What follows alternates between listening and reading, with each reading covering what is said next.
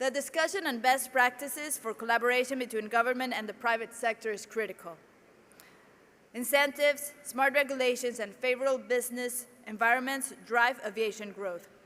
To talk about these crucial issues such as taxes, fees, and competitiveness, with the goal of creating conditions that promote the sustainability and expansion of the sector in the region, we invite to the stage our moderator, Olga Ramirez, President of CADA, and the speakers, Mauricio Sana, CEO of Flybondi, Mateo Estrella, Tourism Minister of Ecuador, Tiago Sousa Pereira, Director President of ANAC Brazil, and Alan Viana, partner at MJ Alves Burle Viana Advogados. Welcome.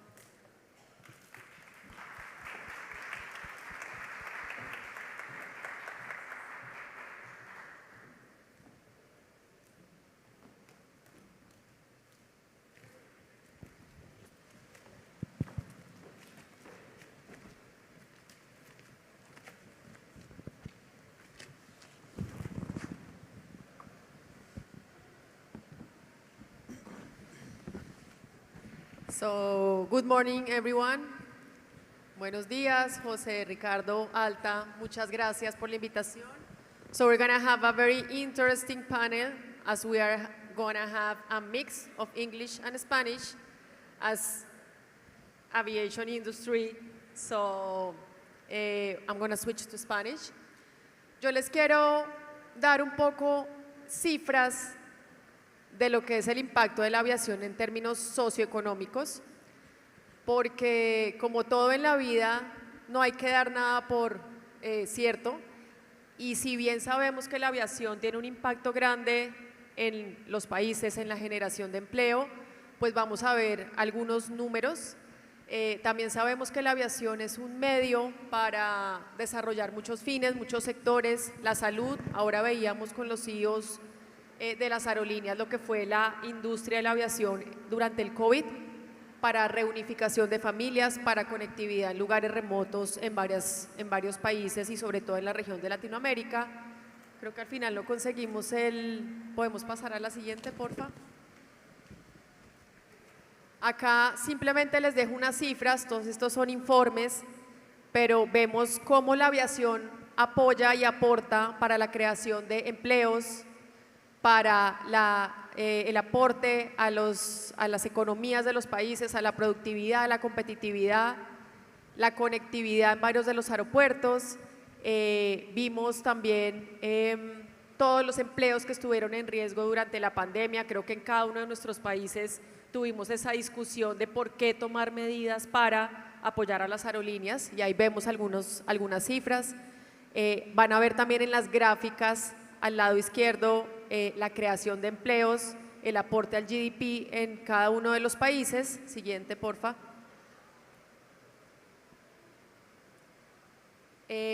Aquí, yo ya no alcanzo a ver acá la pantalla, pero queremos traer algunas cifras asociadas a lo que es la competitividad en Latinoamérica. Ahí van a ver varios de los países en temas de qué países son más competitivos en términos de aviación. Luego vamos a ver algo que también hablaban hoy los CEOs acerca de la competitividad asociada a las tasas y a los cargos que se hacen en los aeropuertos, y empezamos a ver cómo pierden competitividad varios de los países. Y si ven en la gráfica de abajo es bastante interesante, porque vamos a ver en la línea punteada cómo está la región de Latinoamérica versus estándares de países de la OCDE en cuanto a varios de los factores que se miden para ver cómo está la industria de la aviación. Vemos todos los puntos que discutieron ahora en el anterior panel: desarrollo de infraestructura, tema de tasas, y vemos que todavía tenemos un reto por delante. Por supuesto, ALTA apoyando en todos estos retos que tenemos, pero como siempre tenía ahora una frase, y es una manera de reformar y de crear buenas políticas es la educación. Y yo creo que estos espacios, José Ricardo, son importantes para tener información sobre la mesa y con base en información poder tomar decisiones y generar políticas que aporten a la industria. Siguiente, porfa. Acá simplemente les dejo también un reporte, el que lo quiera tener, con mucho gusto se los facilito, pero ayer discutíamos un poco los aportes de la liberalización y realmente vemos cómo con medidas de liberalización, y creo que hoy lo vamos a tocar, ministro, los números crecen y al final el impacto es más positivo. Tenemos ejemplos regionales como es Europa, y se revisaron varios tratados de servicios aéreos para ver que con medidas de liberalización realmente podemos generar impactos positivos. Yo no me quiero extender más, simplemente a mí me gusta traer cifras y se las quería traer. Ahí vamos a ver un panel muy nutrido hoy. Tenemos al señor ministro de Turismo del Ecuador, con lo cual tenemos en el asiento a el gobierno. Tenemos a Alan de parte de un experto, colega, abogado en temas regulatorios de aviación. Mauricio, tenemos las aerolíneas también sentados y tenemos la aeronáutica civil, Tiago de Brasil, siendo un mercado supremamente relevante en la región. Entonces vamos a empezar contigo, Mauricio, y quiero que cada uno de ustedes nos cuente, por favor, en términos de cifras o de impacto, cómo ven la aviación en cada uno de sus países. Gracias, Olga Lucía, por el intro. José Ricardo, gracias por la invitación y nada, todo el equipo de ALTA que, como bien dices, este es un gran momento para compartir, para socializar y para educar en cuanto a qué es lo que pasa a nivel general con todos los modelos aeronáuticos, por lo menos de la región. Un panel como este refleja un poco hacia dónde está yendo el sector, por lo menos en lo que corresponde a Latinoamérica, hacia dónde debería ir y hacia dónde nosotros necesitamos moverlo. En la Argentina, que es el caso en el que nosotros estamos trabajando o hemos venido trabajando los últimos años, en los últimos 5 años, con la aparición de modelos como Flybondi, como modelos low cost, el mercado se ha incrementado alrededor de un 35-40%. Estamos hablando de que previo a la entrada de nuestro modelo, en la Argentina se transportaban 12 millones de pasajeros en el mercado doméstico. El 2023 cerramos con 17 millones de pasajeros. Y cuando revisamos el impacto que esto genera o lo que nosotros vemos que se genera, es un impacto que va mucho más allá de hablar de las personas que trabajamos en Flybondi o que trabajamos en la industria. Estamos diciendo que más o menos 5 millones de personas empezaron a tener acceso a un modelo de transporte que antes no era una opción. En un país como Argentina, un país grande, extenso, esto empieza a generar otro tipo de mensaje. Y aquí varias conclusiones. La primera es: la aviación no es turismo, no es solo turismo. El turismo es una parte importante de la aviación y países como los nuestros lo vemos. Creo que en la región estamos en un promedio entre el 8 y el 10% del PIB, del GDP, lo aporta el turismo, con lo cual la aviación facilita ese 8 o 10% de aporte a la economía. Pero además de eso, la aviación es el facilitador de todo el resto del crecimiento de cualquier otra industria. No por nada, nuestros aviones están llenos de personas que están haciendo negocios en cualquier industria y no necesariamente es solo turismo. Entonces, ahí viene otro punto fundamental que yo creo que hemos aprendido en la Argentina en los últimos años, es la aviación se vuelve un factor de movilidad económica. En Colombia nos encantaba decir hace tiempo de ascenso en la escala social. Yo creo que cuando empezamos a ver estos impactos en el pasajero, no en los trabajadores de la aviación, sino en el pasajero, lo que nosotros estamos haciendo es esa conectividad facilita el ascenso económico, facilita la mejora de calidad de vida, facilita que realmente las ciudades donde tocamos tengan una perspectiva mucho más amplia de lo que significa el desarrollo económico de la región. Bueno, Mauricio, gracias. Tiago, From the Brazilian perspective and the Brazilian market as a relevant market in the region, can you tell us about like the impact of aviation there and maybe what kind of measures have you taken in order to eliminate, I don't know, like barriers for competition of airlines? So there's the issue of whether having more airlines or no. We had this discussion in Colombia, so what do you think about that from the Brazilian perspective? Thank you, Olga, for the question. Good morning, everyone. It's a pleasure to be here. I would like to mention our regulatory reform in the 2000s. Brazil implemented a very big process of deregulation of the civil aviation, and the numbers are impressive.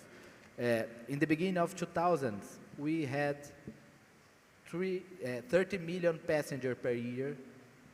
In the end of this decade, we got 100 million passengers per year. The effects of liberalization was the traditional handbooks of air transport literature effects. The airlines started to compete in prices instead of compete on quality service. The most efficient airlines could get could increase their market shares. The less efficient airlines were consolidated into new airlines. So our industry in 2000s increased a lot because of this deregulation process. In all the fields, the airlines could we adopted the regime of freedom of price and routes for airlines. We simplified the flight approvals procedures at the agents. We created a regulation of service equality much less rigid, much more flexible, and these effects were very nice for the Brazilian for the Brazilian society. The bad part of this process was, unfortunately, last decade because of economic reasons, our market is let me say it's stopped. It's interrupted the growth of the market because of the economic problems. Today we have to use the associations, the airlines force to discuss with the judiciary power. Today, unfortunately, Brazil has a very huge process of judicial litigation. It's very harmful for the airlines. The oil price in Brazil, unfortunately, is very high. So, for example, in the region, the price of oil, of jet oil, represents around 30% of the cost of the airlines. In Brazil today, it's 42%. So we have, despite of that past deregulation process, now we have some challenges: oil prices, judicialization, legal litigation, and our currency is. I think these three factors are our main challenges in current time. Thank you. So Mauricio and Tiago, what do you think about more competition, like more airlines or less airlines, regarding this question? Because in Colombia, like, what is your position as an airline before going to you, Minister? But we had this discussion, as I was mentioning, in Colombia, so there were like new entrances, low-cost carriers. Like, I think we are now in another reality, let's say. But what do you think as an airline? Like more competitors? Qué gran discusión. Y además me siento solo acá en el panel para poderlo responder.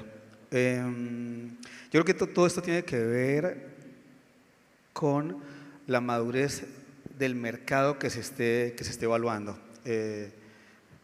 Recuerdo mi paso leve por Colombia, donde empezábamos a ver una sobreoferta, y cuando empieza a haber una sobreoferta, obviamente que la competencia se vuelve un problema, y es así si la demanda no crece en los mismos niveles que la oferta.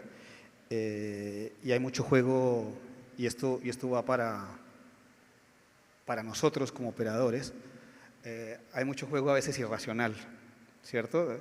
A veces es mejor decir, creo yo, este es un mal negocio, no voy a entrar, este no es un momento de mercado para entrar, y quedarme quieto a entrar y hacer líos en el mercado. Lo pasamos varias veces por Colombia, ¿no? A diferencia de otros mercados, en este caso el argentino. El mercado argentino es un mercado que está en crecimiento. Estamos hablando de que la cantidad de viajes per cápita en Argentina está hoy alrededor de 0.4 por habitante. Falta mucho crecimiento todavía.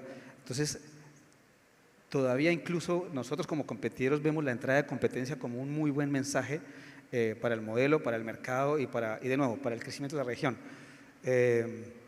Entonces, es como que viene el juego de dónde está cada uno y qué va a hacer cada uno como competidor y qué tan racional va a ser en ese cuidado del mercado, porque al final, si tú te casas únicamente con tus resultados financieros, al final haces desastres como los que hemos visto en algunos otros momentos, en algunos otros países.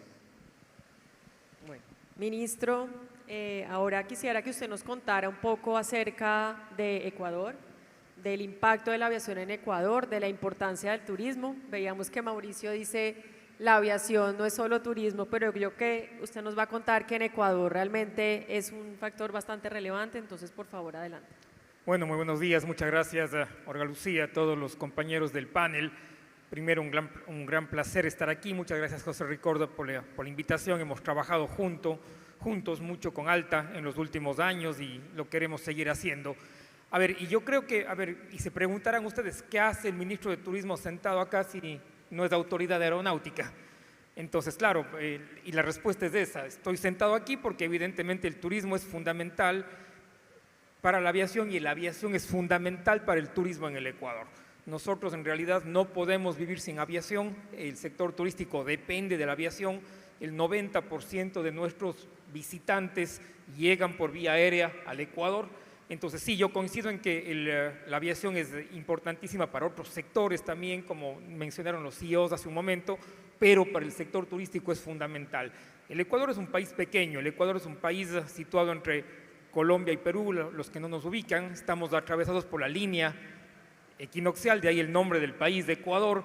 Básicamente somos del tamaño del estado de Nevada, pero somos el país por kilómetro cuadrado más megadiverso del mundo, el país que tiene por kilómetro cuadrado la mayor variedad de aves endémicas del mundo. Somos un país de las 4 regiones, la Amazonía fantástica, los Andes que son maravillosos con ciudades patrimoniales, comunidades indígenas, la costa pacífica también y Galápagos, ¿no? Que es el pastel de la cereza que tenemos en el Ecuador. Entonces el turismo es una actividad muy importante, el turismo genera más de 600.000 empleos en la economía directos, eso hay que multiplicar por 3 en empleos indirectos, lo que es importantísimo.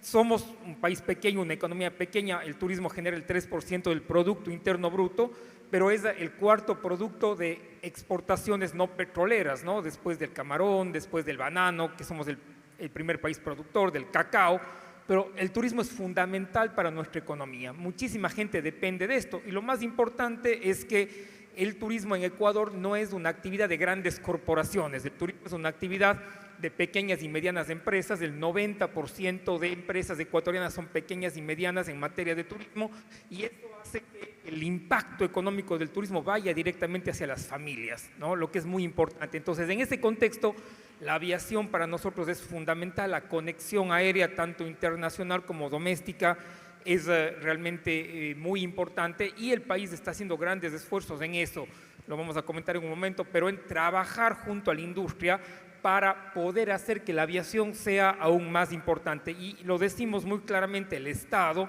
no es más que un facilitador de la actividad del sector privado. Nosotros no operamos aerolíneas más, el Ecuador no opera empresas turísticas, todo está en manos del sector privado, entonces nuestro papel es el de facilitador. Y en base a ese proceso de facilitación que tiene el Estado, estamos convencidos de que es importantísimo tener medidas claras para que las aerolíneas puedan operar de forma clara, transparente, para que no existan costos ocultos de operación, para que evidentemente el turismo sea esa actividad importantísima que está siempre frente al transporte aéreo. Y por supuesto, nosotros estamos convencidos que hay que liberalizar las medidas de transporte aéreo. Yo soy un liberal de la economía completamente y estoy convencido de que mientras más liberalización de servicios de transporte aéreo hayan, existe más posibilidad de competencia, existe más posibilidad de que el usuario vea satisfechas sus expectativas. También pensamos que eso es importante, entonces si a mí me preguntan más o menos aerolíneas, yo creo que más aerolíneas, pero finalmente las aerolíneas y el sector privado tienen la libertad absoluta de decidir qué hace. Yo creo que el Estado no puede controlar la competencia, no puede controlar tarifas, no puede controlar una serie de aspectos que están ahí. Yo creo que la economía y el libre mercado son fundamentales al momento de decidir una serie de aspectos que inciden en la aviación comercial de un país. Bueno, ministro, gracias. En Colombia veníamos diciendo hace unos años que el turismo es el nuevo petróleo. Yo creo que realmente para muchos países de la región el turismo es clave y por supuesto la aviación clave para ello. Alan, vamos contigo. Could you tell us about like the general perspective about like the regulation framework that should be good, like for having healthy airlines or healthy companies for aviation? Yeah, thank you very much, Olga. I think I can speak from a Brazilian perspective, as Thiago was saying previously. I think that the three key points that Thiago pointed just now are really pressure points for the aviation sector. I want to talk with the perspective of somebody that advocates for the industry with the Brazilian Congress, with the Ministry of Economy, Ministry of Ports and Airports, Ministry of Tourism in Brazil. And I think the key word that we might think on this relationship is education and communication, because it's not a mystery that this industry is really complex. It involves a lot of concepts, a lot of details that are needed a broad comprehension in order the state won't interfere or generate more costs or limit the profit of the companies, which are the two balancing points pressured all the time. And for us to have healthy and sustainable airline companies, we need this balance to be well established. Without this balance, I think that the tourism is affected, healthcare is affected, and in a country like Brazil, that aviation plays a significant role in strategic mobility of the businesses, as Thiago and Mateo was talking about. Hello, it came back. I think this is a key role. From the perspective of the public administration, I think that the communication and this education has to be more intense. There is a history of this communication, of this some attempt of education. So there's a pre-comprehension from the public entities regarding the industry. But I think that this comprehension needs to improve. And there are some initiatives right now in Brazil that I think that might show us some comprehension from the public entities regarding these three main problems that Thiago was telling us about. I can tell you about the settlement deals regarding the tax debts that was accumulated in the past by the airline companies. I can also remember the recent line of financing with public resources that FINAC is a public fund with lower interest rates that are still in discussion. We have some discussions regarding the collateral for this line of credit. And this is a subject that we are trying to educate and try to make the public entities know a little better how the industry works, so they can have a better decision-making process. And the last one, I will just make a joke, that is the simpler one, is the tax reform that we are making right now, really, really intense discussion representing ALTA. And I think this is the most difficult arena or theme to educate, because you have a lot of other industries also trying to make this education and this preparation for a better law environment regarding taxes. As everybody knows, Brazil is a country that the tax system stayed in the 1960 with some concepts that date from the 1800s. So it is one of the only countries that doesn't have the VAT system. So we have a lot of discussions right now. And what is mainly the tax reform about? Like, how is impacting aviation? Well, I can tell you that over the time, the established system, the non-VAT system, gave a lot of benefits for the aviation sector. So there are some winnings from the sector that was needed over the time. And what the tax reform is doing is trying to erase all of that concepts and bring a new concept of a broad vision of taxation or a basis taxation for every industry, with a prediction of the credits that you can assume from your incomes that you use in your operation. So this is the idea, but when you talk about incomes like aircrafts that are leased, and you have airline companies that doesn't have many assets in their balances, this is one of the main points that we are trying to advocate right now. The other ones are the international concepts, whether you tax the entrance or the exit international transportation. And you have some other minor concepts regarding the leasing. If you tax the whole aircraft when I bring that aircraft to Brazil, or if I tax the monthly installments that I have to pay for the lessor. So there are some other more complex matters, but I think these ones that I just quoted may give you some brief view of the subject.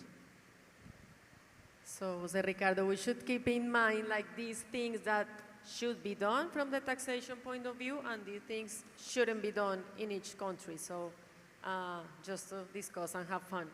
So, Ministro, vuelvo con usted a propósito del turismo, y si usted nos pudiera contar desde el punto de vista del gobierno, desde lo público, ¿qué está haciendo Ecuador para promover pues el sector, la aviación, o cuáles son esas iniciativas que pudiera compartir con nosotros? A ver, hace 3 años y medio José Ricardo fue a Ecuador y básicamente nos dijo que nuestro índice de competitividad aérea era muy bajo. Sí. Entonces, con toda la sinceridad nos dijo eso junto a la industria aeronáutica nacional. Y, ok, tomamos la decisión de establecer una hoja de ruta para poder conjuntamente, sector público y sector privado, mejorar ese índice de competitividad y mejorar esa problemática que teníamos. Y claro, mucho de ello tenía que ver con impuestos, ¿no? mucho de ello tenía que ver con eso y nos pusimos a trabajar en realidad y logramos algunas cosas interesantes. Todavía esa hoja de ruta tiene que continuar, tiene que seguir, pero entre otras cosas, junto a mi antecesor, el ministro Olsen, que trabajó mucho en esto, logramos varios temas. Primero, teníamos una tasa de turismo en Ecuador de $50 de salida y $10 de entrada. Entonces, era una tasa turística que estaba establecida desde hace muchos años. El objetivo de esta tasa era la promoción turística del Ecuador, que tampoco se destinaba todo a ello, pero a la final pudimos cambiar la fórmula de cálculo y básicamente pasamos de tener una tasa turística de $50 a tener una tasa turística del 5% de la tarifa neta. Eso significa que una tarifa low cost de $100 va a pagar $5 de tarifa turística en vez de 50. Entonces eso ha motivado mucho a las aerolíneas en realidad en el mercado. Eso ha motivado mucho también que vamos a recaudar este año lo mismo que recaudábamos con una tasa más alta, con más pasajeros, ¿no? Y esperamos que en el futuro recaudemos más con esa medida. Entonces eso en realidad ha ayudado, yo creo que bastante a reducir esas tasas que estaban ahí y que impactan finalmente en el precio que el pasajero termina pagando por un tema aéreo. Y hay aeropuertos en los que la tasa son $5 y $1, ¿no? Los aeropuertos públicos que están manejados por el Estado tienen este tema. Ahí en el Ecuador tenemos otra connotación, hay aeropuertos que están concesionados al sector privado y que no los maneja el Estado central, los manejan los municipios, ¿no? Entonces ese es otro punto dentro de la hoja de ruta que todavía está pendiente y que básicamente hay que irla resolviendo. Pero luego también había un impuesto que tenían las aerolíneas, un impuesto nacional, que era el 5% del impuesto de salida de divisas, es decir, las aerolíneas internacionales que recaudaban dinero en Ecuador, al repatriar sus capitales, su casa matriz, debían pagar un 5% de impuesto de salida de divisas. Entonces, en principio, lo que hicimos en el gobierno es eliminar ese impuesto para las compañías de aviación, primero a través de un decreto ejecutivo, pero luego a través de ley. Entonces, actualmente las aerolíneas no pagan ese 5% y eso nos ha posibilitado la firma de convenios de cielos abiertos con varios países, entre ellos Estados Unidos, Panamá, Chile. Entonces, yo creo que eso es importantísimo, Uruguay. Entonces, yo creo que eso también ha permitido hacer que esas aerolíneas internacionales tengan la confianza de volar en Ecuador y estar ahí.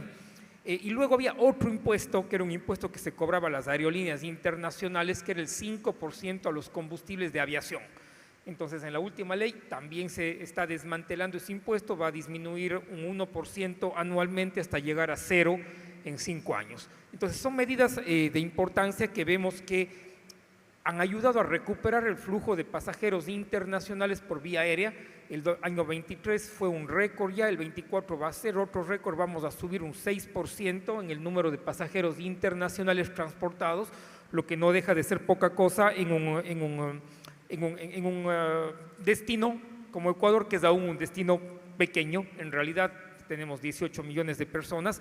Estamos haciendo una serie de esfuerzos adicionales para que también las aerolíneas se sientan en libertad de invertir, si es que en el Ecuador hay una inversión de más de $100.000 o una reinversión de más de $100.000 en actividades turísticas, entre ellas la aviación. El Estado otorga 7 años de exoneración de impuesto a la renta, que es del 25%, ¿no?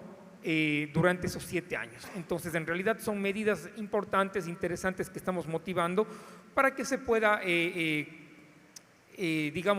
incrementar esas 27 rutas internacionales que operan. Tenemos 18 aerolíneas que están volando a Ecuador y nos parece fundamental mantener e incrementar esa posibilidad, haciendo además que el derecho a viajar no sea un lujo, sino que sea una necesidad básica de la gente, ¿no? Ese es también la principal idea que difundimos y, por supuesto, en el sector turístico eso es fundamental. Gracias, ministro. Bueno, vamos a tocar un tema que ayer, José Ricardo, lo discutíamos y que creo que varios ya lo han discutido, y es en torno a las iniciativas de liberalización y de integración regional, que es un tema bastante discutido. Yo quisiera empezar, Tiago, y yo no sé, alguien me decía que algo se estaba hablando entre Brasil y Argentina, que son uno de los mercados más relevantes, no sé si nos puedan contar algo, pero adicionalmente leí ayer una de las circulares de la Asamblea de la OASI y nuevamente el mensaje desde esta entidad es promover la liberalización, es buscar esquemas de cooperación, de integración. No lo digo yo, lo dice realmente la OASI y como les mostraba al principio tiene efectos prácticos. Yo quisiera, Tiago, que empiecen o quien quiera desde la perspectiva de las aerolíneas y demás. ¿Cómo ven ustedes, yo sé que es un tema que se ha hablado, esta iniciativa de integración, dados los beneficios? Good question. Before starting to answer, I would like to highlight the role of the touristic sector on the aviation regulation flexibilization in aviation. For example, here in this event, we have representatives of Ministry of Tourism of Brazil and the public enterprise, Brazilian public enterprise of tourism in Brazil, Embratur. And all the aviation sector, these guys participate and try to attract new airlines to Brazil. And in the beginning of the process, in the beginning of 2000s of the regulation process, the main player in the Brazilian government that pushed this deregulation process was the touristic process, because the touristic sector can realize the benefits, the mutual benefits between aviation and tourism. Regarding your question, Olga, aviation, as everybody knows, is a very regulated sector and in safety and security issues. And some countries have more regulation schemes for economic in the economic field. Our strategy in Brazil is cooperating in safety and security issues with partner authorities, with ICAO regional office, in order to create a kind of harmonization of safety and security regulations. But in the economic perspective, our posture, our strategy is negotiating the air service agreement in the sense of open end. So open skies schemes. We are trying to negotiate with Chile and Argentina more open air service agreement. So there are two sides. In the safety and security issues, we try to harmonize our regulations in order to give more predictability for airlines about the procedures, etc.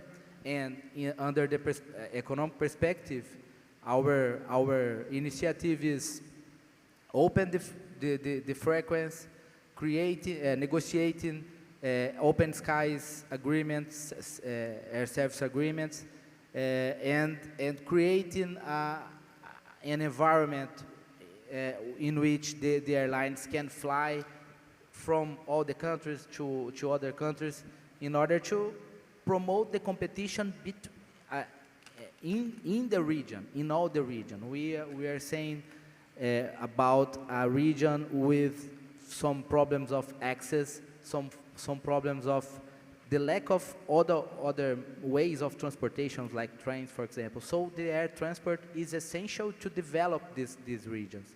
And air transport with low prices, with many competitors, many airlines. So this is our strategy under the economic perspective, liberalization under the safety and security issues, following ICAO standards with harmonization into the region. I think it's our strategy. Yo creo que ese es un punto de los más importantes de los últimos años y de los próximos años en términos de desarrollo de la aviación comercial. Pero antes de responder, yo quiero ir a un par de mensajes que me quedaron bastante claros. La liberalización en Ecuador arranca por hechos fácticos. Reducimos el impuesto del turismo de 50 al 5%. Reducimos la carga impositiva a los operadores. Cuando lo vemos en Argentina, y esto es simplemente para ir al caso práctico nuestro, hoy una tasa aeroportuaria en la región para cualquier viaje a Brasil, a Paraguay, a Uruguay, está por los $50, $56. En el 2019 nosotros decidimos, como compañía, cortar el servicio a Asunción porque la carga impositiva entre tasas e impuestos y sobrecargos era más o menos el 120% de lo que valía la tarifa. Entonces, era inviable, no para la compañía, para el pasajero, poder asumir ese tipo de costos. Entonces, aquí viene un tema importante que tiene que ver con la liberalización. Como nosotros la entendemos desde el punto de vista de la operación, la liberalización no tiene como objetivo que los competidores estén bien. La liberalización no tiene que tener como objetivo que haya más aerolíneas o que Flybondi crezca o que se fortalezca el desempeño financiero de la compañía aérea. La liberalización, como nosotros lo entendemos, tiene que ir en línea de cómo le facilito el acceso a ciertos pasajeros que no lo están teniendo al servicio de transporte aéreo. Yo creo que ese es el cambio radical que nosotros estamos buscando y estamos promoviendo. Y después viene, ahora sí, todas las decisiones fácticas que vayan en conjunto con eso. No sirve para nada bajar el impuesto si al final yo lo que hago es sobrecargar la tarifa al pasajero para recuperar la plata del impuesto. Pero yo creo que este juego es un poco como lo hemos hablado antes, Tiago, es transversal, es cómo vamos a aportar todos. La aerolínea, que es la punta de lanza, el gobierno con toda la parte impositiva y de facilidad regulatoria, después cómo vienen los aeropuertos a jugar en este esquema, cómo vienen los generadores del combustible, porque es que yo mientras trato de buscar bajar la tarifa en la temporada baja para que vengan pasajeros, el precio de combustible se me va y se me fue. Entonces, después de eso sí nos podemos poner de acuerdo en qué significa un Open Skies concept o qué significa armonizar la política aérea para que todos tengamos un solo escenario, pero tiene que ver con cosas fácticas en función de que el pasajero pueda acceder cuando quiera al servicio de transporte aéreo.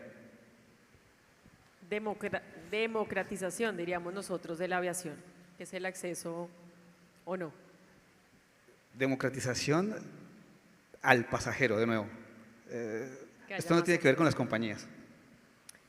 Alan, you have been telling us about the tax reform. Could you tell us about this intention of an integration, regional integration, about cabotage, that you wanted to mention something about that? Yes, sure. But before that, I have to joke because I'm a little envy from Ecuador point of view, because for us to diminish a tax rate in Brazil, it's almost forever a debate, and you have some fiscal rules and something that always has a bump in the way. It's like a bumpy road or a very long road.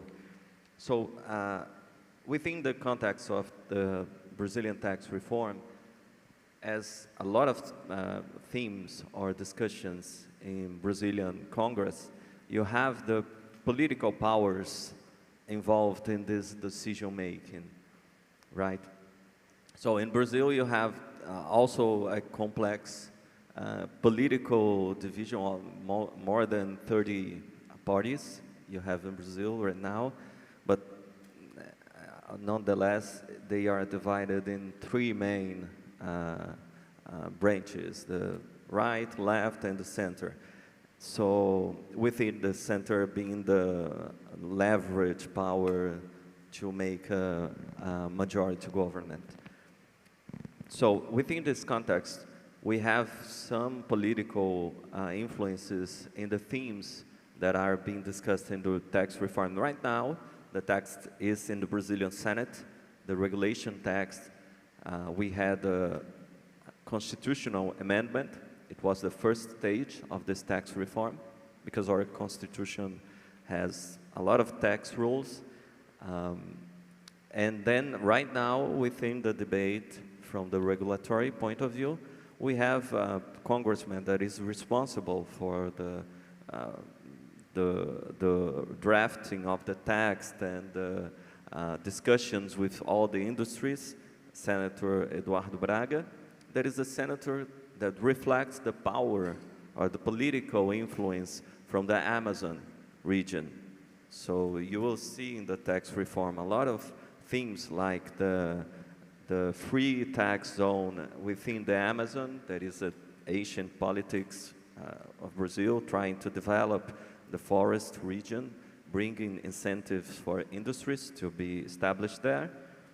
And so this is a congressman that encompasses all the interests from the Amazon region. And he himself has some questions and has some discomforts regarding the aviation industry.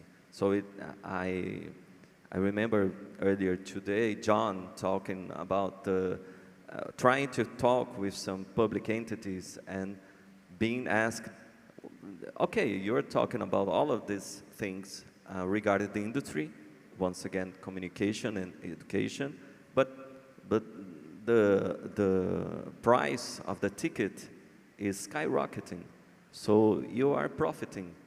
And as we saw this morning, John telling us about it, and it is true, all the companies' balances are open. This is not true. So within the mindset of this congressman has some discomfort regarding the price of the ticket, mainly the price of the tickets from the Amazon region. And the Amazon region isn't a region that has a lot of flights, doesn't have some frequency. So for the airline companies to make the basis of the profit that they need to make of these flights, they are expensive flights. So with this mindset, he tries to retaliate their companies, saying, I will talk about just regional flights. I won't talk about the industry regulatory demands on the broader view. And we tell this congressman, I mean, this is a system. It isn't just regional aviation. It isn't just the more frequent flights. And as a retaliation, he proposed a parallel bill project to set the cabotage in the Amazon region and the open skies, giving the open skies some forward process in the Brazilian Congress.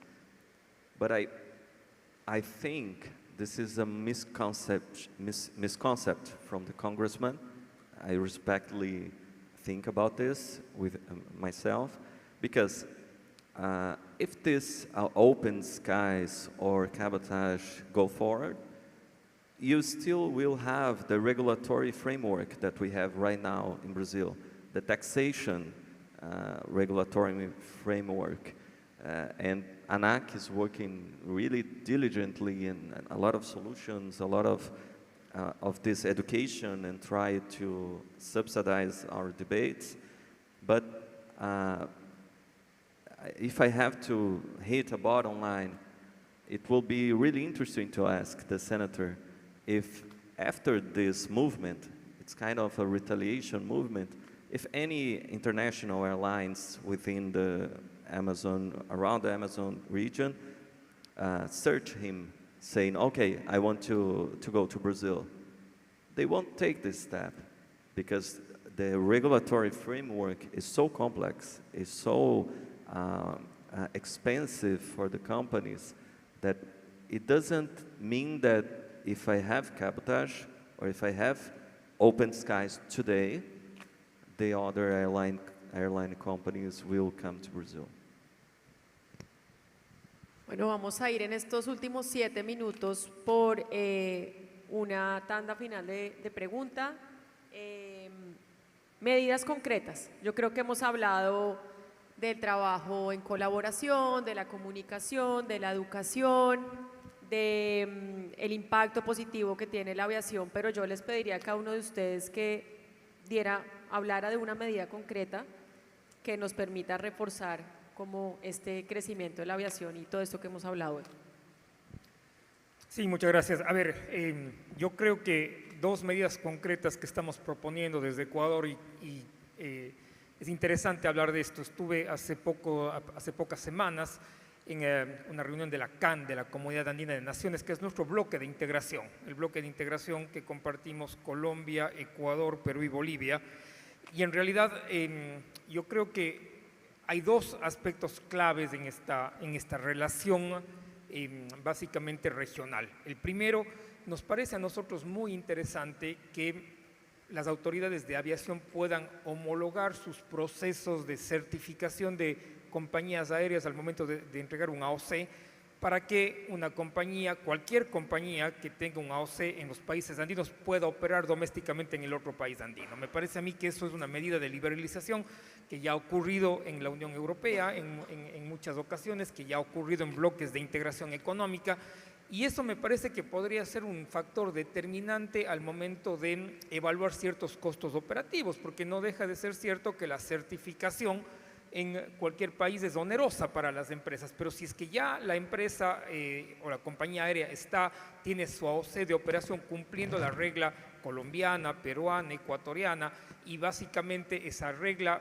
está homologada en el otro país y hablamos de exactamente lo mismo, ¿para qué duplicar esfuerzos, dinero y pérdida de tiempo en eso, cuando en realidad eso podría potenciar muchísimo el mercado? Entonces, más bien ahí es solicitar el acompañamiento también de la industria para lograr esto, para estudiar cuál es el impacto de costos que esta medida pudiese tener, y yo creo que esto a través de una resolución de la CAM podría ser interesante poder hablar de esto, y este es un esfuerzo ya no individual de un país como Ecuador, sino un esfuerzo colectivo de la región y de la subregión andina, lo que me parece interesante. Y la otra medida de la que ya ha habido una discusión también en la CAN ha sido la posibilidad de considerar a los vuelos que se generen de un punto a otro de la comunidad como vuelos domésticos, ¿no? Con todo lo que ello implica, vuelos domésticos que tengan que ver con un sistema de impuestos distinto, de tasas diferenciadas.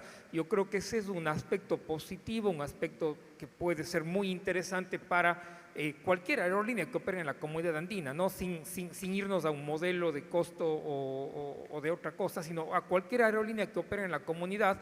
Yo creo que podría ser muy interesante que esas aerolíneas, que los países consideren ese vuelo como doméstico, esa conexión, y eso va a potenciar el contacto, el turismo, va a potenciar el comercio, por supuesto, y muchísimos temas dentro de la Comunidad Andina de Naciones. Entonces nosotros le vemos a esta como una hoja de ruta clara, de liberalización también, efectivamente, como una hoja de ruta clara para fomentar que las compañías puedan ser más eficientes en sus operaciones.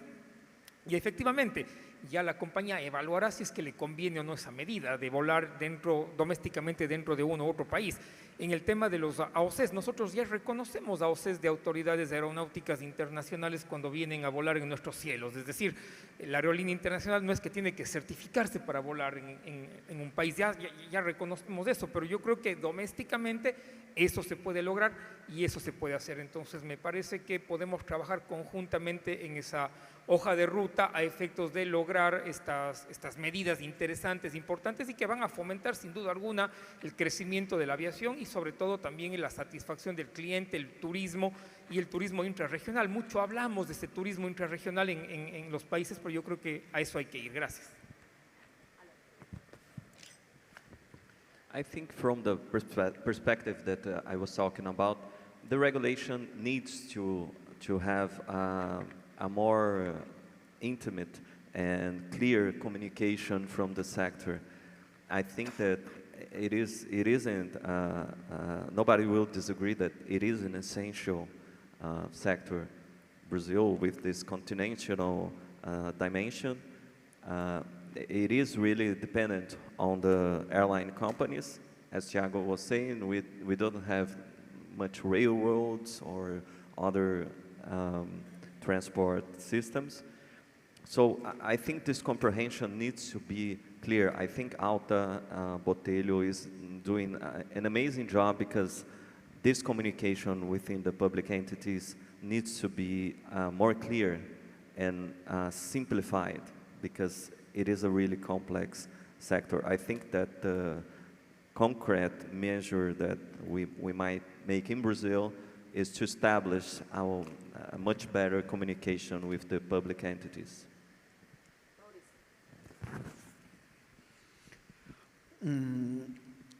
Yo creo que una de las partes más complicadas como operadores justamente es comprometernos con medidas concretas y fácticas. Yo te puedo decir que nosotros en los últimos años hemos incrementado la capacidad en busca de facilitar el crecimiento del mercado, que es algo fáctico, independiente de todos los problemas regulatorios que hemos tenido o las dificultades regulatorias que hemos tenido, están ahí. Sin embargo, hay una cosa que es importante para nosotros como operadores, es que nosotros somos algo así como hijos de las políticas existentes, pero las políticas existentes son hijas de los operadores existentes y ahí hay un quiebre enorme. A mí me encantaba decir en el 2019 tal vez, es ridículo que en la Argentina existan por regulación bandas tarifarias. Y todo el mercado, creo que alguna vez me escuchó, y todo el mercado decía, sí, ¿no? Qué ridículo que en Argentina hayan bandas tarifarias. Muchachos, revísense sus países. Todos venimos de tener bandas tarifarias. Hoy todavía hay países en la región en los que tienes que mandar para publicar una tarifa, con la liberalización, ministro, todavía hoy hay países donde tienes que mandar la tarifa para ver si te dan permiso de publicarla comercialmente. Y esas políticas son hijas de los operadores que han estado en ese momento. Entonces, por eso les decía que es súper difícil la medida concreta. Yo creo que la medida concreta para nosotros como operadores, cómo nos vamos a alinear con un objetivo real de impacto socioeconómico en cada uno de nuestros países. Porque es lindísimo hablarlo del país de al lado. Ahora, ¿cómo lo vamos a implementar nosotros?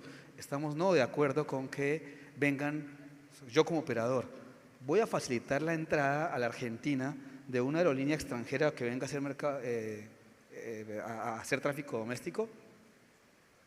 ¿Me voy a alinear con eso? ¿Me van a dejar a mí entrar a Brasil, Tiago? Perdón. Entonces, ahí hay un tema que como operadores yo creo que nosotros tenemos una deuda grande, que es realmente qué es lo que vamos a hacer y hacia dónde vamos a trabajar en conjunto para que esto pase o no. Al final es una política corporativa de cada uno, pero yo creo que tenemos que transparentarla y ver cómo nos alineamos con eso. Short time. Under the domestic perspective in Brazil, I think the most emergency challenges are price of oil and legal, judicial litigation. I think it's our problems under the domestic perspective. Under the regional perspective, I think we could we have to invest in the regional safety oversight system to put in the same level all the authorities and facilitate the life of the airlines. It's very hard to speak with Brazilian inspectors about some issues and other issues with Argentinian, Colombian, Peruvian inspectors. So we have to speak the same language with the airlines and simplify the procedures and create an environment with predictability, a fair rules of slot allocation in the main airports. So I think we should, the authorities, the government should have this understanding, this fair understanding we, again, we are talking about a region with problems of other with other ways of transportation. So we need to invest in the air transport and make it more popular, more democratic, and we need the airlines to do that. For this good business environment, I think it's essential for everyone. So it's my contribution. Bueno, esperamos que les haya quedado ciertos mensajes. Realmente recordar el impacto de la aviación creo que es clave y debemos hacerlo todos en términos económicos y en términos de creación de empleo. Por eso les trajimos estas cifras. Y yo creo que al final, no me quisiera ir sin decirles esto para que lo tengamos presente frente al tema de la liberalización. En una simulación que se hizo de liberalizar 320 países, quiero decirles, o para que se lleven estas cifras, de acuerdos bilaterales, digamos. Esto implica 490 billones que aportan a un Producto Interno Bruto con liberalizar 320 acuerdos de servicios aéreos y crearía más de 24 millones de empleos. Esto solo para decirles que debemos seguir caminando en esa línea. Por supuesto, los tiempos antes eran otros, el proteccionismo, ayer lo hablábamos, pero realmente este camino, estas cifras, y quien quiera el estudio pues se lo comparto, y los ejemplos que tenemos de liberalización creo que son claves.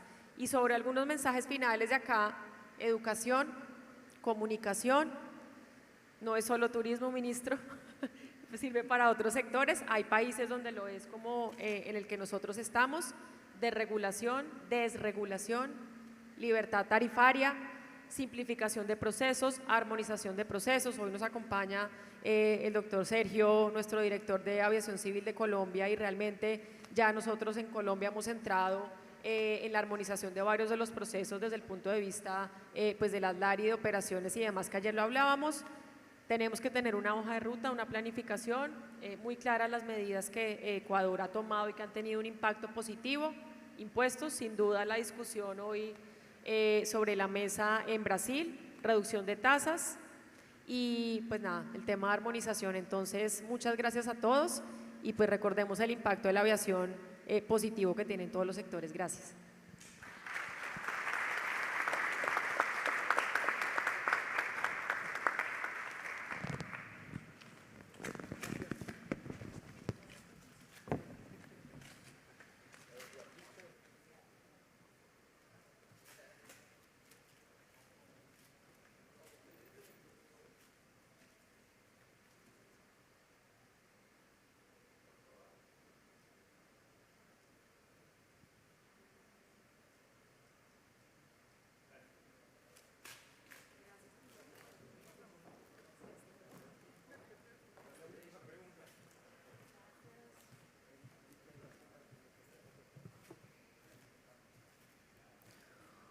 We continue with our next panel, presented by Deutsche Aircraft.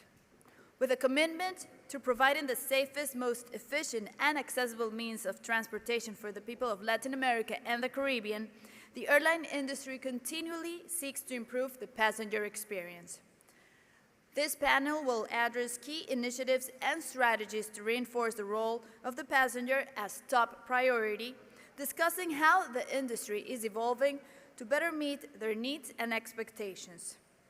To discuss these important topics, I invite to the stage our moderator, Robert Samuel from Nassau, and the speakers, Nebra Onursal Karagak, CEO of Hitit, Darius Kajoka, CEO of Avion Express, Melvin Citron, Director Western Hemisphere of FAA, and Jeremy Bowen, CEO of Cirium.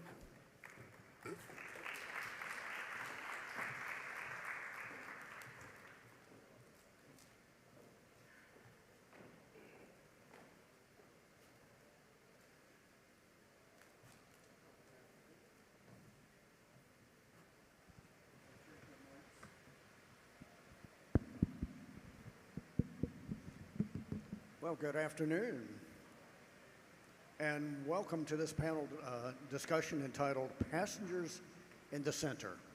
I am Robert Sumwalt. I'm the Executive Director of the Embry-Riddle Boeing Center for Aviation and Aerospace Safety, and before that I was the chairman of the National Transportation Safety Board in the United States.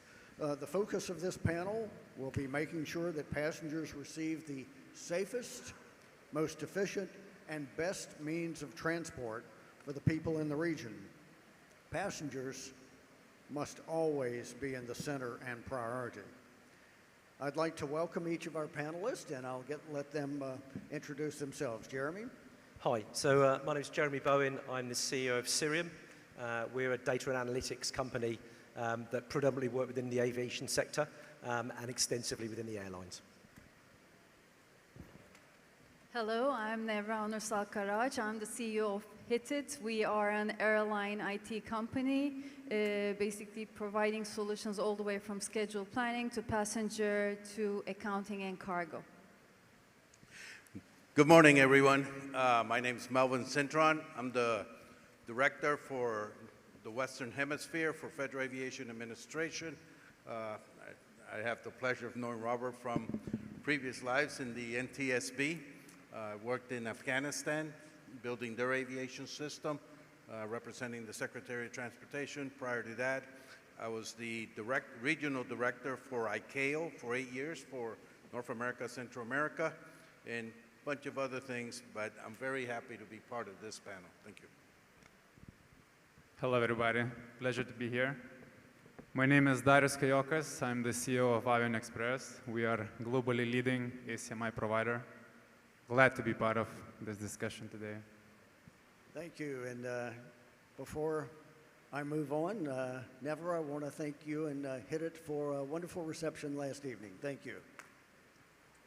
So let's start with safety, because you cannot have an airline system unless passengers believe and know that it is safe.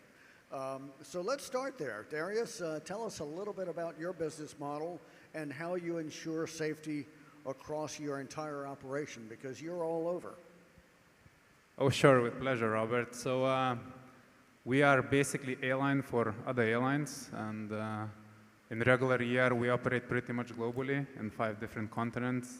Europe is our main market, but we also operate in the Americas, in Asia, in Africa, and among a list of our customers, we have a lot of esteemed airlines: Lufthansa Group, British Airways, TUI, Sun Express. If we speak about this region, we currently have more than 20 aircraft with Viva Aerobus in Mexico. In post-pandemic era, we had quite a big presence in Dominican Republic, and the contract is not yet signed, but we are about to start operating in Argentina in coming months, so public announcement will be made once the agreement is signed. And safety, of course, is in our DNA. We are an airline, as many others in this forum, and I mean, we are part of IOSA for many, many years, and back in 2021, we were audited by Lufthansa Group. They have their own audit, which is called CARA, and they even have higher standards than IOSA, so we went through the audit very, very successfully, and I'm proud of that. And when we operate on behalf of different airlines around the globe, safety is always at the top of our heads, and I think it's a priority to any of our customers. And we are glad that we have this various experience working for different customers, and safety standards are always the highest at our site. Great, thank you. Now, Melvin, with the FAA, how does the FAA ensure that carriers operating in U.S. airspace do so safely? Well, obviously, we have one of the most complex airspaces in the world. We do more than 50,000, we oversee more than 50,000 flights a day in the U.S. The FAA is made up of approximately 45,000 employees. The Flight Standards, the Safety Oversight Organization itself, is made of approximately 7,000 employees, of which more than 3,500 of them are inspectors. So internally, we have an extremely robust system of providing oversight for our carriers. Now, unfortunately, one thing that happened in 1992 was the Avianca flight, which was a foreign flight into the national airspace system. And the Congress said, why are foreign carriers flying into our airspace and having accidents here? don't they have to meet safety standards? We say, yes, they have to meet International Civil Aviation Organization standards, ICAO, but no one was verifying that they met. So we established, through a congressional mandate, the IASA program, the International Aviation Safety Assessment Program, and where we go out and we, for those countries that fly into the U.S., who have airlines that fly into the U.S. or that code share with our carriers, we make sure that we go and we audit those countries for compliance when they say we want to fly into your airspace. That triggers us to do an audit of that country's, not the airline, but the actual Civil Aviation Authority, because our agreements are. They are profiling the airlines. Would it be charter airline, legacy airline, LCC, leisure-driven airline? They are looking at geographical area where the airline is operating, and when they have auditing syllabus, they are not concentrating on sort of ticking the box when auditing the entities, but rather looking at their particular risks, the area they operate, the operations they do, average hour-to-cycle ratio, all of those things, and concentrating on really the most important items, so to say. So it's really interesting and encouraging approach I think they are taking, and next auditing cycle for us will be in 2025, so already we'll be audited based on this approach, and we are looking forward to it as a team, of course. Thank you. Melvin, did you want to have anything? Did you want to add anything on that particular topic? Well, I think it is a good approach, and it's actually in line with the SMS concept of evaluating risk and taking the actions that you need and doing those things. So I think it's great. I feel very proud that when I used to be the head of international aviation on the operations side, and when this group came to us, the associate administrator said, Melvin, they're proposing this thing called IOSA. Let's talk about this and see. And so I feel very proud of what IOSA has become and what it is. And to see this evolution, I think they're on the right path. So, yeah. Fantastic. Thank you. Never, can you discuss how implementing a comprehensive IT solution enhances both the efficiency and safety of passengers? And go ahead. Well, when you look at it on the safety side of it, the regulation is how we see it, it's the baseline, you know, because there's a lot of data in the IT systems, which is actually combined in the silos where the airline is not looking or getting access to it. But when you have a comprehensive IT system where it's all connected from end to end, you can get that data, evaluate it, and put it in a perspective. Let's say, I mean, if you give it an example from the operation perspective of it, the OCC has the fuel data, and the DCS has the passenger count, but not only that, the gender, the age, all the information that's there. When you combine all of that and feed to the weight and balance system, you get a better understanding of the whole situation. So if all the systems are connected and if you're evaluating that data, the safety and the efficiency comes along with it.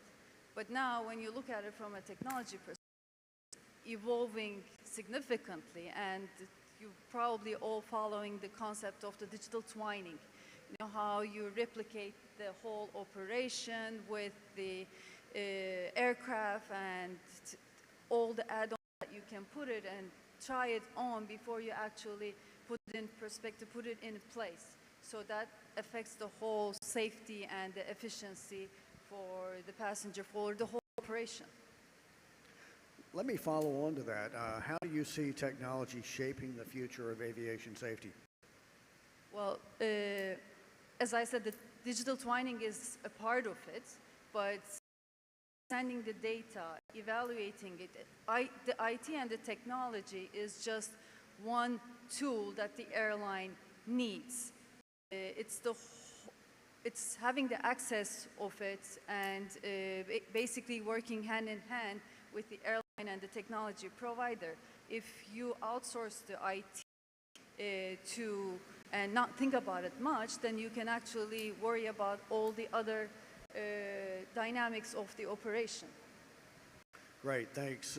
So let's move on to talking about the most and best means of transport. So sustainability and efficiency are certainly important topics these days. I know the air carriers are doing some interesting things to reduce the carbon emissions and increase sustainability. So let's talk about some of these measures. Jeremy, does the traveling public even care about sustainability? It's interesting listening to the panel earlier. I think if you look at the leisure traveller, pretty much falls into three groups.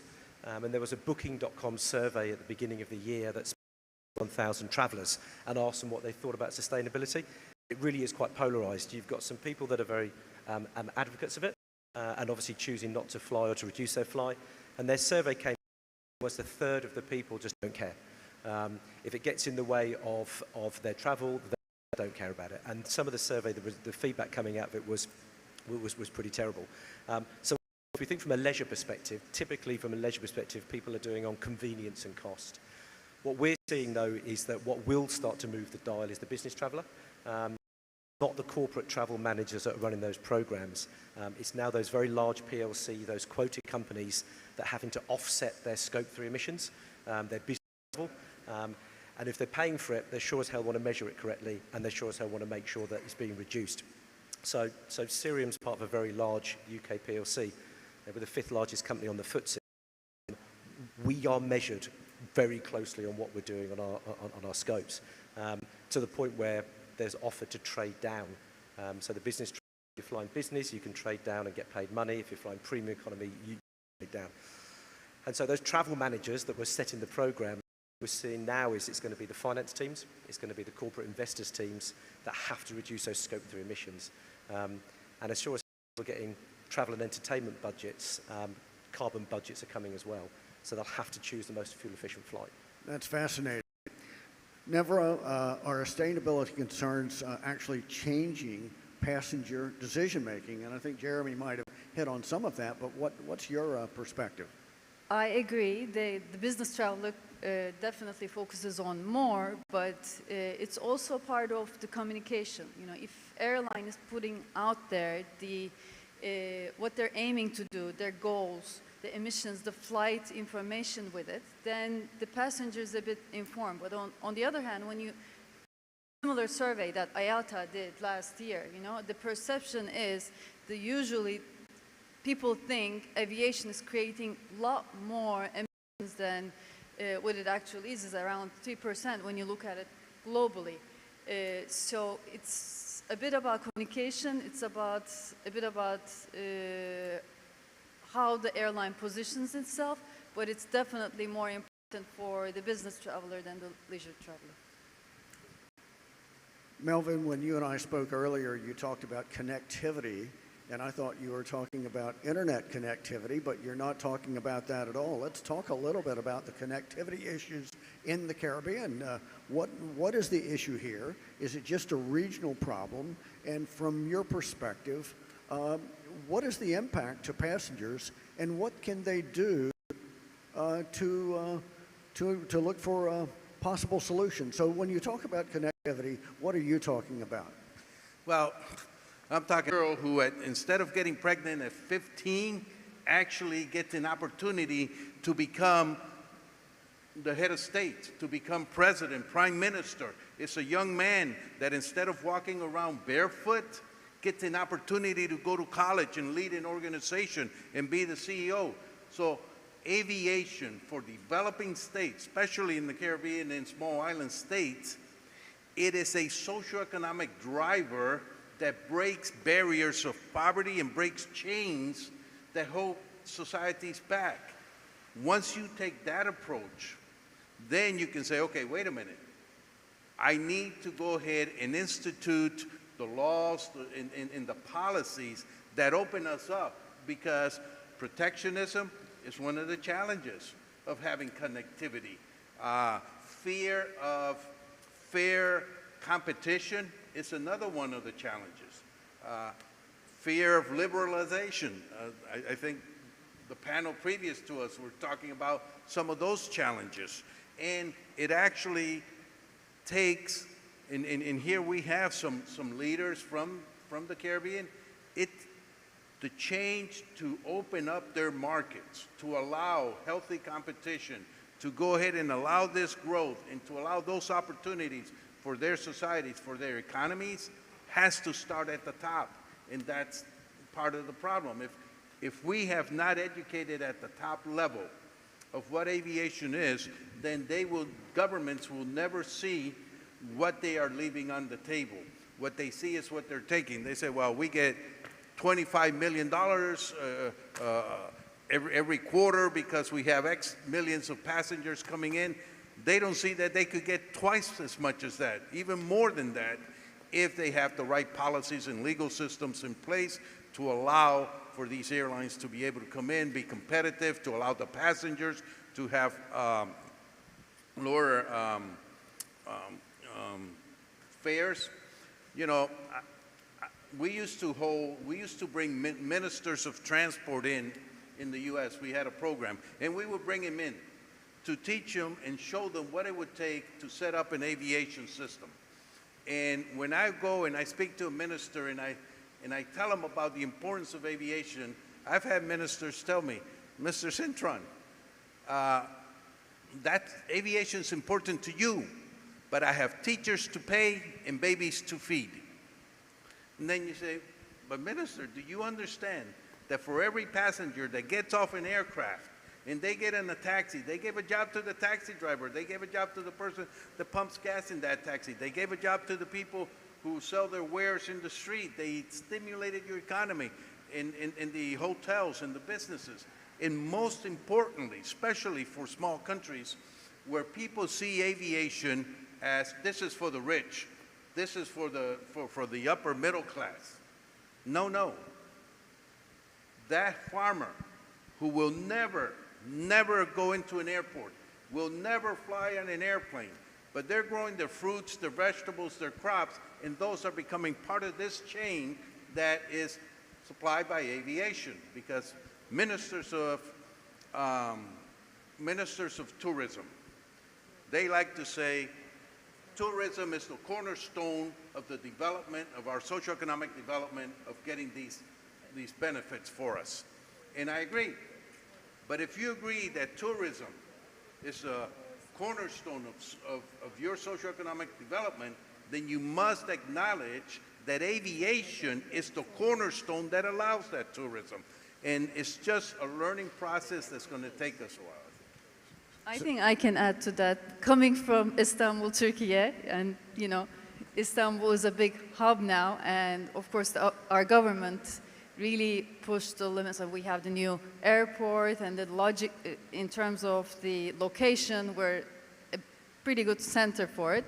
And now it's, you know, Turkish Airlines flying to most destinations in the world, and the Pegasus A-Jet with the passenger volumes. You know, I think we're a good example. Great perspective. Thank you for that. Darius, in the experience of passengers of ACMI, what's the difference in experience from your passengers compared to the experience of flying on a more typical sort of an airline? Robert, in a nutshell, I think it's pretty much the same as ACMI.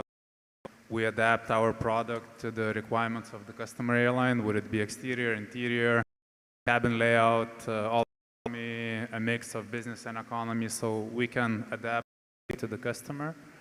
And in a way to be the other airline, so that's how it usually works. And I think a regular passenger doesn't feel it. And I mean, we have two basic models. One is called vet leasing, whereby we provide pilots and cabin crew from our side, and the other model is called damp leasing, whereby we provide only pilots and the cabin crews of the customer. So let's say when we go to operate in Southeast Asia on behalf of VietJet or Vietnam or other airlines, usually they opt for damp lease, whereby our pilots are in the cockpit, but their cabin crew is serving the passengers. So it's really a nice and unique blending type of model, and it of course helps to keep the passenger experience 100% the same.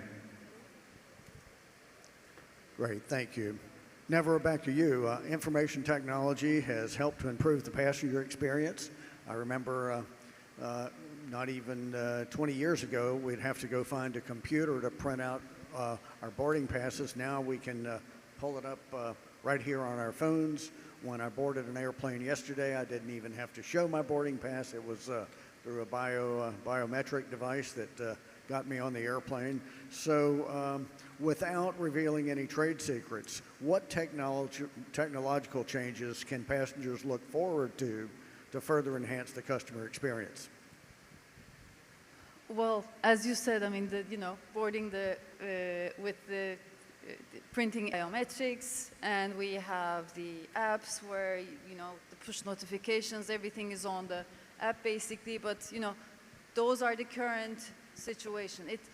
Technology is there, but it's not just the technology, it's the government that needs to work together in order to make things work. There's still a lot of regulation and checkpoints at the behind that needs to be optimized for the passengers to actually make this journey much easier. In terms of technology, with the AI, with the changing of the IATA's offers and orders, this is going to happen.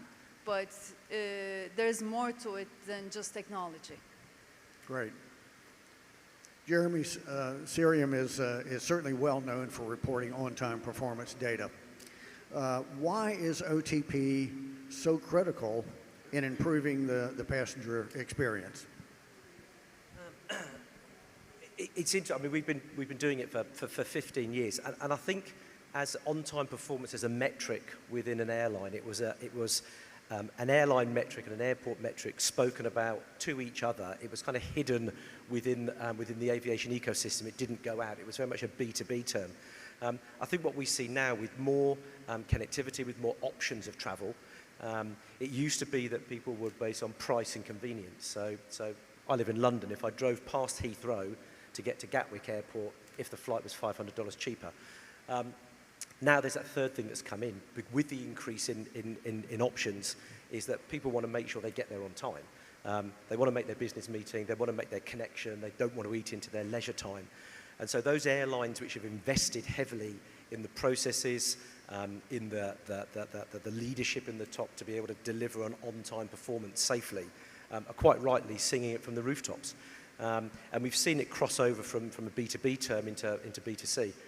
Avianca, who were on the panel earlier, are the current most on-time airline in the world for 2023. They've put it into their marketing literature to tell their passengers, if you book with us, you will arrive on time. So it started to be that B2C, that passenger experience is now coming out of a metric into marketing. Fantastic. Darius, what differences in passenger behaviors and their preferences are you seeing across different continents? Good question, Robert. I think here we need to discuss something similar to Maslow pyramid, and the pecking order of things. So I think if we look around the globe, key thing is air safety, of course. So safety is the first thing, I think, for all the passengers. And next thing I would say is on-time performance. Anywhere you go, right? Would it be Europe, the Americas, Southeast Asia, maybe a bit less, but also the OTP on-time performance in terms of departure and landing is important to the passengers usually. And I mean, there are certain peculiarities, right? If you look at Vietnam, for instance, roughly 1/3 of passengers on any flight are traveling first time in their lives on a plane. So, of course, in terms of safety guidelines and the mundane, you need to put more attention to them from cabin crew side and explaining the procedures and processes while on board. I mean, when we had operations in the Gulf region, for instance, sometimes you need to show to the passengers to which side is the Mecca, that they could pray. So these small peculiarities. I mean, if we look at the operations in Mexico, I think the passengers are quite used to traveling, so they are quite alike to European ones, and OTP is really important to them. And I think if we speak from this Maslow pyramid perspective, Wi-Fi is getting up in the ranks, so we are looking at this opportunity in some of the flights to provide Wi-Fi for our customers, passengers as well. Thank you. Jeremy, as global aviation continues to strengthen, what trends are we seeing in the traffic flows within the Latin American and Caribbean region? So first 7 months of the year, and I think it's, ironically, it's actually one of the publications which is on People Think. So across the region, the joint region, it's up just over 6% in the first 7 months in terms of passenger volumes. When you break that down between the two, Latin America is just under 6%, and the Caribbean is just around 9%. So we've got that at the macro basis, and the volume is going up, which is good. Like everything, every airline, every airport, every city will experience that in a slightly different way. So we've got wide variances of flights and how people are turning up. So again, across the whole region, what we're seeing in terms of the class of travel people are doing, we are 8% up in terms of economy, first 7 months of the year in terms of the passengers flying economy. We are minus 4% down on business travel. But the most striking one when we were doing our research is when you look at first class travel, which is down 45% in the first 7 months year on year. Now, I'm not going to go into the reasons why that is. People can speculate as to, is it that there's a reduced number of seats available as airlines build out their premium economy, and we do more hub and spoke, whatever it looks like. But the fact is down. If you look at individual locations, though, you see a wide variety. Somebody on a panel earlier was talking about Havana. I think it was Avianca. They said they're just about to start flying to Havana. In terms of first-class passengers, that's up 132% year on year, because Havana are marketing themselves as a luxury destination. It's got boutique hotels. It's invested in the infrastructure, so they're off the scale good. When you look at Lima in Peru, and marketing itself as a conference destination, their business class travel is up 58%. So we've got wide varieties coming in. There were some winners and some losers, but ultimately, overall, the region is going up at just over 6%. Great data there, and I know that people would like to talk to you during the dinner, during lunch, and perhaps tonight about what some of your reasons for the business travel and the first class travel being down. I think that they're in the business of providing that service. So. We just report on the numbers. Yeah, data helps people with their decision making. So thank you. I'm going to throw this out to anybody who wants to answer it. What are the opportunities to improve the passenger experience with artificial intelligence? Any thoughts on that?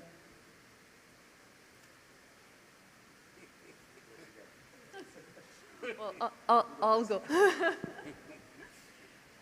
Well, with AI, the airline can actually, if it's, for example, in our systems, we use the AI for optimizing the seats, the algorithms, the pricing. So when you look at it from an airline perspective, how you price it, how you offer it, is definitely shaping with AI. Without giving more secrets, we can discuss more. Well, you're amongst friends. You can reveal some of the secrets. Maybe not. Okay. All right. I've got a view on this. It's interesting, and Never, you're right. When you look at the individual passenger and the things you can actually do at a micro level, there's a raft of applications for AI. I think the key is now generative AI. When you look at probably all the clients and all the airlines in the room, everyone's been using machine learning for years, which ultimately is the AI part of not the generative AI. So we've all got stories of how we've used it. The key now is putting the wording on the front of it, the generative AI. So the key is to have rich data underneath to make sure that data is accurate. But I kind of look at it from a passenger experience of if you can make an airline or an airport more efficient and more effective, so better, faster, cheaper, the knock-on effect to the passenger is going to get there. So without relying on on armies of people or the time it takes to get something done? How do you get the data about a delayed flight into the hands of the people that need it, why it's delayed, etc.? So I think there are things we do on an individual basis, but ultimately, as airlines are very much embracing this now, it's actually about how we can make them faster, cheaper, and more efficient. And what we've saying really openly is AI is not going to replace people. Your job is not going to be replaced by AI. It's going to be replaced with somebody using AI because they're going to be more efficient. And so what used to take, and if someone's looking to do some research on a potential route and what the competitors are, something that would take a couple of days can come back in an hour very, very accurately. Now we're doing it. So I think we are going to see a massive shift. It's quite exciting. Fantastic. Nevra, when we spoke earlier, you mentioned a term to me that I'm not familiar with, but I suspect everyone here is, and that is airline retailing. So what role does airline retailing play in improving the passenger experience, and how is HIT adapting to this emerging trend? Well, you probably remember the talks, I don't know how many years ago, but what it was saying, when the airline is going to turn to Amazon. Of course, it's not simple as that, but with pandemic and the IATA's initiative, everything is a bit paced out. Used to be it was just taking the passenger from point to point. Now it's actually offering the right choices to the passenger. Using the AI, using optimization, these are just parts of the whole situation. But using, for example, in our system, we have the ancillary dynamic pricing, where we offer, where the airline can offer additional ancillary services to the passengers according to their profiles. For example, we have what we call the customer database platform, where the airline can get all the possible passengers, the ones that are touching either the mobile or the IBE. They're collecting the data to offer the personalized offerings for these people. So this is all the concept of the airline retailing. And IATA put all these maturity indexes into place to track actually who is doing what. And with HIT, we're actually #1 in terms of the maturity, in terms of all the things that we can offer in our system. So in that sense, we're actually leading in terms of the IT part of it.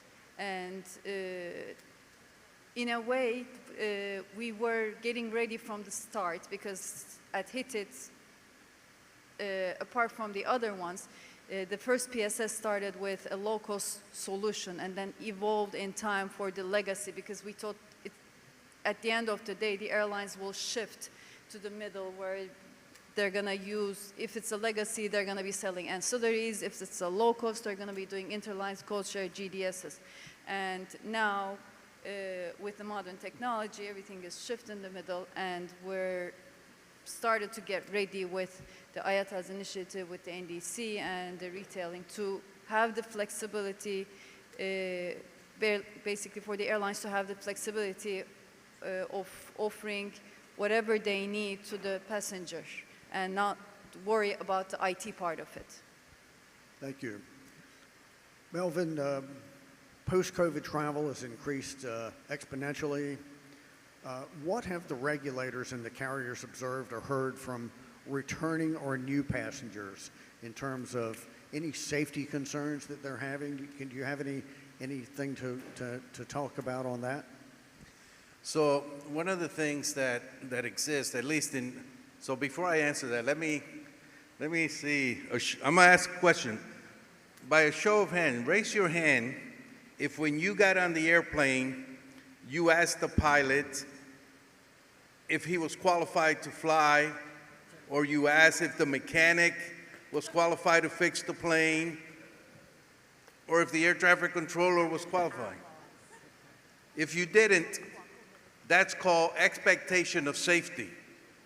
It is what passengers have. When you get on an aircraft, you don't ask those questions. You expect your government, your authority to be providing for that. That is your expectation of safety. And I think some of the things that we're seeing is that people still have that expectation of safety. And they have it not only for developed countries, they have it anywhere they go. If a German traveler gets on a Lufthansa flight and they come to the Caribbean, they expect the same level of safety on that. So what we're seeing is that people expect airlines to be safe. They don't want to be concerned about, do I get on this aircraft, do I not? Which goes back to, you know, you talk about growth in the region and stuff. People want to feel that the authorities are competent, that the authorities are providing for that, because that's, I'll share something.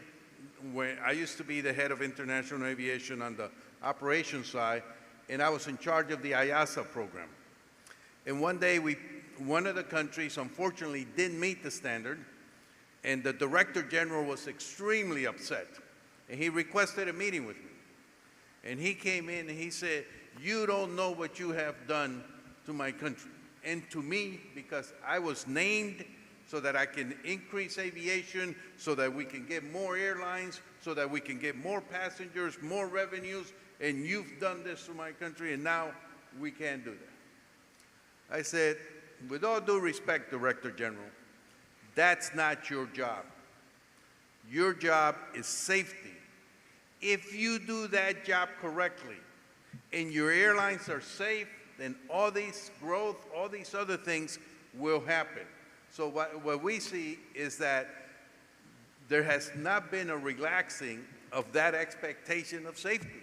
It is still there, and now more than ever, especially when you look at this region. I don't know if you know it, but we have one of the fastest recovery regions regarding COVID, post-COVID.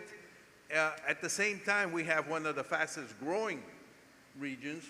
We have a lot of new entrants, a lot of new personnel, and yet, at the same time, we have loss of, everybody knows about the shortage of pilots, shortage of qualified personnel, and you're putting all these things together, and yeah, people start to say, wait a minute, especially those in the know, but those that don't know have the expectation of safety.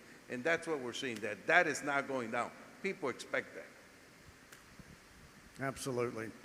The social media stuff, one of my roles is I serve as an aviation safety analyst for CBS News. And every time an airline stumps their toe, they call me. And I always try to get the message out that we have the safest air transportation safety system ever. I try to get that in there, but that always ends up on the cutting room floor. Then you know, you can have an airline that a wheel falls off of an airplane. It's a 29-year-old Boeing airplane, but it comes out as another problem for Boeing. Has nothing to do but with Boeing other than the fact that it is their airplane. It was the airline's issue that they didn't check the wheels or whatever. So how do we counteract that that narrative that always is being played anytime that an airline stumps their toe? Any thoughts on that? Well, you know, we've talked about data here, and everybody reacts to data. I used to have an associate administrator who used to say, the data will set you free. You know, the data will set you free. And I think that's what we need to rely on, the facts and what the data shows. And, you know, unfortunately, not everybody knows how to take data and turn it into information. The airlines do because they live by it. You know, we do because we need it for the safety actions that we want to take and the recommendations we want to make. So I think the data is critical here, which, you know, we've been talking about AI and IT and stuff. Every good thing comes with an added little weight that we have to be careful about, because now, you know, even as FAA, we're looking at cybersecurity. How is this going to affect all these new systems and ITs and all these communications between the aircraft, the land? So you know, there's a positive thing, but I think the data is really what's important, and getting the right data, because bad data in, bad info out. Great point. Never, I want to come back to you with sustainability having an increasingly important focus with the airline industry. How are airlines leveraging technology to measure and to reduce their carbon emissions? Well, we've been talking about sustainability, in the panels. So, and for the past how many years, it's the hot topic. So, there are, of course, different systems. Getting the data right to the system is the critical thing. But currently, with everything that's happening, majority of it is with assumptions. The real data is very limited in the calculation of the whole carbon footprint. For example, in our cost accounting system, we have all the touch points that are done with CORSIA and the EU regulations. And for example, one of the airlines that is using our system, it's a low-cost airline in Turkey, it's Pegasus Airlines. And the discussion we have with them is, since they're a low-cost airline with very new aircraft, and they also publish their carbon emissions as well, when they enter the real data, it's actually much less than what it is with the assumptions. So we're working very closely with them to create a report on how the real data is, to actually inform the passengers as well with the outcome of it. Because when you generate it all across the aviation with certain aircraft types, with certain fuel, it might not always be the correct outcome. So having the informed and correct data in place and measuring it is the key thing for our industry, and that's where we need to move forward. Can I build on that? It's a great point. There's a raft, if you take outside of the airlines themselves, for people to understand the carbon emissions of a flight, there's a raft of carbon calculators out there. There's hundreds of them. And ultimately, that thing about what gets paid or what gets measured gets done, what's get paid for gets done first. I go back to what I said before about the corporates, and you're absolutely right. It's not about how far point A is from point B. It's about how long it took, what the state of the engines were, the aircraft, the fuel within it, the load, et cetera, et cetera, et cetera. Did it hit tailwinds, headwinds? Did it circle over Heathrow for 2 hours? That's what they need to know. And accuracy is absolutely key. And so it's interesting. I'll tell you a story. We sat with a very large European-based organisation a couple of months ago, and look, they do a lot of travel between Europe and the US, and they have 2 preferred airlines. And we looked at their measurements of 1 month's worth of flights for all of their corporate travellers. And there's one airline which is quite distinctly more fuel efficient per kilometre, per tonne of CO2 than the other. Now, if you're having to pay for that and you're having to justify, when that RFP comes up, sure as hell they're going to have a harder job to be able to justify to be renewed. It was noticeably different. So what people have been saying earlier on in the panel about how we can get more fuel efficient aircraft, how we can get more SAF is absolutely critical, because the corporates will start to pull those and give them to the airlines, which they do have less fuel efficiency. So I 100% agree with you. Okay, I'm a consumer of the airlines these days. For 24 years, I was an airline pilot. Now I get to sit in the back. And just this morning, I got notification that I am now a Diamond Medallion member of Delta Airlines. I fly a lot. And I have a few complaints, one of which deals with Wi-Fi. My wife and I went to Portugal and my daughter. We came back on the 5th of October, and I paid top dollar to ride in business class, and the Wi-Fi did not work on the way back. Yesterday on the flight down from Atlanta, yes, I'm a medallion member for Delta, but Delta didn't provide me with the Wi-Fi that worked. So any thoughts on that? Because customers have come to rely on that, and in some case they're willing to pay for it. Any thoughts on any of that? Good point, Robert.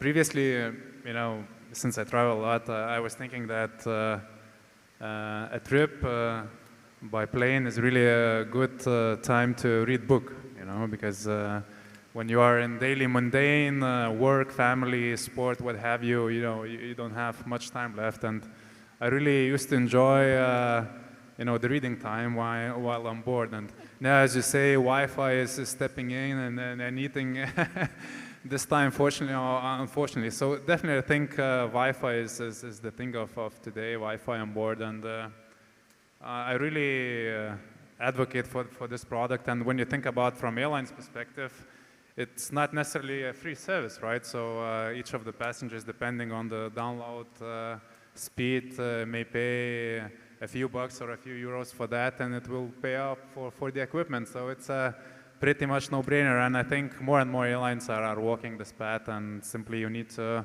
adjust your business model to the current time. So I think it's in the making, definitely. Any other thoughts on that? Well, I used to enjoy the time when there was no internet on the flight. Well, I will say that I flew on Korean Airlines back at the beginning of the year from Atlanta to Seoul to Incheon, and it did not have Wi-Fi. And actually, it was the best flight I think I'd had in a long time because I could completely unplug. So, hey, we've got a few minutes for audience questions. So, we'd love to hear what questions the audience may have. I think they're hungry. So, in wrapping it up, I want to thank each of our panelists for doing a great job. And I also want to thank the sponsor of this session, Deutsche Aircraft. So thank you all very much.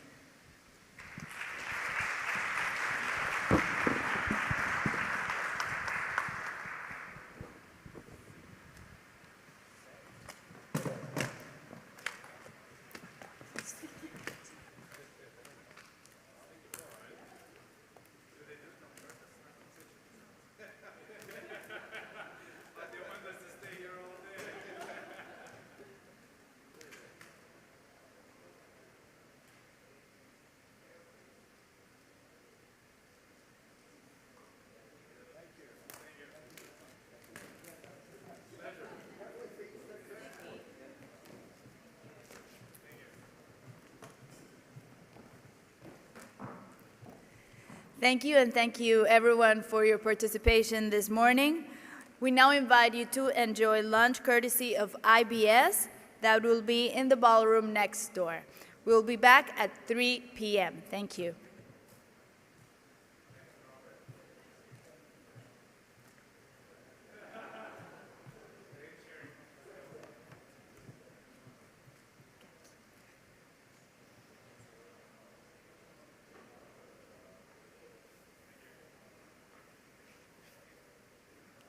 Welcome back, everyone.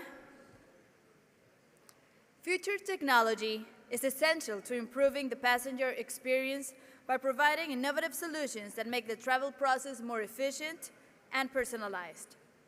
With advanced tools such as artificial intelligence, airlines can offer a smoother and safer experience. In addition, the adoption of sustainable technologies contributes to a more responsible and conscious air transport, aligned with the expectations of modern travelers. I now invite you to share your vision of the future of aviation and how technology will transform the passenger experience. Please welcome Michael Lindenberg, Managing Director of Deutsche Bank, and Willie Walsh, Director General of IATA.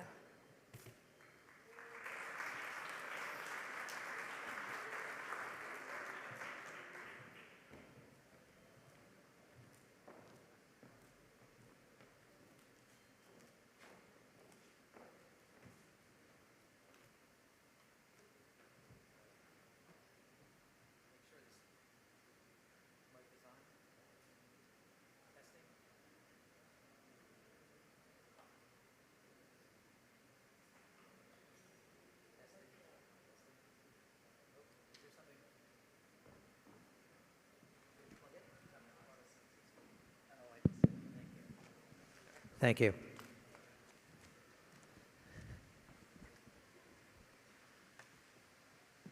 Well, good afternoon, everyone. It's always a pleasure to attend this event every year, and I have the privilege of spending a few minutes here with Willie Walsh, the head of IATA, to discuss not just all things technology, but a lot of things related to what's going on in the industry right now, a lot of issues that we're focused on.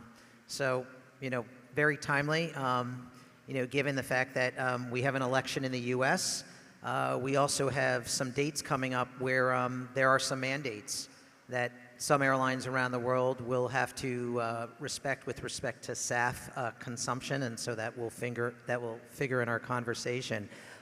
Before we kick into Q&A, I want to mention my history with Willie. I want to say about 20 years ago, he was the CEO of British Airways, and I was one of those sell-side analysts, you know, working for a Wall Street institution in the audience, probably asking him questions about when he was going to reinstate his dividend or raise his dividend.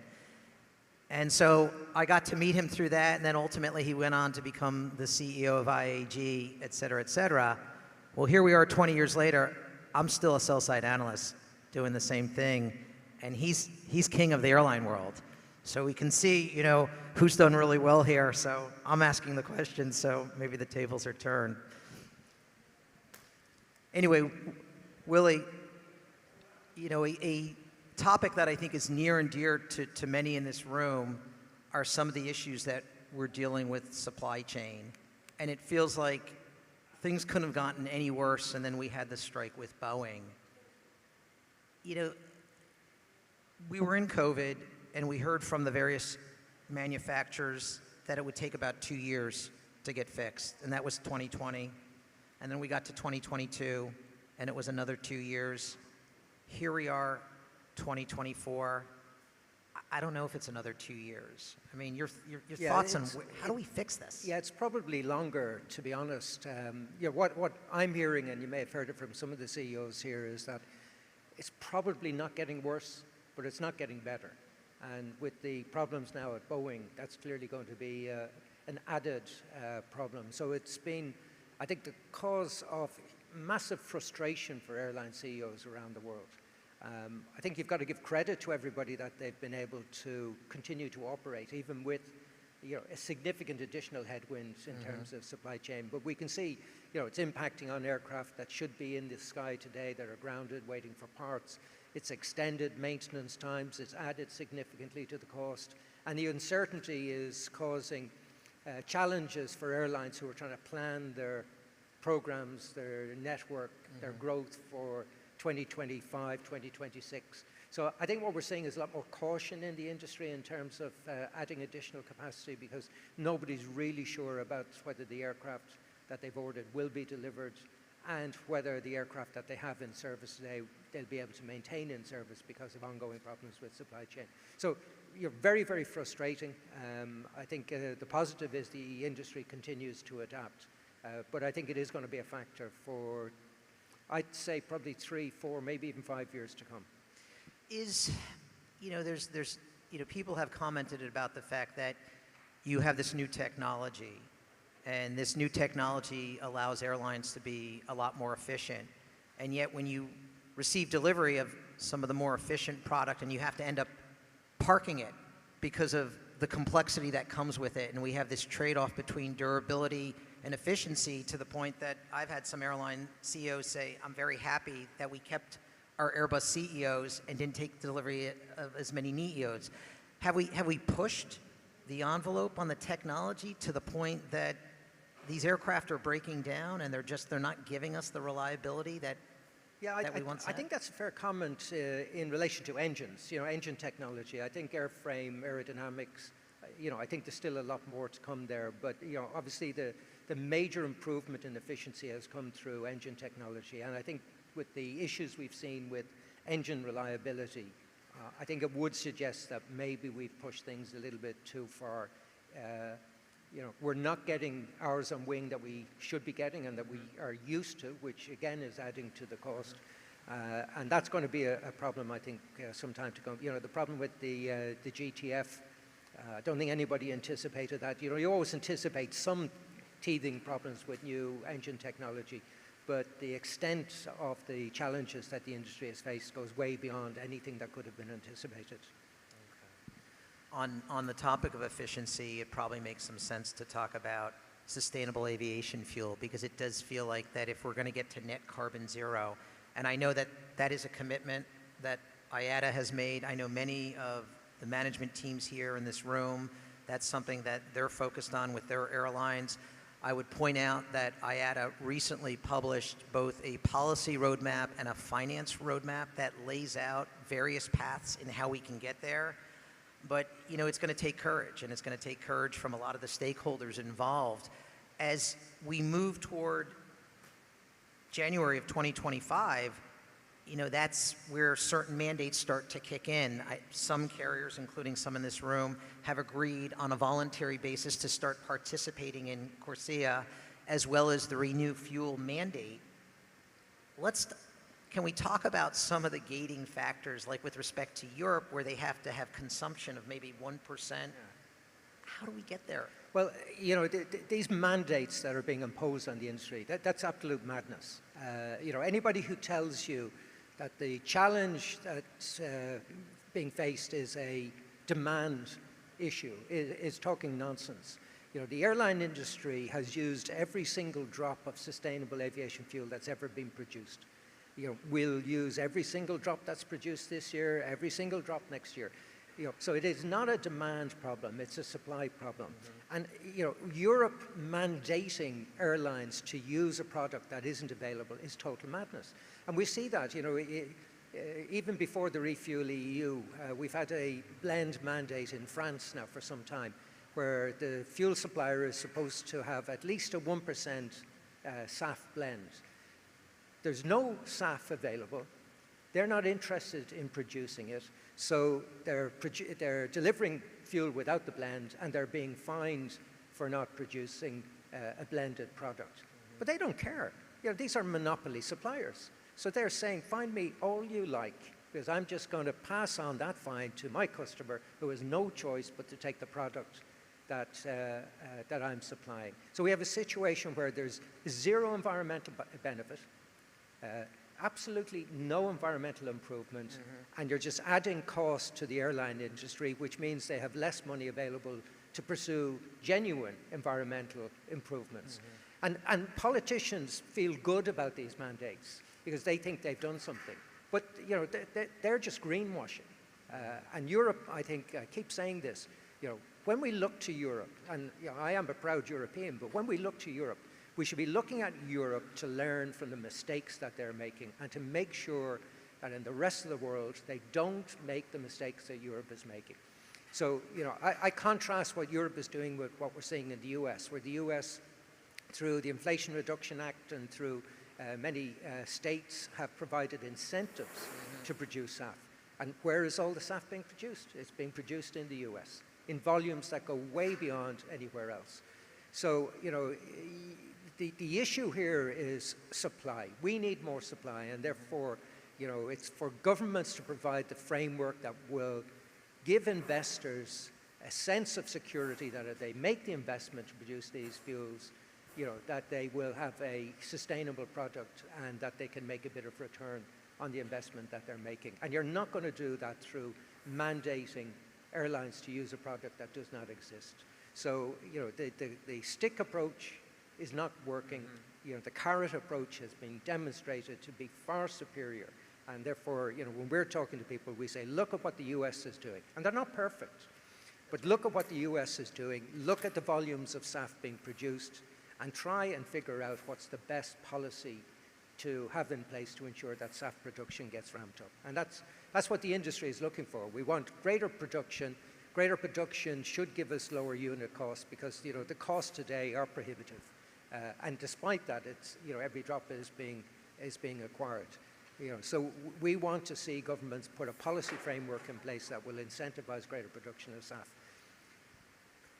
You mentioned that ultimately it may be borne by the consumer.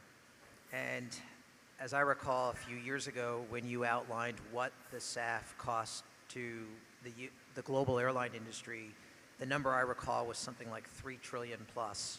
3 trillion. more recently, when you published the finance policy, or the finance roadmap and the policy roadmap, the number now is 4.7 trillion.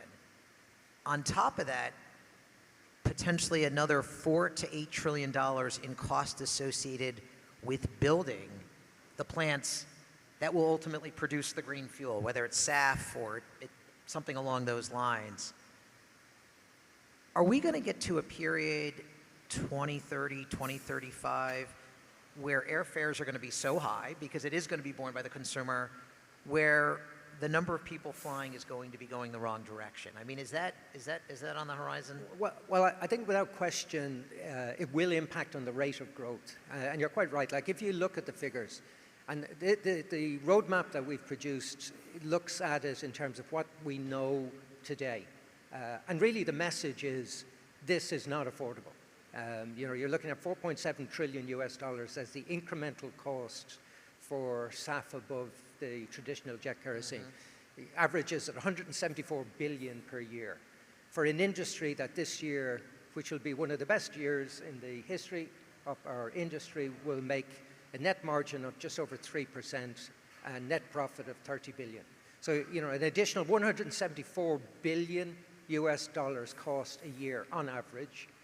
So there's no way that the industry can absorb this cost. So when people say to me, so who's going to pay for it? The consumer will have to pay. And that means ticket prices will have to increase. Now, what we're saying is that there are ways of reducing that 4.7 trillion if we get the right policy framework in place. And by the way, it's not just, people say, SAF is for the airline industry, and therefore why should the taxpayers support the airline industry? SAF is not just about the airline industry. Creating new biorefineries to produce a biofuel that can be used for aviation will also be used by road transport. And, depending on who you talk to, in 2050, it's estimated that somewhere between, depending on what part of the world you're in, but it could be 30 to 50% of the cars and light vans on the road will still have combustion engines, internal combustion engines, so they will require a fuel. So these refineries are not just about producing a fuel that can be used for the airline industry, it's also going to produce fuels that can be used in road transport, in the chemical industry. So what we're asking for is for governments to acknowledge that in the same way they supported the transition to clean electricity through support and investment in wind and solar, we want them to do the same for a sustainable fuel that can be used by the airline industry. And the advantage, as you know, of SAF is that it's a drop-in fuel. So we can use it on the aircraft that are flying today. We can use it in the infrastructure that exists at the airport today. So it is the least cost option if we're to make this transition, acknowledging that we will still have a dependence on some offsetting. We'll need technology to improve. We'll need everything to contribute. But the critical issue is we need SAF being produced at higher volumes and at lower cost. And that will require government intervention. I want to move over towards sort of a concept of fairness as it relates to the airlines that do make the move to voluntarily participate in the CORSIA scheme, as well as the airlines that are going to be facing mandates like the European carriers. I know that there are SAF mandates that I think are going to go into place. I think Japan, Singapore I've seen, maybe Malaysia. So there are multiple parts of the world. You're an airline and you operate in a part of the world where you're subject to a SAF mandate. All of a sudden you're competing against an airline from a part of the world that is not subject to that same SAF mandate, or they're not participating on a voluntary basis in CORSIA. What I see today is when I look at carriers, say, flying to Asia from Europe, because of the issue with not being able to fly over Russia, in many cases, their flights are 2 and 3 hours longer, to the point that they're now uneconomical. And so we're seeing airlines like Lufthansa cancel Frankfurt to Beijing and British Airways London to Beijing. Virgin Atlantic pulled out of their only route to China, which was to Shanghai, because they can't compete. And the carriers that may not be subject to either of these mandates, using that as an analogy, may have the opportunity, because they're not incurring that additional cost, they can lower their fares. And so how do you compete in that type of world and be incentivized to do the right thing? Well, the first thing, the good thing about CORSIA is it only applies when it applies at both ends of the route. So, so that recognizes the concept of fairness. You know, the EU refuel applies to intra-European aviation initially, and therefore you could argue that that's a level playing field because it's everybody operating in that. The risk is, though, as we expand these schemes, that you do get distortion of competition. Now, if you take the issue of Russian airspace, my view is Russian airspace should be open to everybody. And the idea that, you know, because some airlines can't use it, we stop every airline using it, I don't agree with that. You know, we as an industry need to continue to push for the airspace to be opened for everybody so that we have the most efficient use of airspace available to everybody. And you could even argue that, you know, some of the traffic going through Russia takes the pressure off the airspace that is being used by others to avoid, you know, that because they're forced to avoid Russian airspace. So there's a lot of traffic has rerouted over Europe. So yeah, it's not fair, but then our industry has never been fair. You know, and that's the reality of it is. And I think, you know, we're great at highlighting these issues, but we still get on and do it. Now, I think the issue of sustainability, this is very important because the idea that the world will move at the same pace is complete nonsense. You know, we're not going to get every country moving at the same pace when it comes to how they're going to decarbonize their aviation industry. Parts of the world will be able to move much faster. And we have to recognize that, you know, there are parts of the world that have not had the advantage of a mature airline system and are only beginning to see it now. So the one I point to is India. You know, if you look at the Indian domestic market, in 2000, the Indian domestic market was 0.4% of all global aviation. China, similar, you could argue, you know, similar demographics. It was 2.4%. Today, China is 11.4% of all aviation, and India is at 1.8. Both of them have grown at 11.4% compound since 2000. Fantastic growth. But the idea that India is going to stop growing because Europe believes the way to address the environment is to suppress demand and force people to travel by train, it's just complete nonsense. You know, the same applies in this region. You talk about the geography and demographics and the value that aviation can bring. You know, aviation is going to continue to grow in this region because it will contribute massively to economic growth, and it will contribute to taking people that are in poverty today out of poverty and give them opportunities that Europeans have had and Americans have had for years and years. So, you know, we have to be realistic about the challenge that we face, and we have to recognize that, you know, we can't all work at the same pace. You know, we're going to have to allow countries to get to the end goal, and the end goal is for everybody to be at net zero in 2050, but to do that at a different speed and in a different way, you know, and everybody contributing to the goal, but not moving in step. And it will create some distortion along the way, but I think we have to mature to recognize that, you know, that's the reality of the world that we live in. You know, I'm looking at the time, and I felt like that was a great way to end, just about the greater good of aviation. So, Willie, thank you for your time. We really appreciate your thoughts.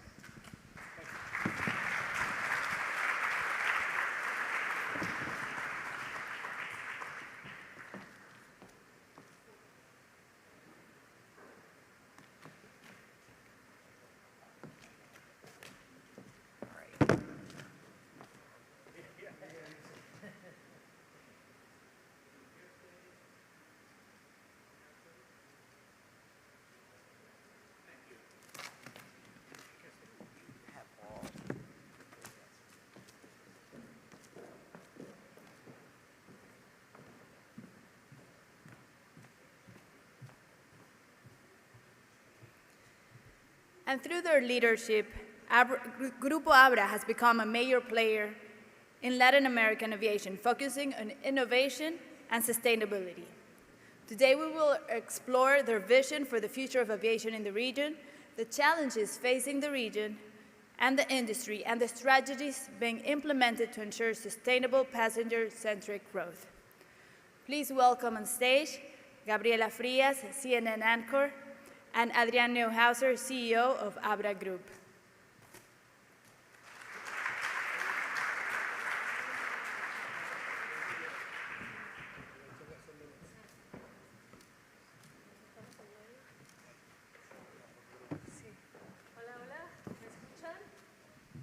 Hola.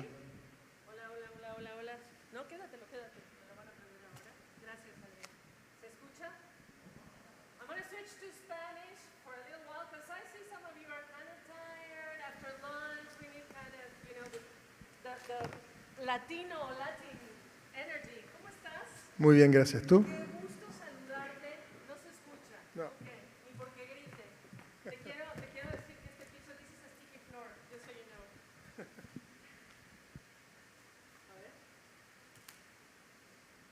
Uno, dos, ahí está. Sí. Y la verdad que no necesito subir mucho la voz porque se escucha, ¿verdad? Vamos a cambiar a español. Apologies to those who are, you know, native English speakers. I just want to switch a little bit because this is after lunch, and normally the after lunch challenge is huge. But I think that with the story that you're about to talk to us, which is the Abra Group, Adrián, I think it'd be interesting. Cambio a español. Qué gusto saludarte. El tema de estos siguientes 20 minutos tiene que ver con Abra Group. Y digo, podemos pedirte que tú nos digas Abra Group, pero es el futuro de Abra Group. Pero rápidamente en la página de internet, ustedes lo pueden ver, la holding, por supuesto, que tiene o que aglutina a los principales accionistas de Avianca y también Gol. Importante decir, me parece interesante, las aerolíneas van a mantener sus marcas independientes, talento, equipos, cultura, y se van a beneficiar de las eficiencias y las inversiones bajo esta, digamos, propiedad que es alineada. Cuando yo pienso en esto y acabo de ver a Willie Walsh, me pregunto si Abra Group es o será algo como la controladora de Iberia en España, y te ríes. Me río porque Mike me agarró bajándose de la escalera y me dice que venían hablando justo con Willy de eso, de si lo estábamos copiando. ¿Cómo quieres que lo veamos para que nos lo presentes tú? Yo creo que es eso. A ver, cuando nosotros vemos o vimos, ¿verdad?, la oportunidad de decir vamos a consolidar una presencia regional en Latinoamérica, la pregunta pasa a ser, ¿lo haces bajo una sola marca? ¿Lo haces ¿verdad? Haciendo un rebranding, haciendo una creación de imagen? Y la conclusión a la que llegamos es que, claro, si tú estuvieras en un mercado donde es un mercado único, ¿verdad? Cuando tú fusionas dos empresas en Estados Unidos, que tú dices, de verdad puedo llegar a una fusión, donde puedo llegar a un solo AOC, a un solo regulador, a un solo esquema de impuestos, a un solo contrato de pilotos, a un solo contrato de tripulantes, tú dices, bueno, me puede valer la pena hacer todo eso, porque el costo es perder la marca, perder la presencia, perder la lealtad, perder la cultura. Cuando tú dices, en Latinoamérica igual no voy a lograr esas cosas porque tengo certificados distintos, pilotos distintos, contratos distintos. Entonces dices, bueno, contrapesar eso contra el valor de marcas que llevan, en el caso de Gol, más de 20 años, en el caso de Avianca, bueno, la línea aérea más de 100 años, la marca más de 60 años, ¿verdad?, presentes en el mercado. Tú dices, la verdad, destruir eso por tratar de unificar algo que igual no es unificable, no nos vale la pena. Entonces ahí nace, es decir, cómo generamos sinergias manteniendo descentralizadas estas compañías con una unificadora arriba. Y ahí efectivamente buscamos mejores prácticas y hay ejemplos, ¿verdad? Un ejemplo es Lufthansa, que mantiene una línea aérea arriba, un montón de otras líneas aéreas debajo de ella, pero controla desde Lufthansa. O Air France KLM, que trata de hacer algo en paralelo, o IAG. Nosotros creemos que lo que más se asimila desde un punto de vista de estructura de gobernanza a lo que queremos lograr es IAG. O sea que en cierto sentido sí. Correcto. Versión corta. No, lo tengo que preguntar. Bueno, y además, si es el caso, entonces, Adrián, hay que hablar de partes separadas. Hay que hablar del caso de Gol por aparte, hay que hablar de Wamos Air, de la intención que tienen ustedes en relación con Wamos Air, pero también de Avianca. ¿Estás cansado después de todo ese proceso de transformación? El hombre de los números, por cierto, el hombre de los números que dice cada peso nos cuesta cuando se trata de volar. No, a ver, la verdad, para mí, la oportunidad de haber podido liderar la transformación de Avianca y lo que logramos y dónde está Avianca hoy día y el orgullo que hemos logrado que tengan los empleados, ¿verdad? Y el reposicionamiento ha sido un tremendo orgullo, fue una tremenda oportunidad. Agotador. Sí, agotador. Pero Ahora, el círculo parece no estar completo, porque yo te he escuchado decir en otros foros que es el cliente al que hay que terminar de explicarle lo que son, lo que cuesta la expectativa que ellos tienen versus lo que se puede dar en un contexto tan complejo para las aerolíneas. Bueno, Willy lo dijo también, ¿verdad? En su discurso, este año que va a ser un año récord, la industria como industria completa va a tener un margen de 3%, ¿verdad? Cuando tú dices, oye, nosotros, ¿verdad? En Avianca tenemos una tarifa promedio de alrededor de $130, ¿verdad? Entonces, de lo que estás hablando con un margen de 3% es $4, ¿verdad? $4 es la diferencia entre el éxito y el fracaso. Entonces, de verdad, lograr que los clientes entiendan que cuando dicen, bueno, ¿por qué me aprietas más el asiento? ¿Por qué no me das un sándwich? Porque la diferencia entre poner una fila más o no, o la diferencia entre dar el sándwich o no dar el sándwich son los $4. Eso es todo el margen. Esta es una industria donde cada peso cuenta, pero al mismo tiempo, cuando tú ves que funciona, cuando tú ves que eres capaz de proveer un servicio de calidad, un servicio confiable, un servicio donde nosotros simplificamos la promesa. Dijimos, mira, nosotros vamos a tener aviones limpios, seguros, consistentes, que salen a tiempo, que llegan a tiempo, que no perdemos tu maleta, que el call center te responde, ¿verdad?, en 20 segundos, que si tienes un problema nos hacemos cargo. Cuando ves que eso se cumple y ves que está funcionando y ves que la gente responde, es muy enriquecedor. Y además tú lo agregas en un contexto de una región que tiene clase media y en términos de los ingresos. Y después de la década perdida en términos de crecimiento económico, lo que viene el próximo año, se antoja que el desafío es mayor. Y en la mañana, déjame lo sumo al tema de cómo lo comunican ustedes como CEOs, con una sola voz, con lo que tiene que esperar el pasajero. No lo están comunicando bien. Yo entiendo que la autocrítica aquí es fácil, arriba, pero ¿qué hacer? No lo estamos comunicando bien. Hemos sentado expectativas, ¿verdad?, donde sí, ¿verdad? Y es muy difícil. No suena como que nos estamos quejando, ¿verdad? Pero al final uno dice, oye, nosotros cobramos $127 por moverte 1.500 kilómetros ¿verdad?, a la velocidad del sonido, a decenas de kilómetros de altura, y la gente se queja porque no le das un sándwich o porque subiste la tarifa a $5, ¿verdad? Pero lo que estás pagando por el Uber en cada punta, ¿verdad?, es muchísimo más al final de lo que nos termina pagando nosotros en tarifa. Entonces, efectivamente hay un tema comunicacional. No sé, y es un tema que tenemos que hacer reflexión, cómo cambiar el diálogo, cómo plantearlo como industria y cómo lograr que la gente entienda de verdad lo increíble que hacemos. Y parte del gran logro de esta industria es que hicimos que una cosa tan increíble, que es viajar distancia a la velocidad del sonido, se convierta en algo tan normal que la discusión pasa a ser si das comida, si no das comida, si el sándwich, si el vino es mejor o peor, ¿verdad? Eso de alguna manera habla del éxito de la industria, ¿verdad? De lo normal que lo hemos hecho, pero también habla del reto de comunicar, ¿verdad?, el valor que estamos agregando dentro de esa cosa que hoy día tú ya la tomas tan for granted, ¿verdad? Y es que ese es el desafío, es cómo tienes al pasajero de tu lado. ¿Cómo haces al pasajero que esté de tu lado, que defienda tu marca? Yo recuerdo cuando estaban en Chapter 11, el tremendo debate que si es Avianca es de Colombia, no es de Colombia, que si la ayudamos, no la ayudamos. Y entonces, un poco bipolar el tema de en las buenas sí, en las no tan buenas, quién sabe. ¿Qué has aprendido de cómo en la experiencia de Avianca, que quizá la puedes llevar a gol, no lo sé, tú me lo dirás, aunque quizá la cultura en Brasil es distinta y es más arropada hacia lo que es nuestro, ¿no? La aerolínea, etcétera. ¿Qué has aprendido a partir del ejemplo de Avianca en relación con esta cosa extraña de sí es nuestra, no es nuestra? Cuando hay que ayudar, no, pero cuando hay que usar, sí. ¿Cómo lo defines? Pero yo creo que el tema de Avianca en particular, ¿verdad?, viene de un pecado anterior, ¿verdad?, que Avianca de alguna manera, que era una línea muy cercana al corazón de los colombianos. Porque Colombia, ¿por qué tiene Colombia la segunda línea aérea más antigua del mundo? Porque Colombia depende mucho de la aviación, porque la geografía de Colombia requiere que la conectividad sea aérea.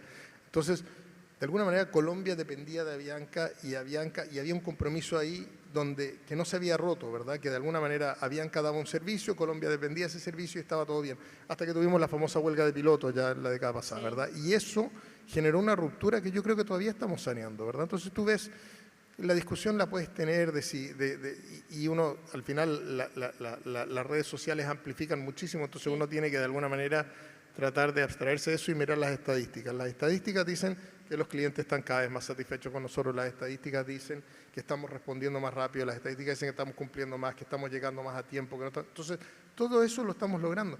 Pero construir una marca o reconstruir la confianza que quebraste, ¿verdad?, en un momento en el que el país dependía de ti y tú no fuiste capaz de darlo, son años. Uno tiene que seguir dando y seguir empujando consistentemente, y eso es lo que estamos haciendo.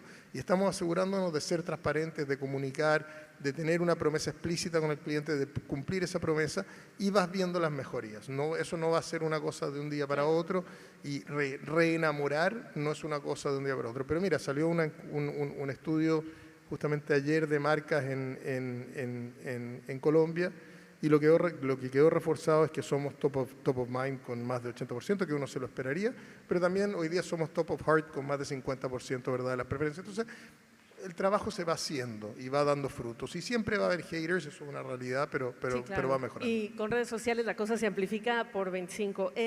Ok, háblame ahora de Gol. ¿Cómo la experiencia que has tenido a lo largo de tus años, digo, financiero, ya muchos años en Avianca, pero tú llegaste en 2019, te tocó esa reestructuración, pero ahora tienes Gol como parte del Grupo Abra y el proceso en el que se encuentra en este momento Gol desde enero y hacia dónde va, entiendo, hasta mayo de 2025.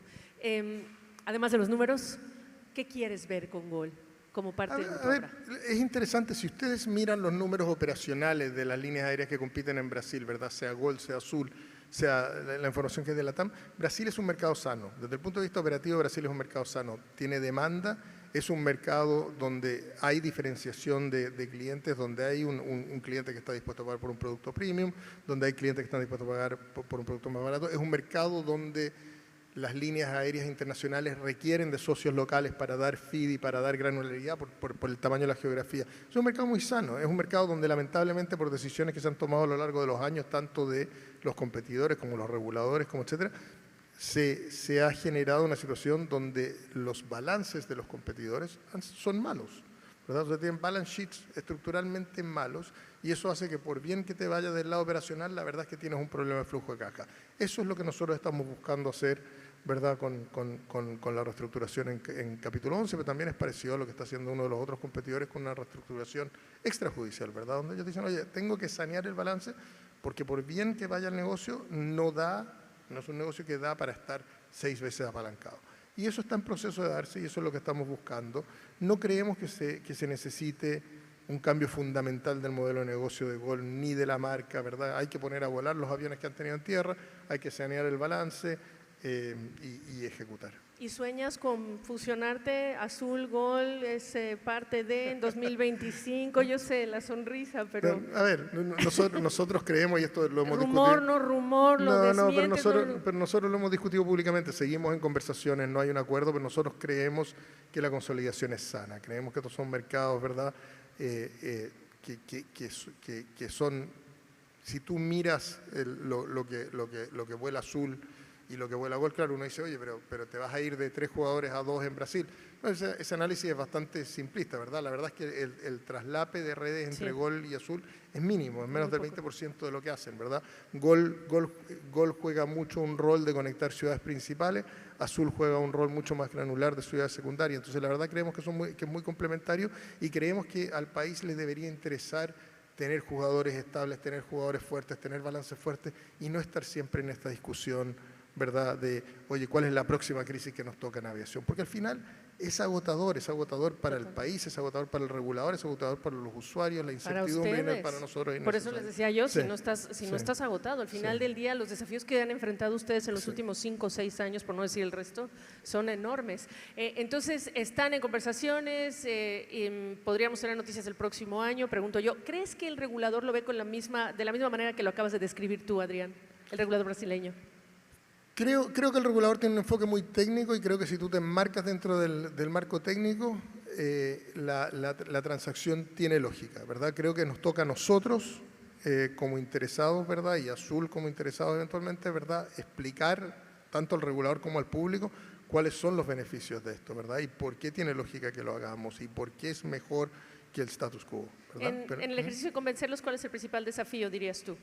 No, el principal desafío es el titular, ¿verdad? El titular es, oye, nos vamos a ir de 3 jugadores grandes a 2, ¿verdad? Y explicar que eso no es así, porque hoy día la capacidad de estos dos, de hecho, de competir es limitada y que integrarlos genera sinergia y eso es positivo. Ese es el gran, ¿verdad? Saltarse del tuit de 140 caracteres, el tuit antiguo, y entrar en una discusión un poquito más profunda de qué es lo que de verdad se está logrando. Totalmente.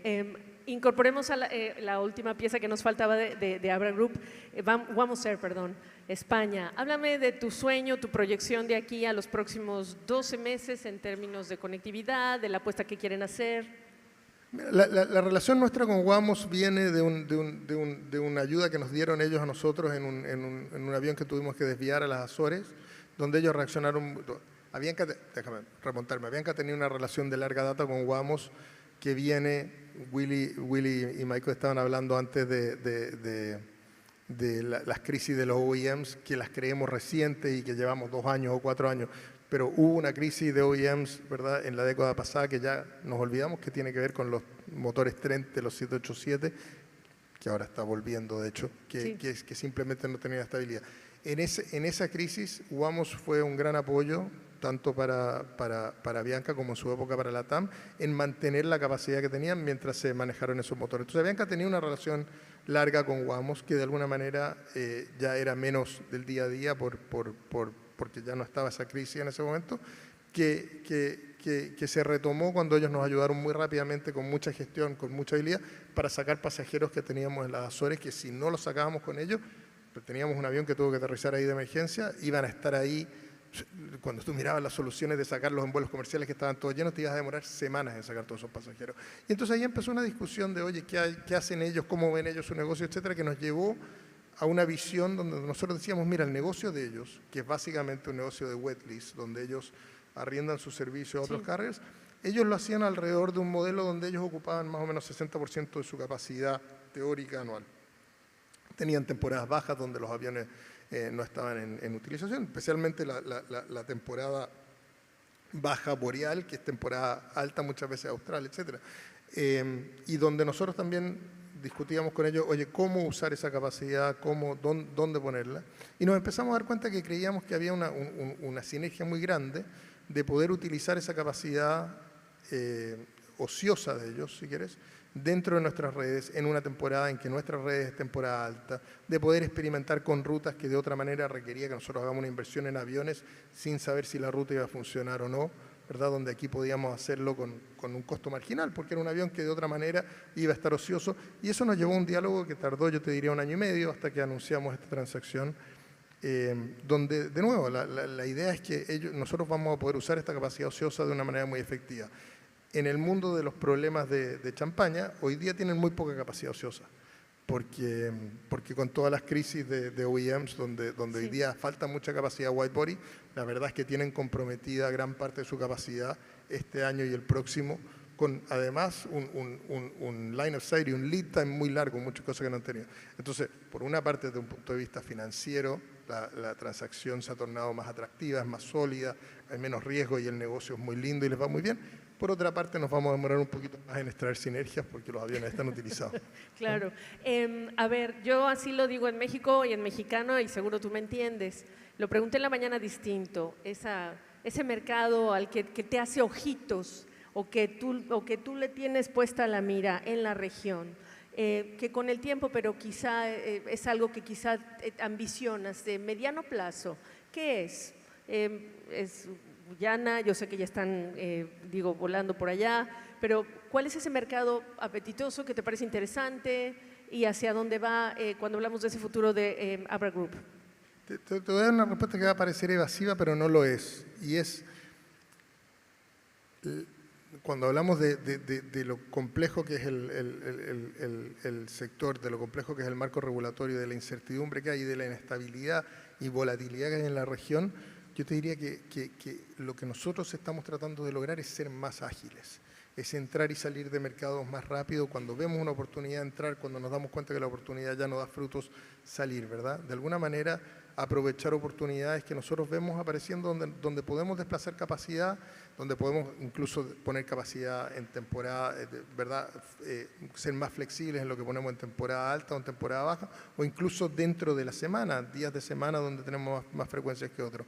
El enfoque que vas a ver en cambio de nuestra red durante el próximo año es un enfoque de agregarle spokes al hub de Bogotá, ¿verdad? De agregarle spokes al hub de El Salvador, donde demos más conectividad, especialmente hacia el Caribe, que es un mercado donde creemos que estamos subpenetrados, especialmente aprovechando la relación que tenemos con GOL hacia ciudades adicionales, destinos adicionales en Brasil, donde podemos usar la capacidad de ellos de comercialización para crecer, ¿verdad? Y seguir fortaleciendo con más capacidad mercados donde estamos siendo muy exitosos hoy día en conexión con nuestro hub, ¿verdad? Ya sea Chile, ya sea Perú, ya sea Argentina, ¿verdad? Donde estamos dando mucha conectividad. ¿Les despierta apetito Aerolíneas Argentinas? ¿Qué dices del mercado argentino? Mira, le saco una sonrisa, me encanta, a esta hora de la tarde. Estamos mirando con mucha atención, ¿verdad? Lo todos, que está pasando, todos, pero yo no soy Abra Group, eso es diferente. No, pero te diría que nosotros las decisiones de inversión las tomamos con bastante disciplina y tenemos que ver un poquito cómo decanta el tema tanto regulatorio como corporativo en Argentina, ¿verdad? De aerolíneas como del gobierno antes de pensar en avanzar. Yo sé que tú eres el hombre de los números y cuando uno ve los números es importante ser muy franco y tú lo eres en cuanto al entorno en el que les toca operar. En el minuto que me queda te pediría que me digas, en sentido más amplio, qué de lo que es el entorno que hemos hablado para las aerolíneas, para hacer negocio, para operar, para competir, para complementarse, para seguir añadiendo conexiones en medio de estos de los aeropuertos que les quedan chicos siempre. ¿Qué te quita el sueño de aquí a los próximos 12 meses? ¿Qué quisieras ver en la región? Me gustaría ver una mayor comprensión, y es un trabajo que tenemos que hacer nosotros, no lo digo como una queja, sino como un trabajo, ¿verdad? Me gustaría ver una mayor comprensión de las autoridades, de los reguladores del entorno, de lo que traemos nosotros, de lo que contribuimos nosotros, pero de lo difícil que es también, porque sí somos empresas enormes y sí movemos miles y miles y millones de dólares, pero al mismo tiempo tenemos márgenes muy chicos, ¿verdad? Entonces cuando tú dices, oye, voy a tomar una decisión tan sencilla como aumentar una tasa de abordaje o impuestos, o quiero que muevas los animales gratis, o voy a aumentar las defensas del consumidor y Perdón, empujar animales litigios. gratis en Colombia me dejaste, Sí, ¿verdad? sí, Perdón, sí, adelante, sí. adelante. Sí. Sí. Aumentar la presión de los consumidores del litigio, todo eso tiene costos. Lo hemos hablado y creo que se ha atacado acá, pero hay más litigios de consumidor con líneas aéreas en Brasil de lo que hay en todo el resto del mundo sumado. Y eso es un costo enorme, y ese costo al final lo paga el consumidor. Entonces, cuando por una parte tú como regulador dices, quiero más conectividad, quiero pasajes más baratos, quiero a la gente que sea más asequible volar, creo que volar empuja el desarrollo, empuja el conocimiento cultural, empuja que las familias puedan disfrutar, pero también empuja el motor económico. Y por otra parte dices, quiero exigirle todas estas cosas a una industria que al final tiene muy poco margen, pues alguien lo va a pagar, y eso se paga en precio, y eso lo hace menos asequible. Entonces, entender las dos caras de la moneda y ayudarnos un poco a poder ayudar a la sociedad a seguir creciendo y con poder bajar las tarifas. Pues que así sea y felicidades, no solo por Grupo Abra, sino realmente por esa transformación que costó tiempo, presión a todo el equipo de Avianca y a ustedes también por compartirnos estas experiencias, Adrián. Gracias. Muchísimas gracias. Gracias.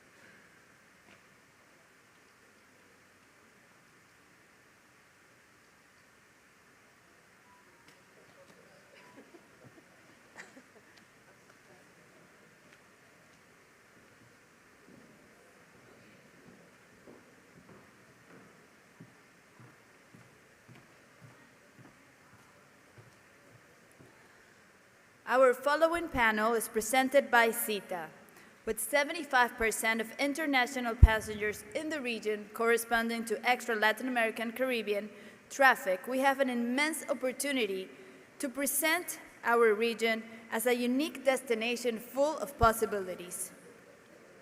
Industry executives will now share with us their views on how to achieve integration in Latin America and the Caribbean, as well as analyze the behavior of the extra-regional tourist, where they spend, what they look for, and how we can attract more visitors to our vibrant region. Please welcome our moderator, Alex de Gunten, Chief Development Officer of HICO, who will be joined by the speakers Daniel Hetchibachian, CEO of Aeropuertos Argentina 2000, Ahmet Almustur, CCO of Turkish Airlines, Willie Walsh, Director General of IATA, and Gabriela Frias, CNN anchor.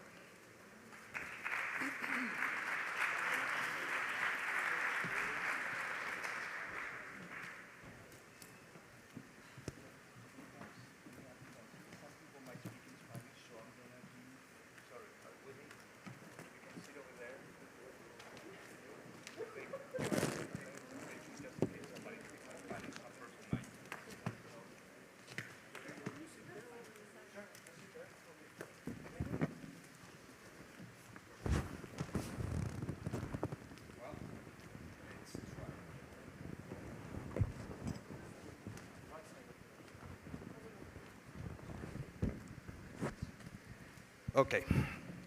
Good afternoon, everybody, and thank you for not going to the beach, although the weather is helping a little bit, but I understand it's a little bit warmer than inside this building, so we appreciate that. I wanted to, first of all, I want to thank ALTA and Jose Ricardo for the invitation, and also Nicole for all the patience with the changes that we had on this panel. As you can see, we've done, we'll get into the changes in a second, but first it's a special honor for me to be here as part of the 20th anniversary year as ITAL transferred itself to ALTA. And as you can see by the pictures, one of the advantages of being around is they keep your old picture, so you always look younger. So I also try to keep with what was being mentioned about all the growth in the last 20 years, and I try to do my part, so I gained another 20 pounds during that time and a lot of white hair. So again, doing my part for the industry. And this industry is keeping the flexibility and resiliency that we always do. Unfortunately, the CEO of TAP was not able to come at the last minute, but we're very happy to have been able to get 2 more panelists that will be great. But before I get into that, I want to thank Ahmed and Turkish for 2 things. One, for coming all the way from Istanbul. It's not an easy trip, and it's a long trip. So thanks a million. And I also want to thank you for your support of the Girls with Goals program, which is very important to ALTA and to the industry in the region. So Ahmed, thank you very much. Really appreciate it. It's our pleasure, Tim. And I want to welcome Daniel from Aeropuertos 2000, who is the largest airport group in the region. And with everything that's happening in Argentina, the fact that he's here might mean that he wants to stay a couple extra days in Nassau. For those who don't know, there's a general strike that's about to happen in Argentina, so he might not make it back. So you're taking a big risk. And thanks obviously to Willie. Everybody knows Willie Walsh, so I don't need to introduce him, but you might not know that he did spend a fair amount on his work with BA and with Iberia in the region, as well as with IATA, so he will be well versed. And he's a very shy individual, so we might have to try to pull answers from him. And last, we have Gabriela Frias, which, again, you all know, but I think it's at least that I know, she's been coming to ALTA for many years. I think it's the first time that how many years have you been coming to ALTA? Oh my God, I've been with you, I'm sorry, I'm loud, but I like to be loud so that you don't fall asleep. Over a decade. She's trying to remove years. It's way over a decade. But anyway, this is the first time that we have her in a panel. So she's used to ask the questions. We're going to be asking the questions of her. So take advantage, especially Willie and and some of the other CEOs around. It's time to put her on the spot. I feel a little bit like, no, I'm a little bit anxious about this because I feel a little bit like a kid, a high school kid playing soccer against Messi. You know, asking the wrong questions or being so. I might behave be like gentle. Pedro this morning, like evading, so maybe I won't. No, I'm just kidding. So be gentle, please. So the panel is about the gem of Latin America, and it's almost like Romancing the Stone. We saw, I don't know how many of you saw the movie Romancing Stone, Finding the Big Gem, and it happened to be actually taped in Latin America, in Mexico and Colombia. So Roberto Alvo mentioned during this morning a lot of numbers. And I wanted to show you some of them because I think it's very important. And in terms of if you look at, he said, we've got what, 80% of the population in Latin America has never flown. That's a great potential. That's a great opportunity there. If you look at the slide, we see, for example, that the trips per capita, annual trips per capita, on average in Latin America is about 0.6. If you compare that to Europe, there's about over 2.5 trips, it's around 2.5 trips, same thing in North America. We're basically 4 times less trips per capita. So again, great potential. And that's the story of Latin America. There's a lot of potential. How do we unravel? So to start, I want to talk a little bit about what can we do to stimulate that traffic. I think Willie mentioned before, there's a lot of potential. We know we're going to grow. How can we catch up faster? So I'll start with Willie. You have the general perspective of the industry. You know the region very well. You mentioned aviation will continue. What do you think we need to do or do differently in the region to catch up and get to where the rest of the world or the developed world is? Yeah, I think when we look at this region, the two things that jump out at you in terms of challenge, first is taxation. The industry is heavily taxed relative to most of the parts of the world. Costs here are very high compared to other parts of the world.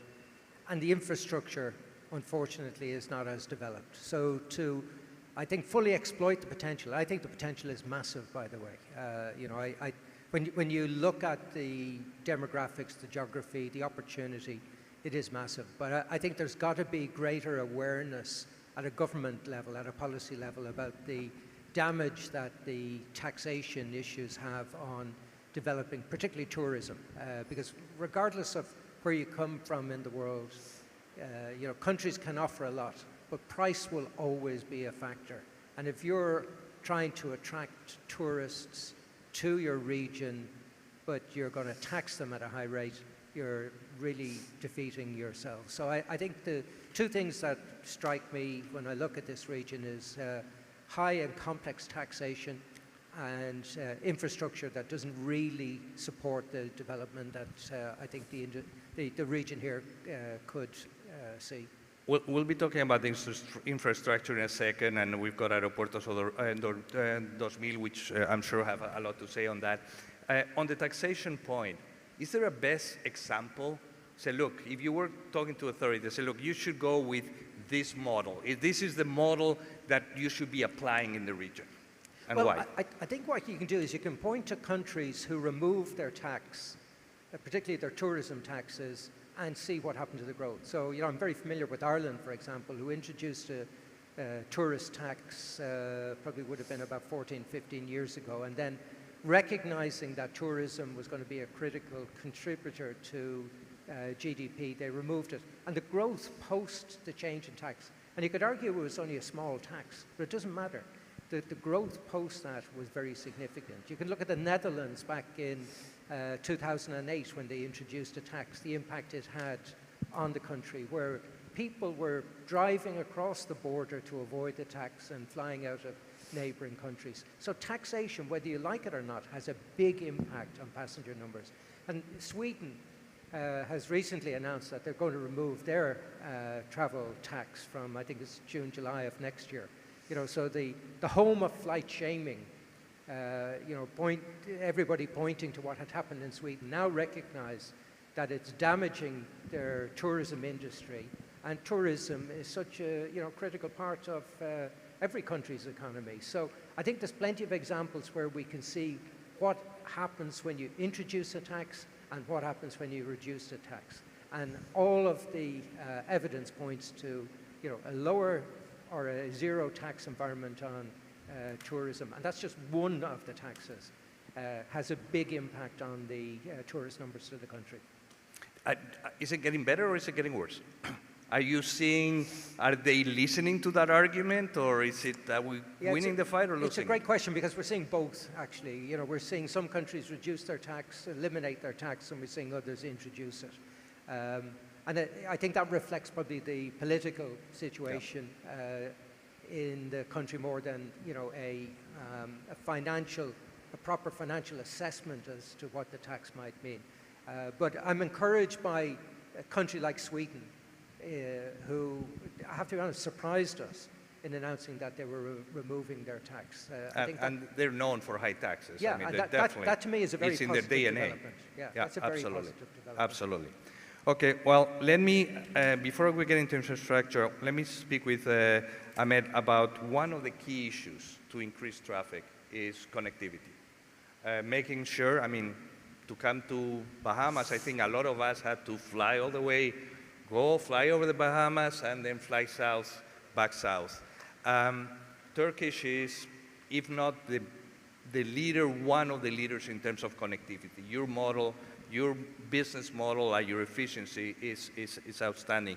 Can you share a little bit about how that works for you? What have you done? What can we learn in the region to go in that direction? Thank you, Alex.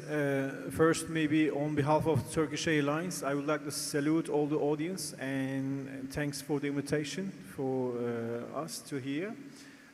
Coming back to your question, it's a cliche, but it's better to sometimes repeat the cliches. Every success comes with three pillars, as far as we know, with the vision and a dedicated staff and a capital. So for Turkish Airlines' success history in the last 20 years, the vision was set by our president, His Excellency Recep Tayyip Erdogan, was 20 years ago. And the idea was clear and basic. If we have a God-given geography, such as Istanbul, which is in the middle of, in less than 4-hour flights, you could reach the 60 countries, why we wouldn't realize that potential. So the journey started in this mentality. Then the execution part came after. That dedicated staff, which we have some of my friends in the saloon, and we just executed that plan. How it worked like that. First, we just renewed the fleet. Then we just utilized the short-haul and short-haul connections. We started with that, that phase. Then open to the world, such as Latin America and Caribbean region. I mean, you've grown a lot in this region in the last few right. years. I could share you the numbers. We just first our made footprint in the region, and as far as I remember, it was in 2009, the Sao Paulo. And as of today, we fly 8 destinations in Latin America and Caribbean, from north to Mexico City to Buenos Aires, in Havana to Colombia and Bogota. And the good news is we are going to start our flights to Santiago, Chile on the 18th of December this year. So we hosted 5 million passengers in this region since we started. And also we do have a deeply cooperation with the local airlines, good friends we have here, Copa, Avianca, LATAM, GOL, and Azul. And we work a lot together to increase the connectivity, vice versa, to Latin America, to the rest of the world, and all the world to Latin America. Then maybe I could share you, well, that vision is not only run by an airline, but also we need a great infrastructure, which means the government made a decision to make a new airport, construct a new airport. The decision was made in 2015 or something. Then the construction was started in 2015, then completed in 2019, only 4 years. So, which is important because, I mean, like, that vision has to go hand in hand with airlines and airports. So you have a lot of support from your authorities and your government. There's a close In relationship. terms of, I mean, like, that support, maybe I can clarify it. In the old airport, we could only handle 70 flights per hour, which limits us to make better connections in elapsed times from X to Y destination. But the new one, the new airport, which allows us to make 120 aircraft movements per hour, which helps us to better our network structure, which is good for us. Also, the customer experience in our terminal. I mean, like, in the initial part, it is about 90 million per passenger year. But if the other phases will be, will be in live, it can handle to 150 million passengers as well. Well, let's get focused a little bit back on the region, on Latin America. Are you finding the infrastructure and access? Are you getting access to the market that you want? How are you finding it? Actually, we don't have, the limitation in traffic rights. We see. How about slots? Slots, well, as far as I know, we check with our colleagues. The authorities are very gentle to us because we're just bringing them to the passengers from all over the world. And, I can give you an example, Sao Paulo. We use Sao Paulo as the via point to Buenos Aires, and also Sao Paulo allows us to continue to Santiago, Chile with fifth freedom traffic light. Yeah. And you also pass to some of your partners in the region. Yeah. So, which I have to say, I'm amazed you're able to partner with LATAM, Copa, Bianca, with all of them. Well, some of them tend to be a little bit competitive with each other, but you've been able to do that. Well, for us, I mean, like, we have a good relation with them, and thanks for your, gentlemanship. So, coming back to your question, the third part is, I think I could share with you, is with the new airport, the connection times, which we have in the old one is, for the international passengers, it was around 2 hours and 40 flights. With the new airport, with the new capacity, we could just lower it 2 hours and 20 minutes, which allows us to compete with our competitors. I mean, like, the elapsed time from Frankfurt to Bangkok lowered after we moved the new airport. And you have some very big hubs competing with you very right, close by. Of course, you compete with big players, and you've been able to maintain to really have a good result. You're right. You're right. These are maybe the headlines I could share with you in a nutshell, because it's a long story. Yeah. But maybe I can just give you. Absolutely. No, I think we've all been watching what Turkish has done in the last 15, 20 years, and it's amazing. So congratulations, Daniel. We've been here. He's happy with infrastructure. Are you happy with the infrastructure you have? How many airports do you have now in the region? We have 53 airports worldwide, 35 in Argentina. And how are you seeing the infrastructure?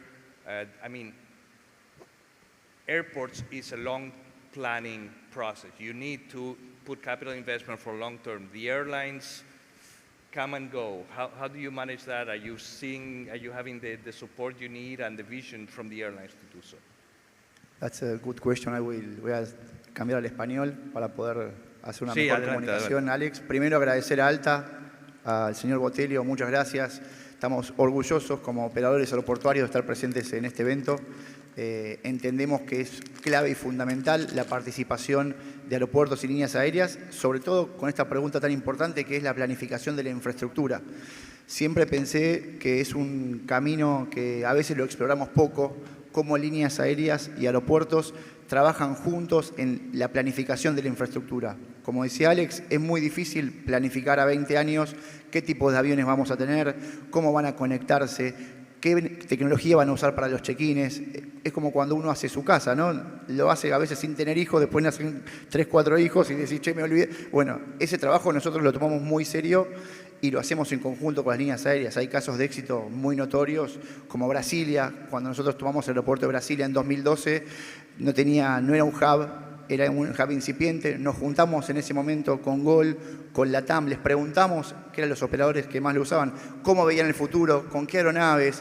Tuvimos un montón de reuniones hasta poder hacer esa fantástica obra que ganó un montón de premios, que es récord en conectividad en el mundo. Pero eso no es casualidad, es planificación y trabajo en conjunto con las líneas aéreas. Llevado a Argentina, nosotros estamos orgullosos de haber invertido en los últimos 5 años $1.000 millones, invirtió Aeropuertos Argentina en los 35 aeropuertos de Argentina. Y es una tarea muy difícil porque tenemos aeropuertos con mucha operación y aeropuertos con un vuelo y aeropuertos sin vuelos. Entonces, ¿cómo hacemos para poder planificar? Y sabemos que en nuestra región, en Latinoamérica, la inversión en infraestructura no abunda, que el financiamiento es caro, es escaso. Entonces no es tan fácil, no quiero subestimar a nadie, pero como países europeos o de Asia, que a veces pueden desarrollar grandes infraestructuras y apuestan a 50 años. Nosotros no tenemos esas posibilidades financieras. Entonces tenemos que ser mucho más asertivos y más analíticos. En Argentina, por ejemplo, lo que hacemos es, hoy ustedes lo vieron, inauguramos una gran terminal en Ezeiza, donde pudimos incluir tecnología y hacer 2 edificios en un único edificio, reduciendo los tiempos de conexión. En Aeroparque aprovechamos la pandemia para hacer una pista completamente nueva, pensando en que un clase C pueda despegar y aterrizar sin restricciones, con lo importante que es eso para la economía de las líneas aéreas. Y trabajando en conjunto para ver cómo hacemos para que puedan tener mejores participaciones y mayor cantidad de vuelos. Nuestra principal función como operadores aeroportuarios, y esto es muy importante que se entienda, es que no haya ninguna restricción en ningún aeropuerto de Corporación American Airports. Que nadie pueda decir... Ninguna restricción de capacidad. De capacidad. Que nadie pueda decir, no puedo operar en ese aeropuerto porque no hay más lugar. Y eso es una tarea muy difícil, porque como bien dijiste tú, entran, pero bueno, nosotros tenemos un equipo exclusivamente dedicado a analizar cada subsistema de cada uno de los 35 aeropuertos. Sala de embarque, check-ins, pista. Pero, por ejemplo, estamos viendo los números de crecimiento. Podemos tener un crecimiento, hay potencial de crecimiento muy fuerte, pero la infraestructura va a ser la limitante, una de las grandes limitantes de eso. Y para incrementar eso, ¿a qué porcentaje de ocupación dirías que están los aeropuertos hoy en día? Las capacidades se analizan generalmente por hora pico. Por la ¿no? exacto. Y es la hora pico la que te conduce la inversión. ¿Qué hace nuestro equipo? Trata de anticiparse a esa hora pico. Hoy yo soy el CEO de la compañía y te puedo responder con mucho orgullo que a ningún vuelo le dijimos que no. Puede llegar a pasar, lamentablemente puede pasar si hay un crecimiento muy grande, pero hoy ya estamos trabajando en las horas picos de los próximos 4 años, tanto en Ezeiza como en Aeroparque. Lógicamente, un aeropuerto como Aeroparque, que es prioridad total, siempre vas a estar saturado, porque es la principal elección. Entonces vas a llevar una saturación, pero tenés la opción de Ezeiza. Entonces, para el sistema Buenos Aires no vas a tener restricción. Por eso estamos trabajando mucho en cómo asignamos esas capacidades, a quién se le asignan y que haya una competitividad justa para todas las líneas aéreas que puedan hacer el mejor negocio posible. Y en ese sentido, para este sistema Buenos Aires, algo que yo trabajamos mucho y me parece algo importante que hicimos en el último tiempo, Ezeiza tiene 75% de los vuelos internacionales y 25% domésticos. Y Aeroparque tiene 75% de los vuelos domésticos y 25% internacionales. También lo diseñamos nosotros. ¿Para qué? Para que pueda existir esa conectividad y no sea necesario cruces entre aeropuertos. Lo ideal, obviamente, es tener un aeropuerto, un único hub. Eso en muchas ciudades del mundo no pasa, en San Pablo no pasa, en Argentina no pasa, pero lo trabajamos para que eso no afecte la conectividad con la región.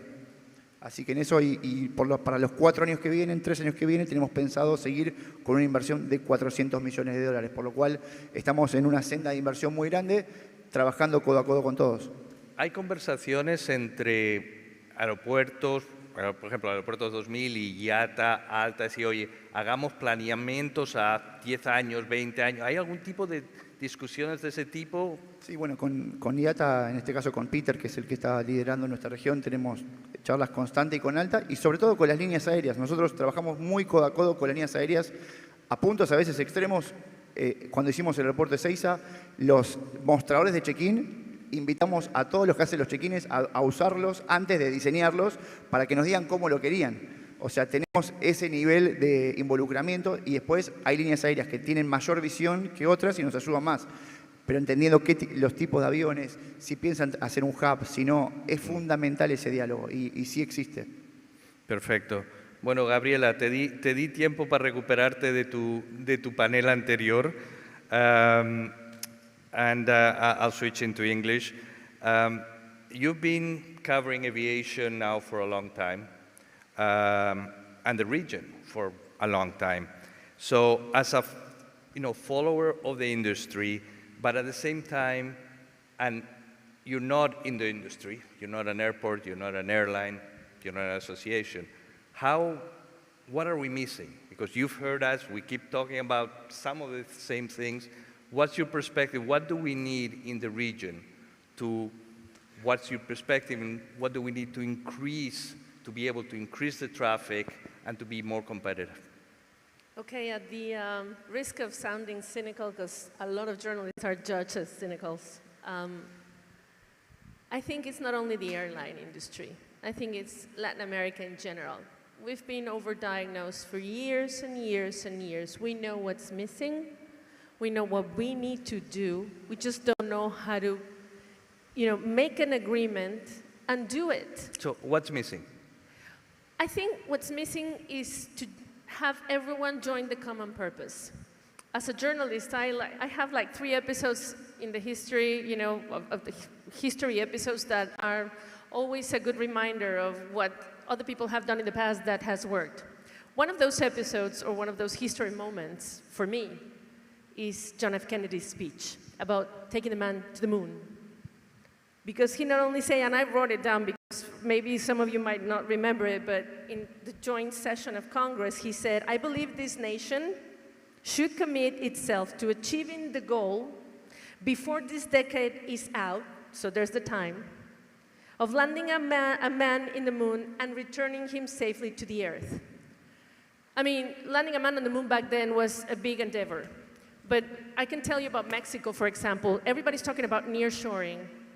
But long time ago, in the 2010 probably, there was a woman who was looking at India with the offshoring trends, bringing millions and millions of dollars. I sound like someone from the US, sorry.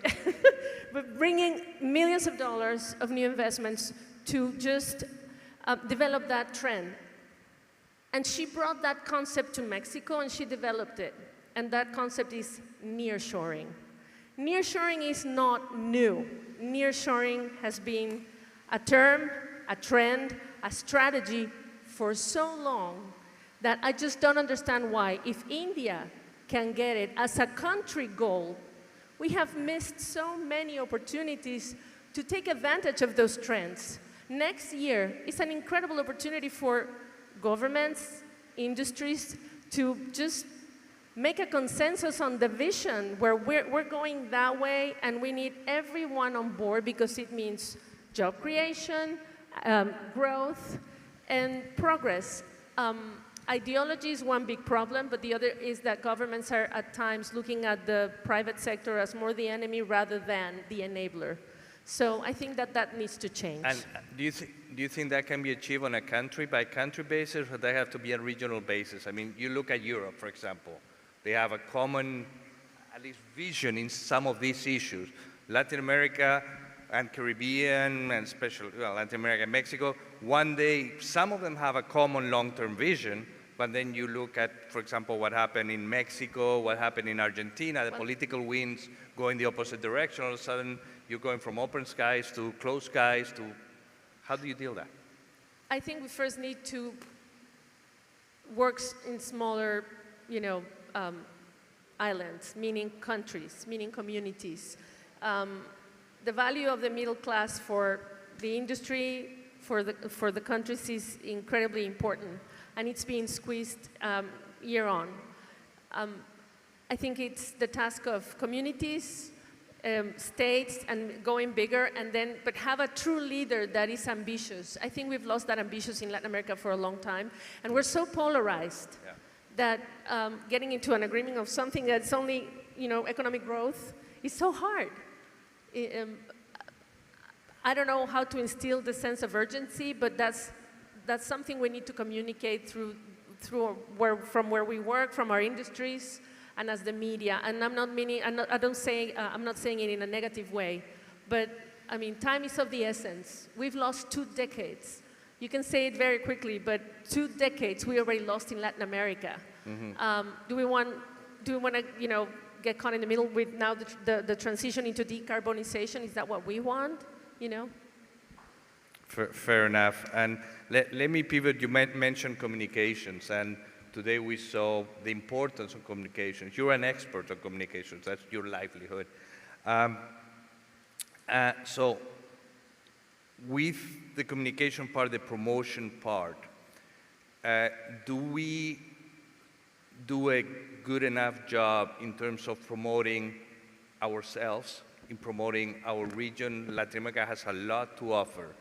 And I'll ask Ahmed after I'd like to know his perspective from the outside world and in terms of but as an expert in this field, what grade do we get? From 1 to 10, 5. Yes.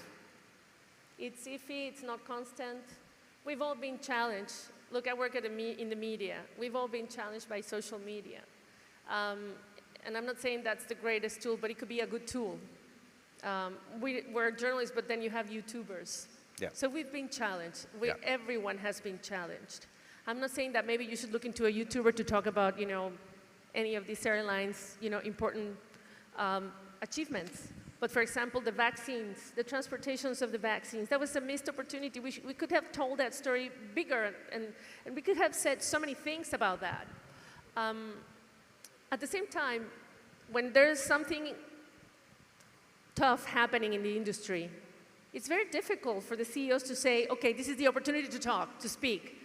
You're so shy, or you're timid, or you're afraid when you depend on your communities.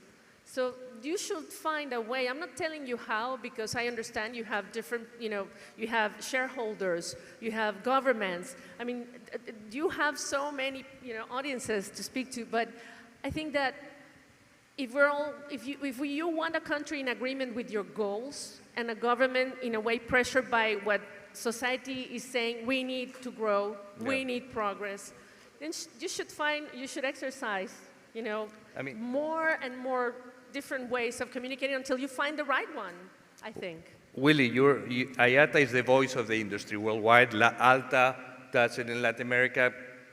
How can we improve? Do we need to improve? Yeah, no, I would agree completely. Even if we thought we were doing a brilliant job at communicating, we can always do better. But I would agree. I think as an industry, we face a number of challenges. First and foremost, airlines and airports are not in the same industry. We're in different industries. We're in related industries, and we have a lot in common, but we're not 100% aligned. And therefore, when people look at us, they see airports and airlines being the same. And we have got to be clear that, in some cases, what's important for an airline is not necessarily what's going to be important for the airport. And then as airlines, we are brutally competitive. We look friendly, we're in this room and we're nice to one another, but realistically, we hate one another and we want to put one another out of business. So trying to align around a message can be extremely difficult. And I suppose that is a role then that, ALTA, IATA has to play, to try and find common ground and to keep at it. But the critical thing, I think, is that we give up too easily. We accept defeat when we should just keep fighting, keep fighting, keep fighting. The example I give in Europe, single European sky, it's been there talked about for years, and it's not going anywhere. And typically what happens is, airlines then stop arguing the point. We can't stop arguing the point on critical issues like that. We've got to keep at it, to the point that, we need to embarrass politicians at times. And that is difficult for airline CEOs because the relationship between governments and airlines can be very important. That's where IATA, I think, does play a much bigger role, where we can be openly critical And it's something I enjoy doing anyway. But you know, I think there are times when we've got to be brutally honest with people in order to pursue our agenda, and not to accept failure, but to keep challenging it and challenging it and challenging it. And maybe, you know, we won't see progress in 2, 3, 4 years, but who knows, 10 years, maybe we will. And you know, certainly the lesson I have learned in this industry is you can never give up arguing your point. You've got to keep at it. And you know, as an industry, I think there is always a better way of doing it. It's a never-ending job. You have to, absolutely. But this is an opportunity for us. You know, I think we learned a lot through the various crises we've gone through recently. We're extremely resilient. You know, we are very, very nimble now, you know, much more so than we used to be. Yeah. And I think there is a role for stronger, more direct communication. And, you know, so what if people don't like to hear the message? We've got to keep repeating it because it's too important. You know, decarbonizing this industry is going to be hugely challenging. Yep. And we've got to do it. So we can't give up. We've got to, you know, we're going to have to do a better job. I mean, the fact that journalists are called, you know, pessimists, right? Oh, no, there goes bad news. I mean, media, bad news, no. But that decarbonization will have a horrible effect if we don't do something quick. Okay, there's a huge window of opportunity to start talking about it in the media. We don't need to have the CEO. But you can have different spokespeople who are knowledgeable, who can speak it in peras y manzanas, very simple, and make people aware, not the day the crisis hits you, but you know, prepare them for what they might be losing if we don't do something about it. Good point. Ahmed, Alex, just to say something, because often, you know, we face regulation, particularly consumer regulation, but we've just completed the latest IATA Global Passenger Survey, which shows that satisfaction is at the highest level it's ever been. It's never been better. You know, and we've been doing this research. But all you hear in the press is what flight went wrong, what went wrong. There's never the positive side of it. Yeah, you know, things go wrong. Yeah. But satisfaction, our customer satisfaction, it's the highest it's ever been. Yep. Now, if you listen to some people who are promoting more and more regulation, you think this is the worst we've ever been. Yep. So, you know, we've got to get that message across. And data, I think it was mentioned at a couple of the panels, the data is very important. We've got to be able to support our arguments with consistent, high-quality data. And I think that's something we as an industry can do an awful lot better as well. Good point. Ahmed, we've been talking now of communication from the perspective of lobbying and positioning the industry. The other side of communication in terms of growing the industry is working together to develop the markets. How you fly to all over the world, how do you see the support that you get in the region for promoting travel to the region? Is there something we can learn from other countries or other places that they say, hey, we help bring passengers to your country, work together to do that? Any example, anything you can give us on this? Of course. As you mentioned, we fly to 130 countries today, and it means that we sit at the table with 130 civil aviation authorities. We do business in different 130 law regime and so on and so forth. And the more we fly, the more we learn. What we learn from our experience in the last 20 years, if we could prove your ability to bring the value to any kind of destination you would like to fly, so they always welcome your business, and they open the doors, and they would like to get in touch with you and just help you in a maximum effort. We do have so many examples, but in some Mediterranean countries, which would they have some limited traffic rights, and we ask them to help us to, to increase number of flights. So, and also some, the some Far East countries, we go with them and just tell them our story. We don't want to make a story of just win and lose, but we'd like to work with you win and win. Just motivate your airlines. We're going to open our, the network to them. Then if they fly to Istanbul, we could easily feed them. And just these are the ways we motivate our partners in civil aviation to increase number of flights. And that way worked and improved our the strategy in that markets as well. And these are the maybe the most effective ways to increase our relationship in those countries. And when we sit at the table and just show them the picture of Turkish Airlines network structure, they always impressed about our the capability. And also, the Turkey is one of the most visited countries in the world. And we tell them we are not only just, bringing passengers to your country and just, some tourists to your country, but we're also connecting to your Turkey. Just, given, the gateway to Turkey, just motivate your people motivate your, the citizens to come to Turkey and just get some reliable and affordable, the vacation in Turkey as well. Last year, we hosted 60 million tourists from all over the world, and in that category, we were, I think, in the 4th in the world. So that is one of our different missions of Turkish Airlines, which is put by our chairman, Mr. Ahmet Bolat. Not only we try to connect to the world from X to Y and from Latin America to the rest of the world, we also want to bring all the people who wants to come to Turkey and directly. That is one of our core mission. And at the end of the day, if you could just put all of those, like the Turkey's potential and the Turkish Airlines potential to that countries, that model worked in the last 20 years. Daniel, when you want new airlines to come in, again, can we do a better job of working with the tourism boards, with the airlines, with the authorities as a package? Do we work as a package? Or can we do better in that area? Sí, es fundamental y en este momento de Argentina es justo la pregunta que vos hiciste, ¿no? ¿Qué se puede hacer? Yo siempre digo qué dejar de hacer para fomentar. Hoy el proceso que está viviendo Argentina es un proceso que muchas líneas aéreas vienen pidiendo hace muchos años.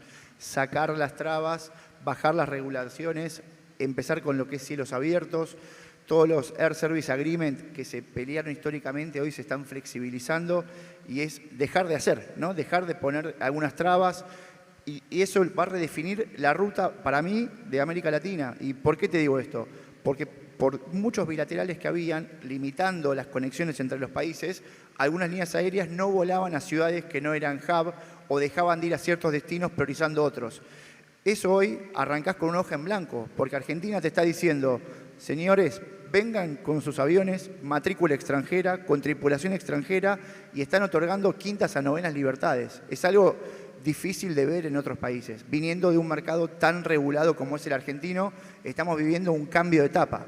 ¿Cómo nos posicionamos nosotros? Tal cual lo que estás hablando vos. Nos estamos aproximando a todas las líneas aéreas en estos foros, porque nunca nadie va a pensar más en tu destino que vos mismo, ¿no? Una línea aérea tiene 7, 8, 15, 20, 30 países en la cabeza, nunca va a encontrar un destino oculto, nunca va a encontrar una ruta indirecta. Para eso nosotros estamos y están los gobiernos locales, y solamente funciona como un paquete, hace package, no hay manera que no funcione así, porque si vos venís y después no tenés hotelería, si vos venís y no tenés conexión, si vos venís y para darte de alta un vuelo estás 6 meses, no.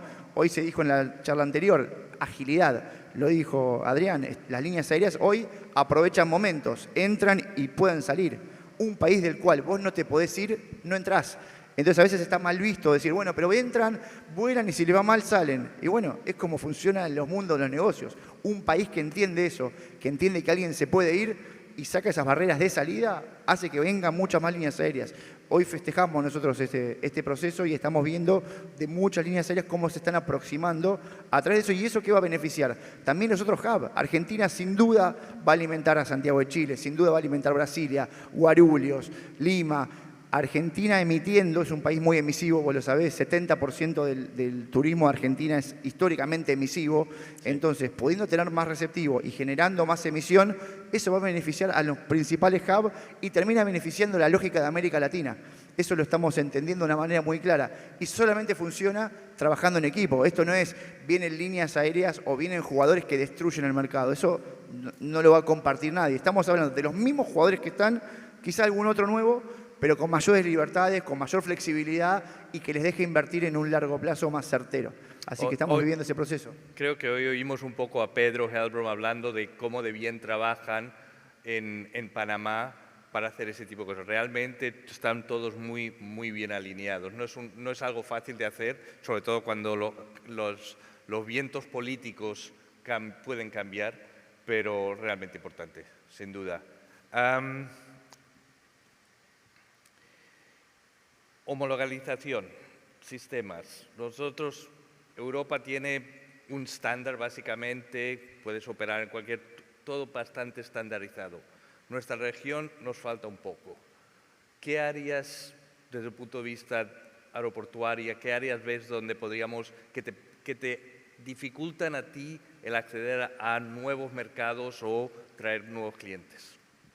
Bueno, es lo que decís vos, que a lo que es Mercosur y intrarregión seguimos teniendo a veces distintos tipos de políticas en ambos países. Yo te puedo contar el caso argentino hace poco, que quizá teníamos una política distinta y chocábamos contra gobiernos que eran más liberales. Hoy Argentina le está pasando lo opuesto, está en un modelo más liberal y a veces, hoy por ejemplo, una información, pero hay 40 rutas que el gobierno argentino autorizó y está esperando devolución de otros países. No importa qué países, pero ahí te das cuenta que perdés agilidad. Si pudiésemos trabajar en forma sistémica, el ideal sería todos con un mismo norte, con un mismo pensamiento de la aviación, sería mucho más fácil para todos construir, porque si no vas construyendo de a partecitas y cuando uno no aporta, destruye el resto. Esto que yo antes te comentaba, que Argentina con este cambio va a ser un motor para América Latina, también puede no serlo si actúa de otra manera. Entonces, un ejemplo claro es esto que te digo. Hoy 40 rutas esperando, que ya van a salir, pero esta agilidad que el mercado necesita, a veces desde la parte gubernamental y de aprobaciones y burocracia no la terminamos de ver. Ahmed, from a Turkish perspective, you operate to a lot of markets, 10 markets you said, airports in the region. How difficult, is there difficulties or changes when you operate to country A, B or C, or is it standardized enough for your operations? Does it make it difficult or not? I just missed the first part of it because I was with the headphones. Oh, so no can you repeat it problem. I again? said you operate to a number of the airports in the region. Yes. And when you try to open new operations, do you have to go through a lot of hoops and loops because country A wanted the information on the access this way and country B in a different way? Is that an issue, or really, from your perspective, it was manageable? Well, to tell the truth, it's manageable for us. I can give you a Santiago example. Well, we decided to fly to Santiago almost like maybe 6 months ago or something, and we just made the necessary, the applications to the official, the official, officials. Then they respond us very quickly, actually. So we made a great business with them. Well, for that region, being an international airline, what we see is, like they are flexible, and all the authorities in the region, especially for us we're flying to, they're helping us, and we just have plans to increase our, the presence in the region. I can give you a good news. Because we're going to have A350-1000, which is a new model of Turkish Airlines. It's going to be delivered to Turkish Airlines maybe in the 2027 if everything goes on track.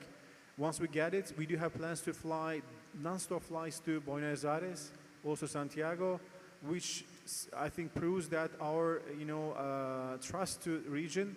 So we would like to continue and enrich our presence in the region as well. So what we see is what we get from the authorities till today, everything seems good for us. Yeah. Okay. Technology. We haven't spoken too much about technology. Is there something we can do to One way to increase traffic is to increase number of flights, increase the size of the aircraft. Another thing is to make sure those aircrafts are more fuller more of the time. How, as Willie, as an industry, are we there? Is the technology there? Are the systems there? The programs there? Yeah, technology will clearly assist us, and particularly where it comes to facilitating what the consumer wants, what our customers want. You know, customers want an easy process to book their flights, to pay for their flights, to check in. They want to do it all as easily as possible. And the good news is that actually in many of their areas we are satisfying the customer, but I think technology will help us to do an awful lot more. What the industry has done extremely well, though, is in terms of filling our aircraft. So if you go back to the 1990s, average seat factors in this industry was just over 67%.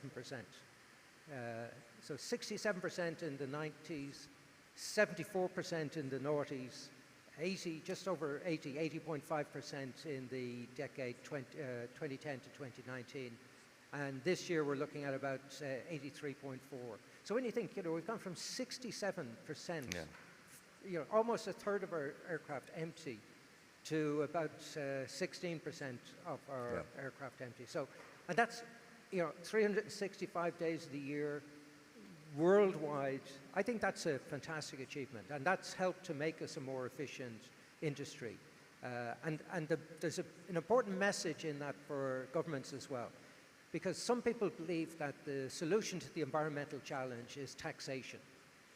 Taxation will not do anything to help the environment. What taxation will do will mean that there are fewer people sitting on the aircraft. The airplanes will still be flying. The flights will still be operating. But instead of having seat factors in the 80s, we'll go back to having seat factors in the 70s or seat factors in the 60s. And our industry made money in some of those years with low seat factors. So the critical issue here is how to become more and more efficient. And technology will help us to get from that 83.4% that we'll be at today to maybe 85%. Getting to 100% is going to be almost impossible. But I think technology is going to help. That 10% is a lot of money. It's the profit or loss of the airline. Yeah. No, it's going to be huge. And therefore, we have to look for every opportunity to improve.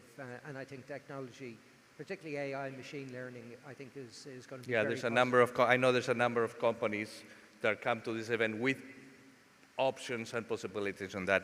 So we're running out of time, but before we close, if there is one thing that you can change in the region that you think is really pulling the region back or stopping growing and catching up faster to the more developed nations, what would it be? I'll start with Willie and continue.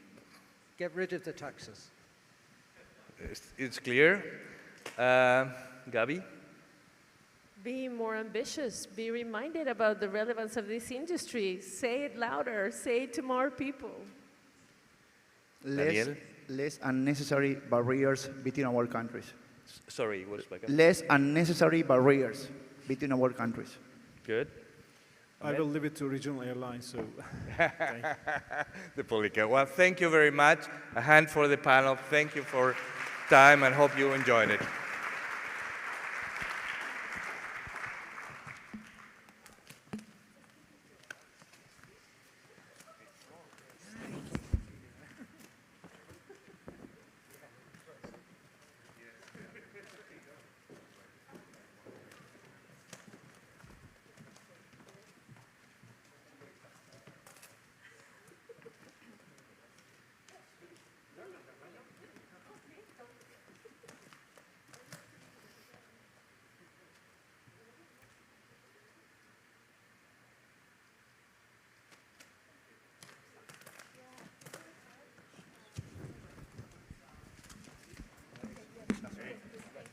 Thank you. Our next panel is presented by Standard Aero. The airline industry has been striving to become more sustainable through various initiatives and innovations. One of the main focuses has been the adoption of cleaner technologies such as more fuel-efficient aircraft and the exploitation of sustainable biofuels. In addition, airlines are investing in more efficient operational processes, such as route optimization and aircraft weight reduction to minimize their carbon footprint. Together, we will explore best practices and innovations that can guide the region's aviation towards a more sustainable future. So please, let's welcome our moderator, Wesley Monteiro, Global Lead Strategic Engagement and Intelligence Group Biofuels from SP Global Commodity Insights, and the speakers, Angela Goodgrove, research scientist at MIT Joint Program on the Science and Policy Global Change, Sean Greger, President of Americas from CETA, Nathan Brown, Senior Representative for South America of the FAA, and Jose Ignacio Duñac, CEO of Sky Airline. Welcome, everyone.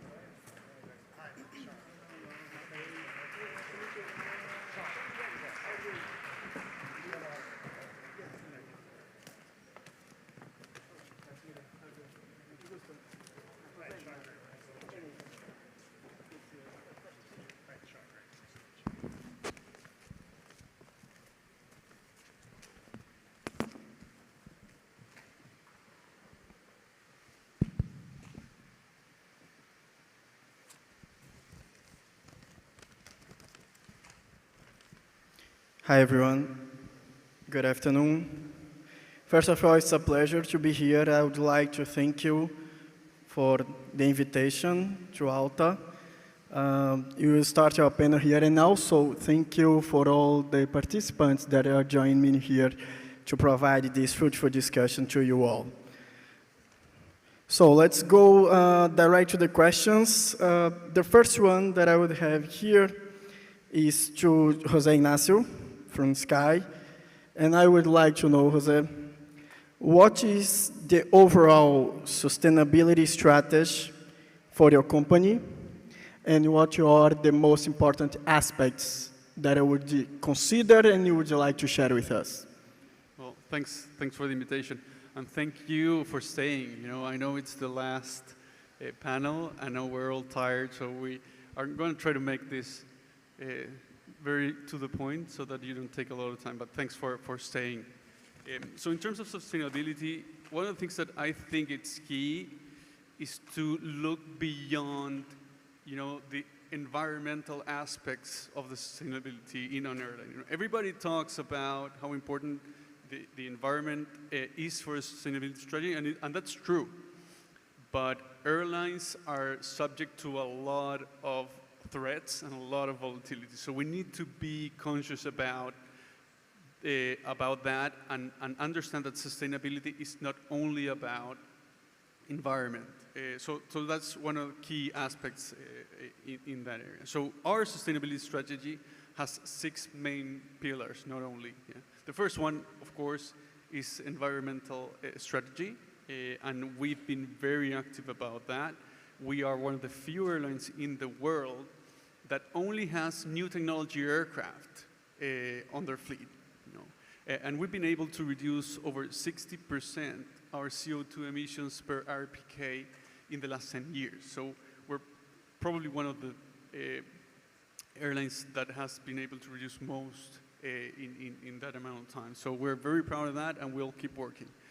We did that throughout the changes of the fleet, but we also, you know, for example, we also used mostly electric ground equipment on our airports. We charge them with renewable energies, but we're also contributing throughout more efficient operations. For example, we're using systems that allows us to optimize the fuel burn when we operate. So adding all those things up, we've been able to reduce around 60% our CO2 emissions. That's huge. That is more that you could actually reduce if you only use SAF as fuel. So if you use 100% of the availability of SAF, you could not reduce more than that. So it's a big opportunity on technology and on your operation. Yeah. But there's another efficiencies. You know, operational efficiencies is part of the sustainability strategy that we have. We're one of the lowest cost airline in the world as well, and our target is to remain as the top 1% airlines with the lowest ASK cost in the world. That's another thing that's for us is sustainability. Of course, contributing to the social areas that we operate in is another thing that we take care of pretty much. We contribute more than 15 foundations within the country, and we help governments when they require. For example, one of the things that was said before is through COVID, we transport for free all the vaccines throughout the country, and that is also contributing to to people and the communities that we operate in. Of course, financial sustainability is also key. We need to be able to go through crises that we know that we're going to have. So having strong balance sheet is also quite important. And of course, on the customer side, we believe that having a focus on customer is also contributing very importantly into sustainability of the airline. And last but not least is culture and values and your own people. So how do you take care of your people? Today, we are, we do monthly surveys around healthcare, health index of our internal people, and we have over 89% of internal satisfaction of our own people working at the company. So those are the main 6 pillars that we have, and that's what we believe is a full, sustainability strategy. Not only environment, which we've done a whole lot, but it's taking care of all these, as a whole that really makes you sustainable. Sorry for being so long. No worries, no worries.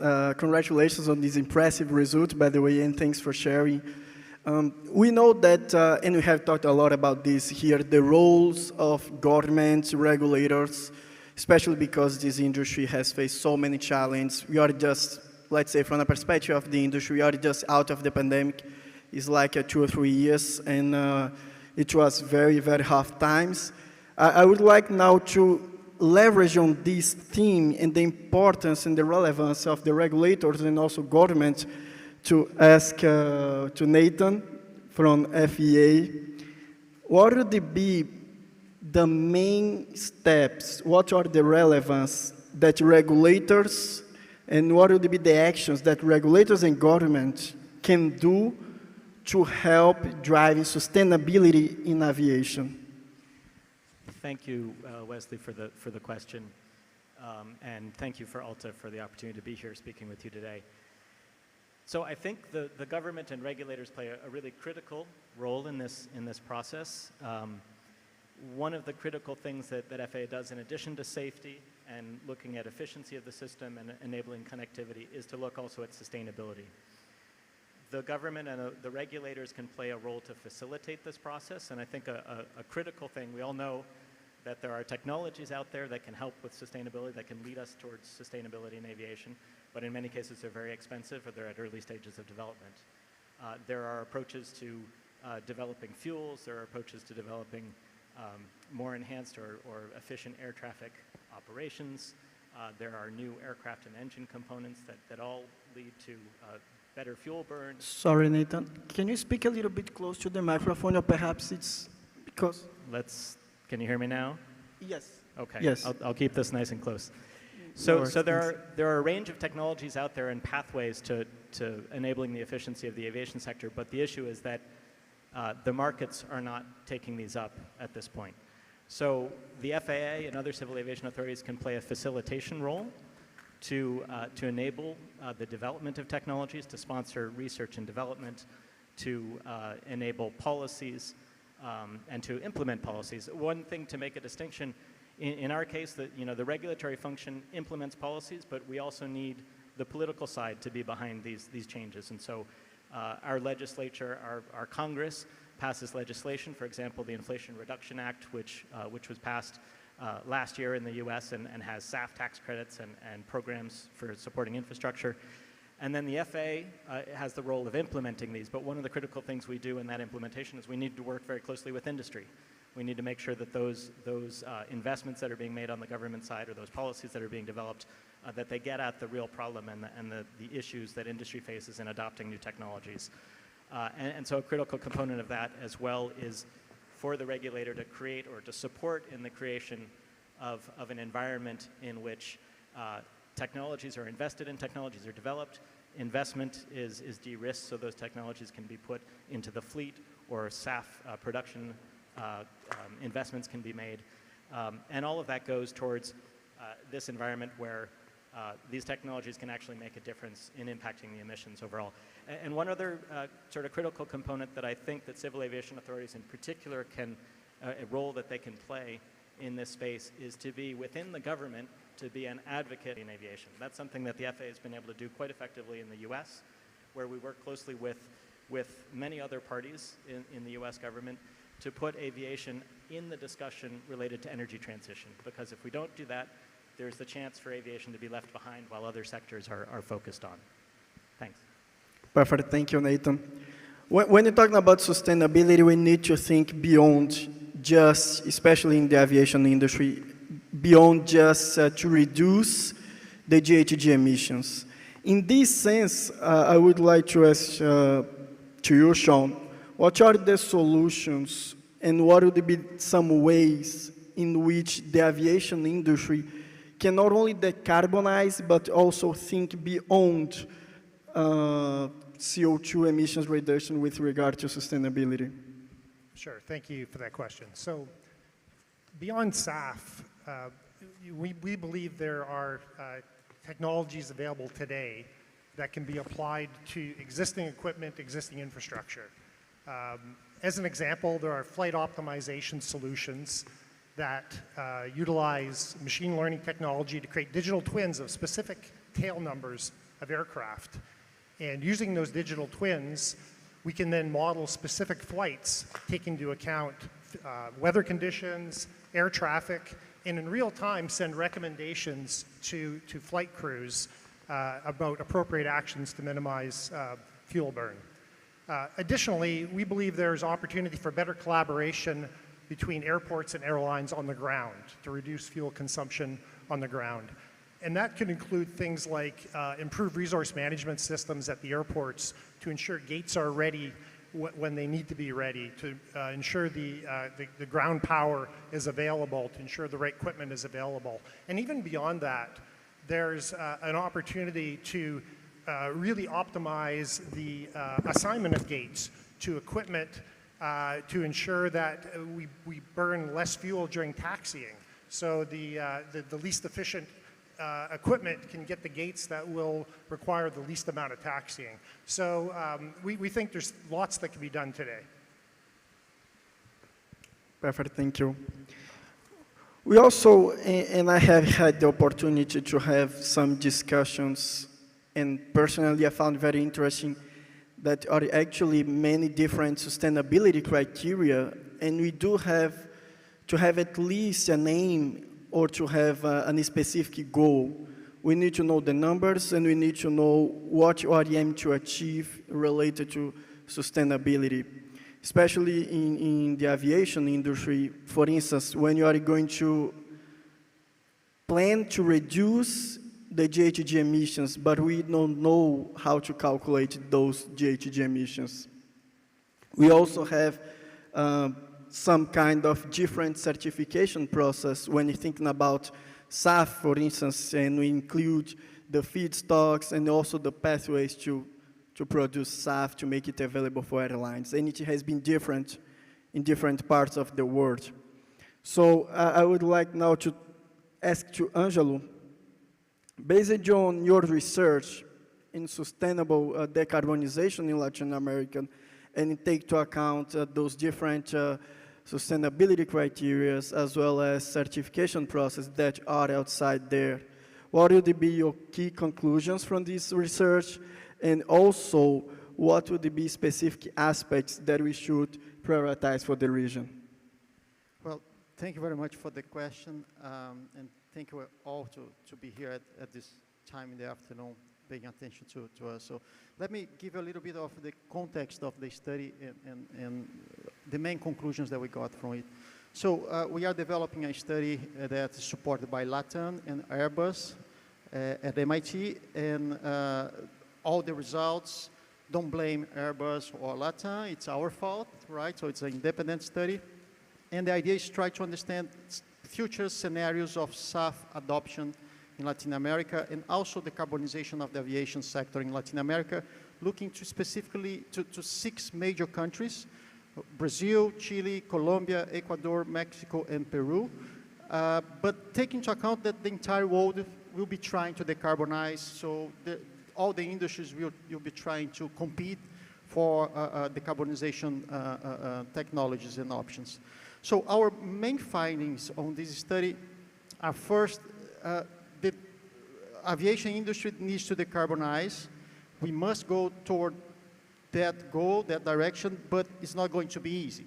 And it's not going to be easy because the options are quite expensive.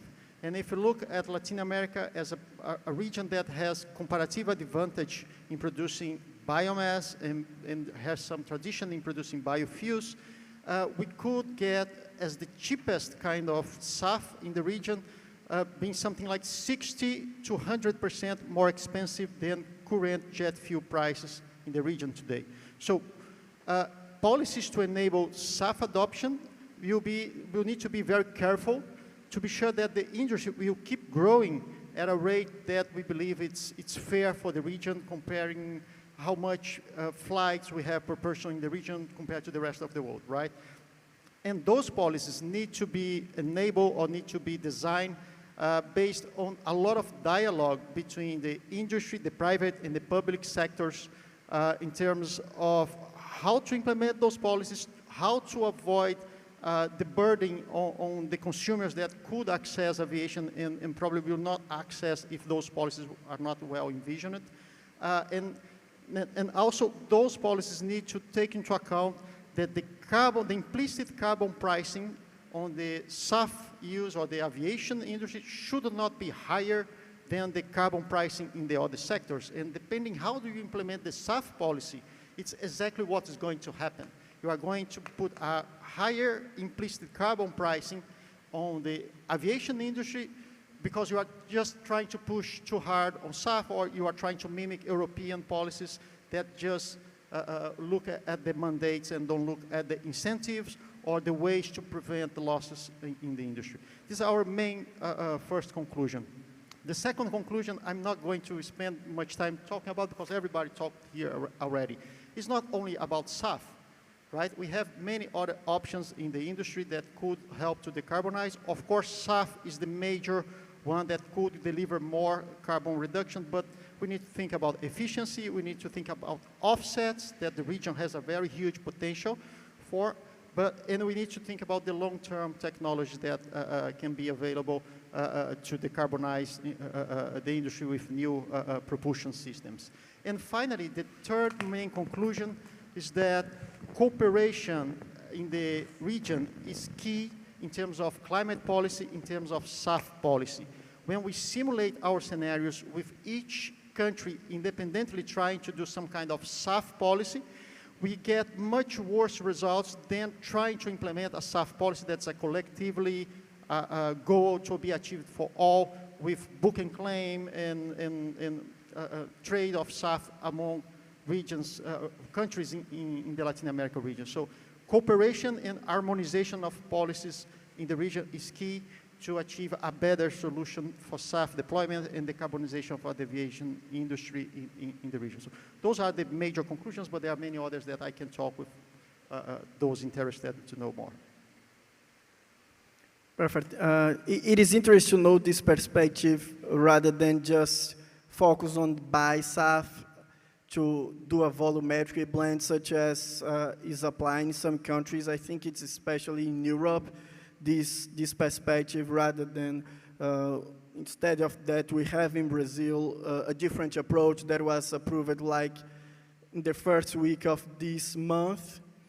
That would be pretty much rather than focus on a blend mandate in which you would need to make the SAF travel throughout the country to different airports.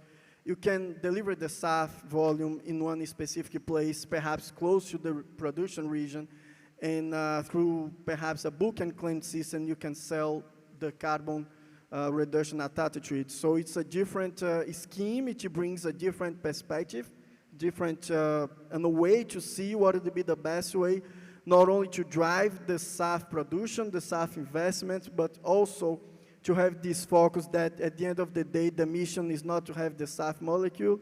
The main mission, especially from the perspective of the airlines, is to reduce the CO2 emissions.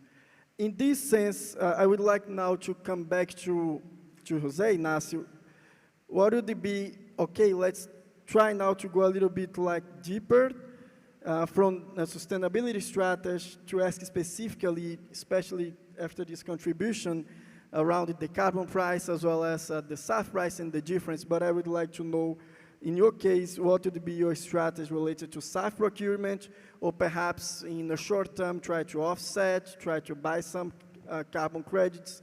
But beyond the efficient gains, if you think about SAF and carbon procurement, what are the main strategies, the main, let's say, way to do it today in the Sky Airlines? Yeah, so just repeating myself a little bit, I believe that the first thing you got to do is be efficient. So that's a number one. We've been able to reduce, again, 60% just by being extremely efficient and, of course, adapting new technology. So that's, for me, that's the number one thing you need to do. If you force me into your question, it's pretty simple. It's offsetting because there is no SAF. So very simple answer to that question. If SAF becomes available, of course, we would be, happy to start using.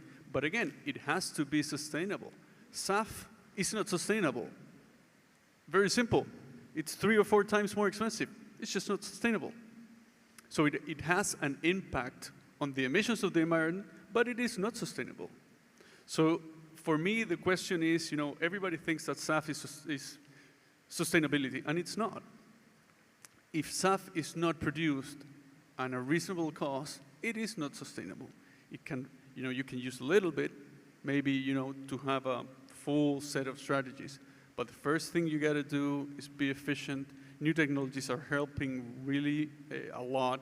There are also new technologies being developed. There's hydrogen engines that are being developed. There's, RISE, GE developing new capabilities. There's, again, operational efficiencies. We consume a lot of fuel because some airports don't have the technology to, for example, make aircraft land with low visibility. And you don't know what the visibility is going to be when you plan the schedule ahead in some airports. So you need to invest in technology in order to reduce emissions. So in my mind, number one, operational efficiency. Number two, making sure that whatever strategy you have is actually sustainable in all aspects and not only in the environmental, which is a big one, but it's not the only one you need to consider. Thanks for sharing. Now let's think about having this idea of different schemes related to, to try to drive the SAF production and demand. Especially in the United States, we have seen that most of the demand of SAF, most of the SAF volume actually have flown to California, because there we have the LCFS and other tax incentive schemes. But those regulations have changed, let's say, a little bit in the United States, and the regulations are different from state to state.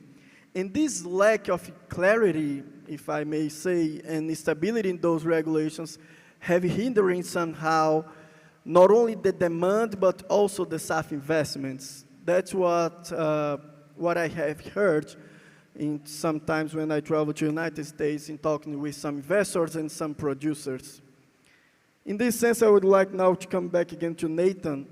If there is a view on this from the government side, and what would be some ways in which the regulations there can provide some stability, especially take into account the necessity and the volume, the amount of money that you need to produce SAF, especially when you think that is a new technology, and also this is a thing that in a simple way you need to build a plant, you need to take like 3-4 years, $500 million to have even a small amount of volume of SAF available. So what would be the next steps related to provide stability and a better financial environment, thinking about now the producer perspective of SAF? Because as Jose Ignacio said, SAF is very expensive, SAF is not available. We need somehow to have SAF to help in our effort to decarbonize the industry. Yeah, I think we're hitting on one of the key questions, right? I think there's a lot of discussion about the sustainability of SAF from an environmental standpoint, but the economic sustainability question is really one where policy is going to be an incredibly important factor to make that happen. So the policy landscape on biofuels in the US and on SAF specifically is complicated. It's essentially a patchwork quilt of many different policies that have been put in place over, I would say, the past 20, 25 years or so, with SAF-specific policies being sort of the newest addition to that patchwork quilt of biofuel policy. First, I agree completely that policy and regulations are going to be critical to making SAF and other technologies work. They can take many different forms. There can be mandates, there can be incentives, there can be tax incentives.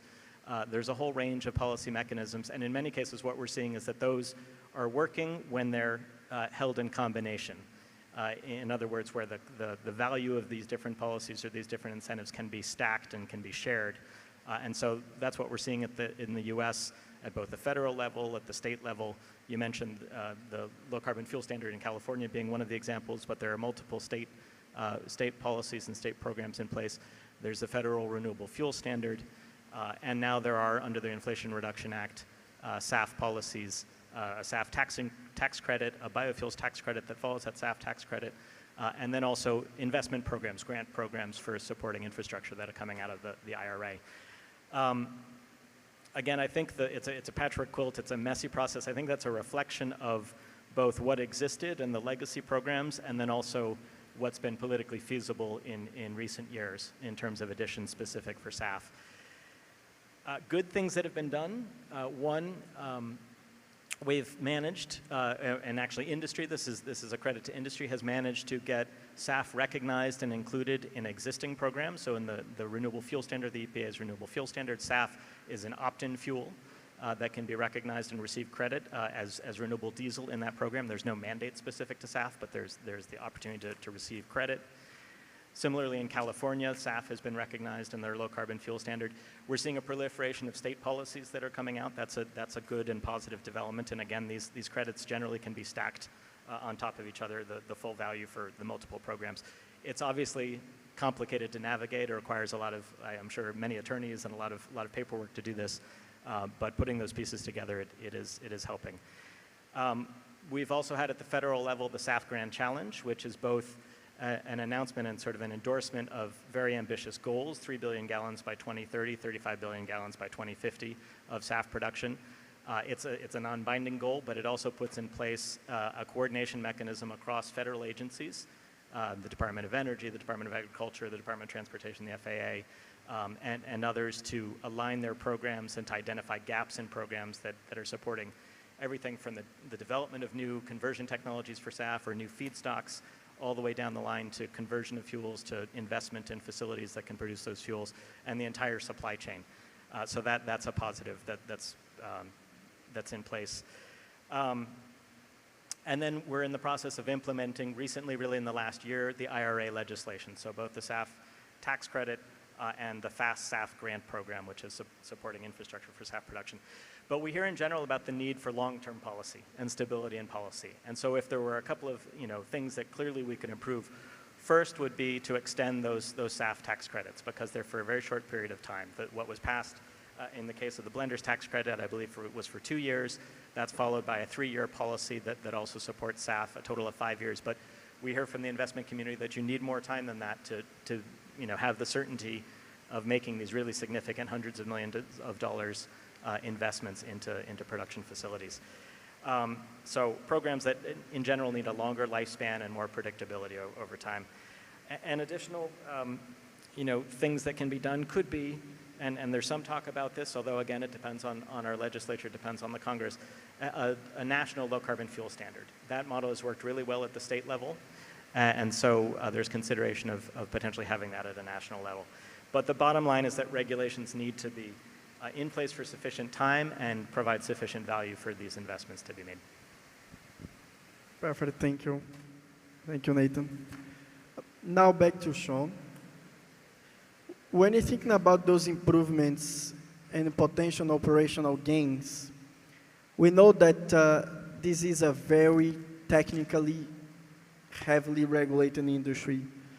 To do even small change within an airplane, you can have somehow impacts on safety, for instance. What would be some ways or some solutions that CETA can provide to airlines in this sense, like thinking about beyond a B2B model, a B4B model, business for business, in which CETA can provide a solution and can even share the risk of the solution with the airlines? Yeah, that's a great question, and a question I'd love to would answer all day long. So when it comes to sustainability, we've really taken the approach of partnership with our customers. So we make our sustainability solutions available to the airlines at no commitment. We invest in helping them implement the solutions, measure the results, and based on the results, it's up to them whether they want to move forward. The business case, as Jose was saying, the business case is so strong when it comes to efficiency. We can talk about SAF all day long, but there are lots of things we can do today. So that's been an approach that's worked great for us. There's Latin American airlines, Sky, for instance, have been actually out front of the industry here, and there's a number of Latin American airlines that have taken this approach with us and have implemented our solutions, and there's others we're actually going through kind of a trial phase, and we're working with them to test it out. Perfect, thank you, Sean. Beyond those solutions that we need, especially related to operational improvements, efficient gains, we also are looking for, and I personally as an engineer, I'm eager to see some kind of those type of technology disruptions that actually we see came most of the times from universities, from center of excellences in engineering, such as MIT. In this sense, we have the chance to have here Angelo from MIT, and I would like to ask you, Angelo, what are the most promised technology currently available, especially that can be applied for Latin American airlines?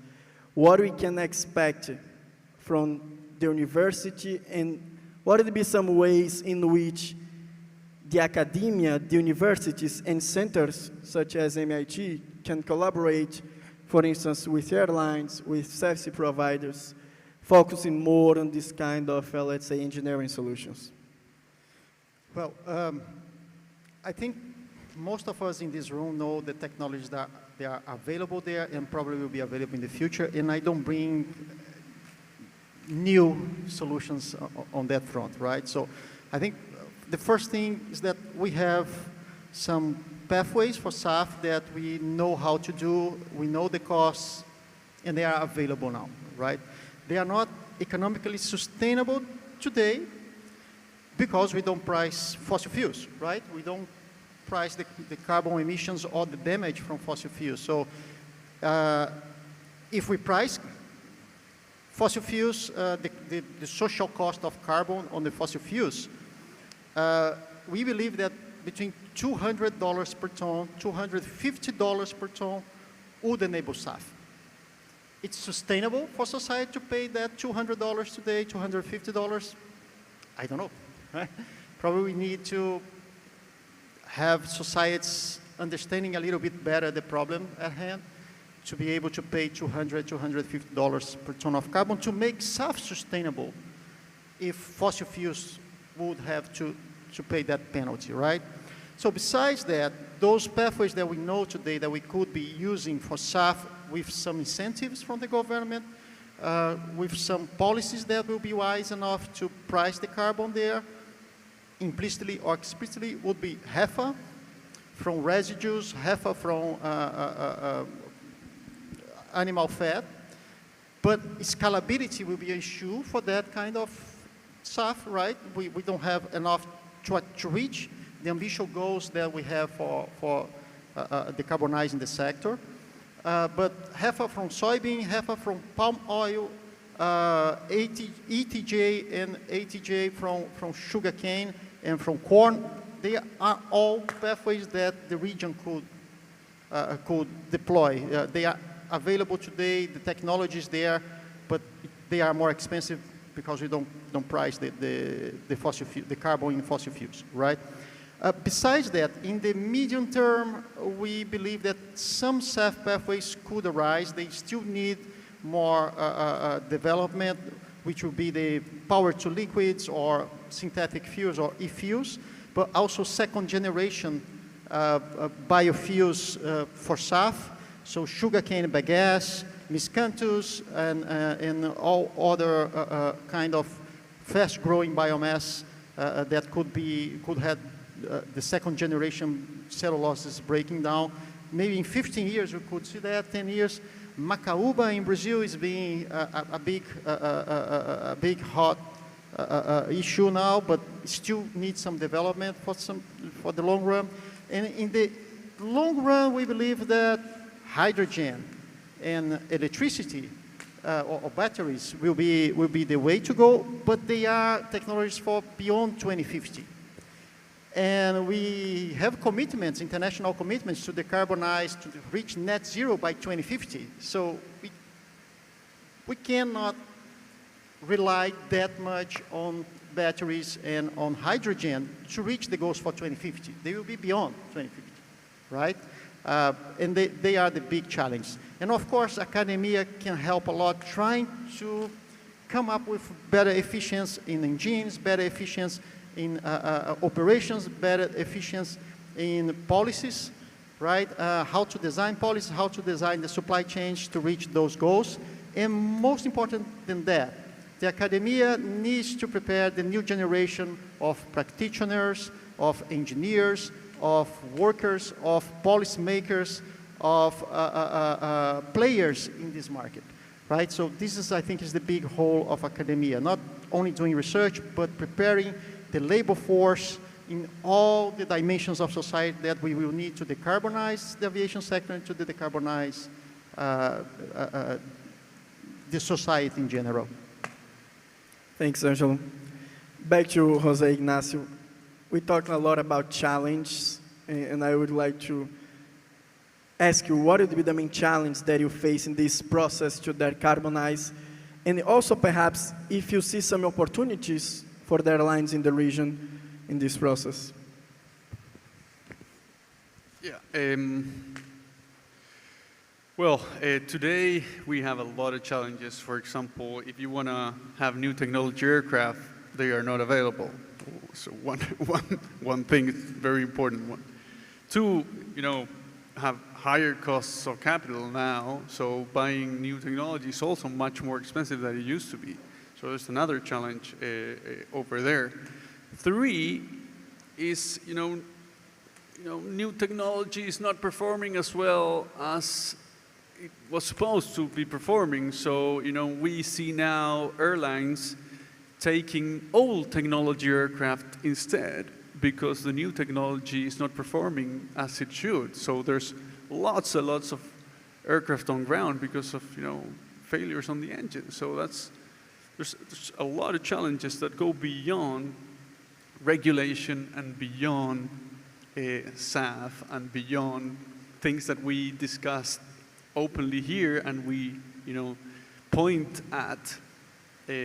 But we don't talk about things that are really hurting and that are our own responsibility as an industry. So we do need to take care of that first. So there's main challenges. On the obvious question is, availability and cost of SAF is a big challenge because if it's, 3 or 4 times the cost, you would have to charge twice the ticket price, and therefore the amount of people that could be able to fly would reduce significantly. So so that's something that we need to try to find, but there's a lot of effort on that area. So I guess that's something that's well understood by the industry and by the regulators and by everybody. We try to focus really on being efficient. We know that there's low-hanging fruit out there. We know that investments in airports could help a lot. We know that better coordination in ground airports helps a lot. We plan on some specific way of taxiing, which is not always the way that it goes. You know, it has happened to us that we fly to a city and then we cannot land because of the visibility is low. But you know, with the right technology, you would be able to land with that amount of visibility, and that happens all the time. And that's not expensive, but you know, it's on the hands of either the concessionary or the government, which owns most of the airport. So something that we believe that can be, you know, better managed. So lots of challenges, but I believe that there's a big portion of it that is within the industry to take care of. And there's also a big issue that we need to deal with. And I've said it many times, but it's having a long-term view of the industry. Sometimes we're too short-sighted, sometimes we just take short views to make decisions, and we need to have a long-term view. Governments need to have a long-term view for their investments and for their planning, and that would definitely make a big difference in going through these challenges that we're facing. Perfect, thank you. You know, when we thinking about the strategy, we need to choose where to play. We need to choose the road and have different outcomes. Different outcomes imply that necessarily would have a risk associated with each decision during the journey. In your contact with airlines, Sean, you are partnering in these B4 business models to provide solutions. What are the main risks that you have followed, you have seen in the aviation industry when the airlines started and go through this process of not only decarbonization, but also, let's say, their sustainability journey? Yeah, there's a couple of risks with respect to sustainability that we're really thinking about with our customers. I've spoken a little bit about kind of advanced optimization solutions. Jose's made reference to them. You know, the systems are out there, the technology's out there, the benefits are immense, yet less than 20% of the aircraft in the world actually take advantage of this. Latin America is actually further ahead than the rest of the world as a percentage. So we're trying to help the airlines move faster, right? Not wait for what's the end game relative to SAF. There are things we can do today. The other area where we're concerned and we're investing in solutions and working with our customers is around this complex regulatory environment that we're all going to face, right? Will the airlines have the processes and the technologies to make the right decisions and comply with this regulatory environment around the world? So we're investing in processes and tools, working with our customers to make sure that they're prepared for this new environment. Perfect, thank you. And now back to Nathan. What the regulation can do to de-risk this process? So I just want to, I'm glad we're moving back to SAF because it's a really important piece of the broader puzzle. If you look at the wedge charts and emissions reductions and what technology buys us, what operations buys us, and we need to do it all, right? We need to do it all. We've got incredibly ambitious goals for 2050, carbon neutral by 2050, and it's incredibly challenging. But recognizing that there are things we can do immediately, and recognizing our colleagues in industry that are doing that, recognizing that there are things that we need to begin investing now that don't come into the fleet or into as a solution for 10 or 15 or 20 years in some cases. And then there's a middle ground, and I think SAF sort of occupies that middle ground of something that as we ramp up the production, which takes time and takes a significant investment, it begins to have an immediate effect. And so to meet our goals, it becomes a critical component. So in terms of de-risking that process of investment, of the hundreds of millions, billions of dollars that are needed for new energy infrastructure to produce those fuels, or leveraging existing energy infrastructure with some modifications, and really finding feedstock and a supply for these SAF fuels. The regulatory side of things does play a critical role, provided it's good policy, provided it's good regulations, that it's stable over enough time, that it's been well thought out and it's predictable, and really that it's been done in conjunction with industry to identify what's going to make bankable decisions for them. I mean, I think my airline colleagues or industry colleagues up here would agree that what is known is far preferred to what is unknown or what is unpredictable. So even if a regulation presents a challenge or a mandate presents a challenge, provided there's sufficient time and there's an awareness and there's stability there, it's something that industry can work with and de-risk the decisions that they have to make. But that gets to the fundamental challenge that in many cases our policies aren't stable, right? And so this is a recognition of the effectiveness of the policy depends really on its stability and predictability and giving industry the ability to plan. So to pick up on earlier points, if there's a positive collaboration between industry and the government in the development of these policies, that's critical. We've worked a lot in the US through something called the Commercial Aviation Alternative Fuels Initiative, or CAFI, as a venue and a forum for bringing together the entire supply chain to understand the challenges that exist all across that supply chain. And that's informed policymakers, that's informed certainly the regulator in terms of implementing policies. And in fact, some of the critical policies have come out because of that collaboration that's happened, particularly on the industry side. So just also to note that each country is different, and we all find ourselves in different situations, different opportunities, different challenges. An island country is unlikely to have the feedstock necessary to produce a large amount of SAF, while they might have a significant market where they need to use it. Other countries, we have different attributes and different challenges to deal with. So I think SAF isn't a one-size-fits-all type of solution, and it's one where there's both opportunity and challenge in many different aspects. So that complexity, it requires many different parties and a broad range of stakeholders to address in a country-specific situation.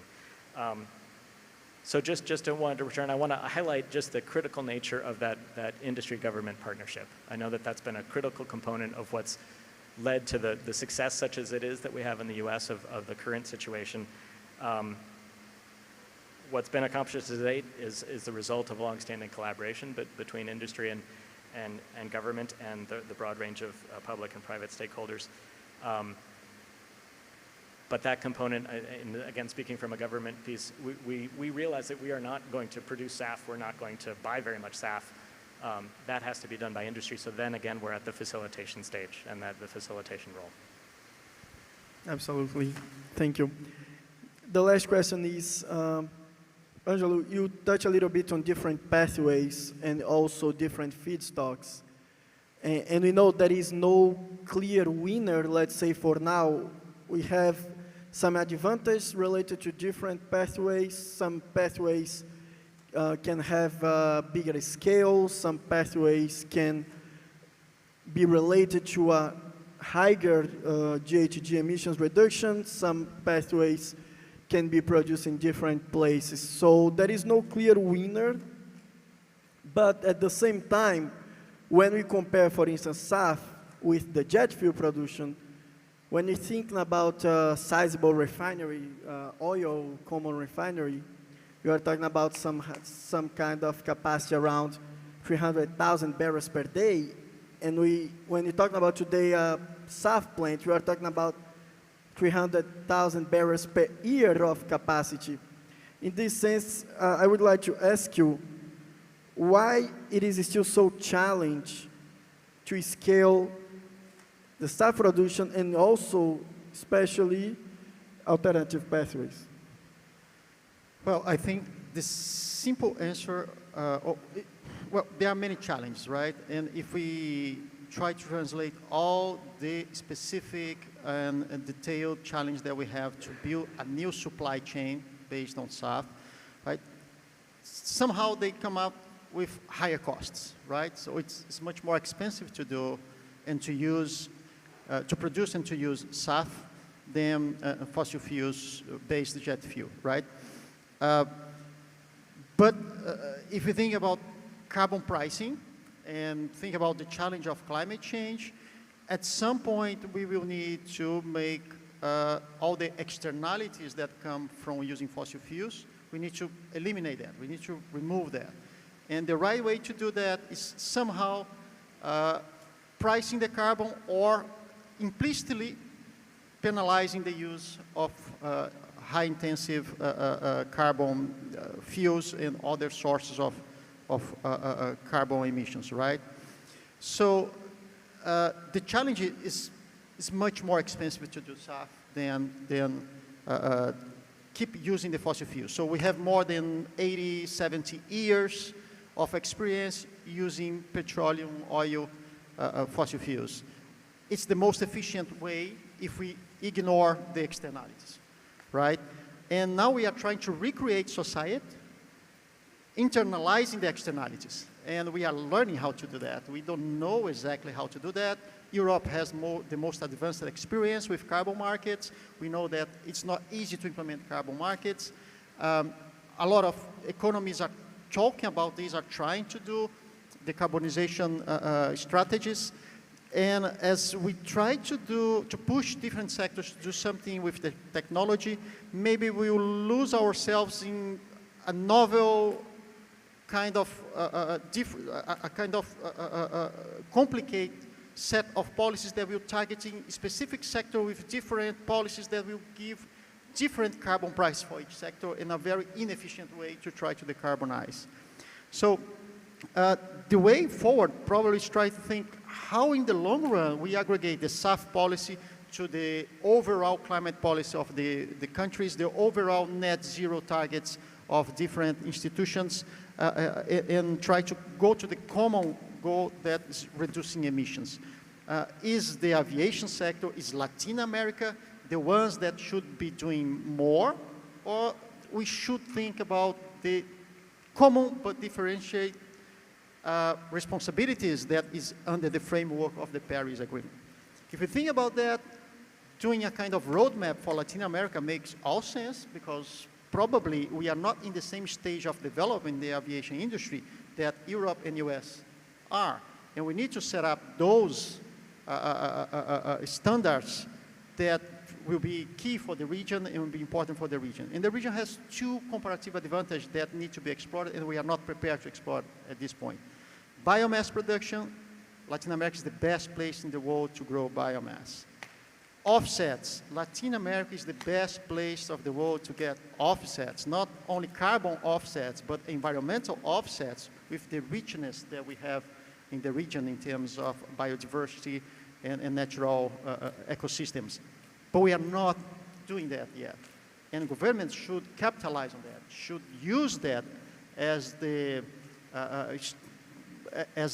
way forward to make our SAF production, our sustainability goals be achieved. But there is a lot to do in the private sector, in the public sector in terms of governance of land, standards and patterns to define offsets and to make the Latin America rules on those things and not rely on European rules or American rules. We need to create our standards and show that those standards can be valid everywhere. I think these are my impressions. Perfect. Thank you very much, Angelo. Unfortunately, we run out of time here. I would like first of all to thank you all for being here with us, especially because we are ending the second day of the event. And a special thanks to you, Angelo, Sean, Jose, and Nathan for have joined me here for this wonderful discussion. Thank you very much. Thank you.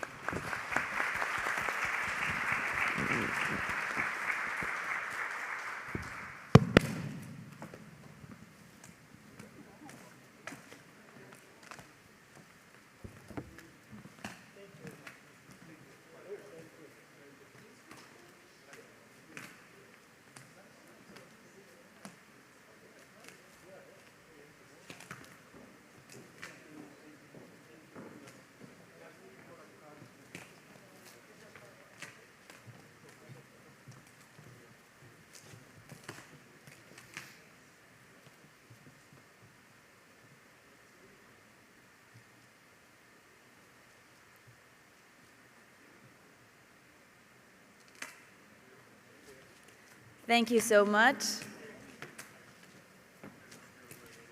We will now like to introduce you to our following speaker, Timothy Lemox, Deputy Executive Director of U.S. Customs and Border Protection National Targeting Center, who will talk about the following keynote about facilitation. Hello. Sincerely, for the 25 of you that are left in the room, I appreciate you still being here. Christina, I've invited Christina Bell with me. She's the director of the program that we're going to discuss a little bit more, that gets a little bit more specific. But I'm going to go completely off script because there are only about 9 of you left in the room, and I want to make this completely entertaining, and I want to hold your attention. So the obligatory thank yous. Thank you to ALTA for having U.S. Customs here. Obviously, I'm going to take an immediate actually it's a 180-degree turn from the conversation that was just going on. I think the way that it's scripted in your agenda is that I'm going to talk about migration and how that might affect the LAC, the Latin American and Caribbean air industry. But prior to getting the last slot of the day, which is probably partially my fault, this would have been an ideal, or still is an ideal opportunity for CBP, right? Because you're talking about LATAM, at a minimum 173 industry partners, 50 of them airlines. There were 350 of you here. We're now down to a fraction of that. But I promise to make it entertaining. This is where I would insert the obligatory I stand between you and happy hour. I'm not going to do that. But what I will tell you is I entered into a new level of flight anxiety on the way here. You know, some people are worried about heights. Some people are worried about turbulence. Some people are worried about the confined space. I have to tell you my story very quickly. I bent down to plug in my cell phone to charge it, and the earbud fell out of my ear and it rolled under the seat. And this is where I went wrong. I blindly stuck my hand under the seat of the aircraft, and I touched the foot of the man behind me. And he didn't have shoes on. So this is a new level. This is a new level of anxiety in air travel. So I'll think about that for the rest of my life when I go to sleep. So I am going to turn this over to Christina because I owe her this time. Not right away, but I want to talk about the threat. Here's the thing. Again, I ditched my notes completely. Christina, your team did a fantastic job. They wrote them up great. I'm just winging it. I don't ever do this, but we'll see how it plays out. Look, I represent U.S. Customs and Border Protection. This is a fantastic opportunity for you. I wasn't going to do Q&A, but if Christina finishes early, maybe I'll help with some of that. But look, we've come to the realization that we can't do this alone. We're no longer the U.S. government agency that is walled off to industry. We're not just telling you to do things anymore. We've come to the realization that we cannot do this without you. So while it says I'm here to talk to you about illicit migration, I'm actually here to tell you that at some point we're going to be coming to you to say we need your help. We need your help. Christina's going to talk about the program that they've done, their Operation Carrier Shield. She's going to talk at length about it, but I'm here to tell you a little bit about the threat and why it is that we're doing what we're doing. My friends, I'm a uniformed officer by history. My friends, my colleagues are on the southern border in the San Diego sector. 212,000 illegal migrants entered from the eastern hemisphere to the western hemisphere via airline and then traveled up to the San Diego AOR, where they crossed over and either were intercepted by Border Patrol or they entered through a port of entry. But here's the thing. I realize that number standalone doesn't really, 212,000, okay, when you're talking about the 480 million international or 480 million air travelers in the LAC, 35% of those are international travelers, right? That's 180 million people that are flying into your AORs. A large number of them are illicit migrants that are coming from the Eastern Hemisphere. I'll talk about this map in a little bit. But what that equates to is this number, these illegal migrants that are coming up, sure, Look, I absolutely get it. There's a dream, there's a desire to get to the U.S. But when we have these large number of migrants, it makes the environment very, very dangerous. There are children in there are fragile women.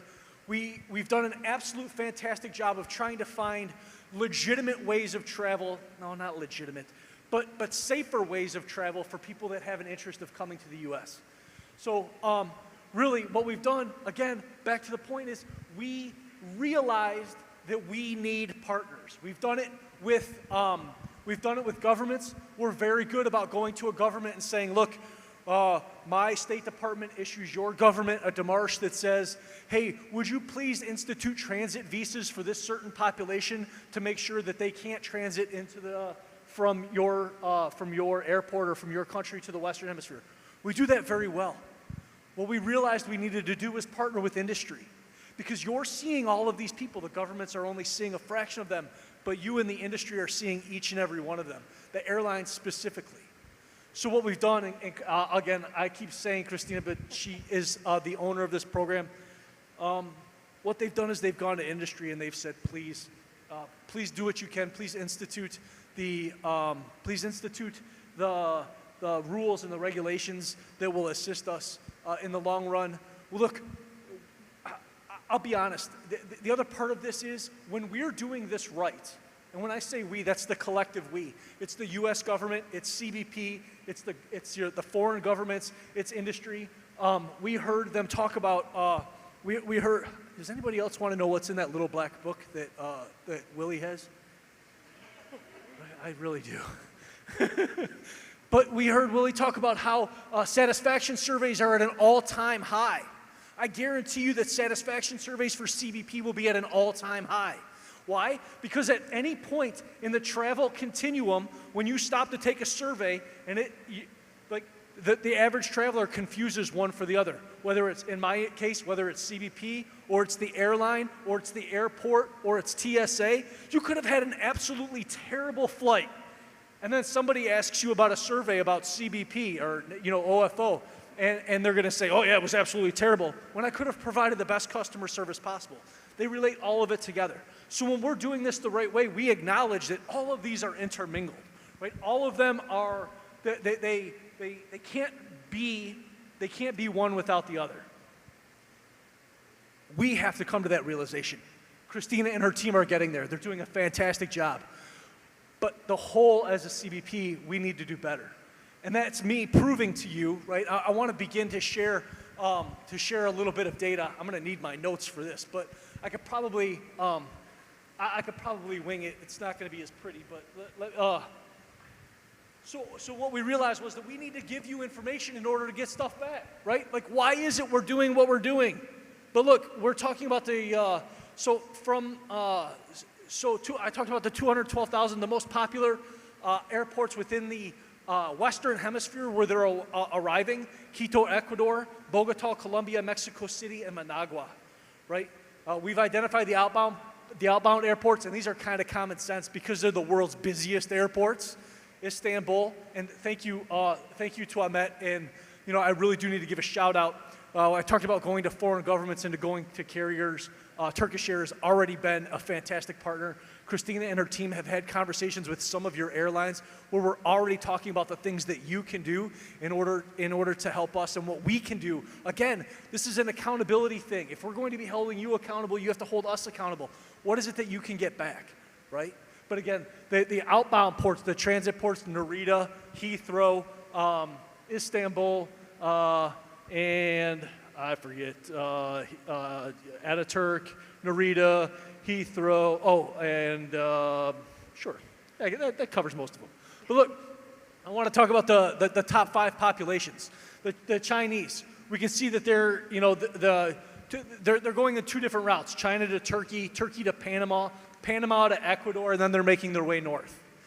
Or the other one is China to Tokyo, and then they're flying directly into Mexico City.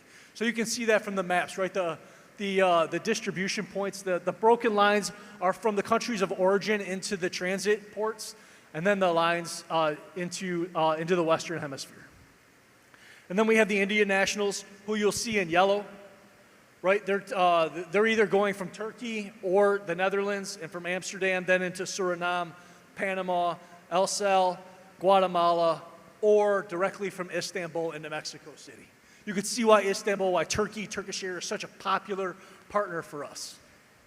Turkish nationals in red travel Mexico City or Cancun. They transit Dubai, arrive in Sao Paulo, and then move their way to Bogota, where they end up with legal, landed there, and then make their way north. And then Mauritanians are number 4. Typically, they transit through Madrid into Bogota, and then from there moving up into Guatemala, El Sal, or Nicaragua. And finally, the 5th most popular are the Ghanaians? Is that a word? Ghanaian? Thank you. Who transit Turkey, arrive into Bogota, and then travel into Guatemala, El Sal, and Nicaragua. But so you can see like how it's important for us. We're doing a much better. Like my day job is to out of the National Targeting Center is to use data. You could see how this problem is no longer at our southern border. It's not about the people that are arriving here anymore. How is it that we're pushing this out as far as we possibly can? And that begins with partnering with our Latin American country partners, but that'll only get us so far because they're already here. We need to do something about how it is we're able to partner with the carriers that are getting them from the Eastern Hemisphere into the Western Hemisphere. And with that, I'm going to transition to Christina, who I've talked about an awful lot, and I promise you I'll leave a little bit of time for Q&A just to make it worth your while because you all hung out this long. So, Christina, please. Oh, you can have this one. All right. Can you hear me? I was hoping that by the time we got up here, I'd get my blood going and I'd warm up, but I'm like so cold. Are you cold? Okay, so we're going to get excited here. No, listen, this is really just a primer, a teaser. I've noticed and I've seen around colleagues who I've met with individually, companies, we've met with, anyway, we won't get into that. And we're happy to have those discussions with you so we can have practical, tangible conversations about what we're seeing. I kind of come from an aviation family. My sister, and I'm really proud of her, she flies the 777 for United, her and her husband both, and they're in general aviation as well. And I remember my sister sacrificing so much, living in like poverty level income when she was starting out, living in basement apartments because it's such a hard career track. And then with their pursuits in general aviation, it's really hard to own an airplane. It's very expensive. And gosh, I can't even imagine for the airlines here. You have to deal with the fuel, you have the capital, you have insurance, you have labor unions, you have all sorts of suppliers. I mean, it's a complex business. So I guess what I'm here to tell you is this irregular migration is facilitated by people who cheat, okay? So they are charging upwards of, we've seen $90,000 a passenger, and these people become indebted for life. And these organized criminal groups are making a lot of money, and they're kind of cheating along the way. They're not, playing by the rules that you all play by. So if they're cheating here, they're cheating there. So anyway, a lot of times when we meet with particular stakeholders or carriers, they just have no idea. And then there's also some education related to looking at, having security companies that maybe you need some training, and we're happy to offer that training. So I'm not sure what your particular gaps are, but in talking with different companies, there's a recognition that, yeah, something doesn't seem right here, but we're not exactly sure what to do. The government doesn't impose a transit visa. This can't all be on us. So I think just having a transparent and open dialogue is what we're seeking here. And we've had a great amount of success with this. And I would say in the world of customs, for those of you who work on the cargo side, we do so much with like customs to trade partnerships to facilitate legitimate flows and to really enable us to focus on what we should be looking at. So recognizing that not all these challenges that end up on our southern border as they're flowing have a U.S. nexus, and that's what makes it really, really challenging. So we're just seeking to partner with you in good faith around the globe so that we can make a dent in this. So some just overall suggestions are related to We can collaborate with you on some high-risk routes and some of the trends that we're seeing.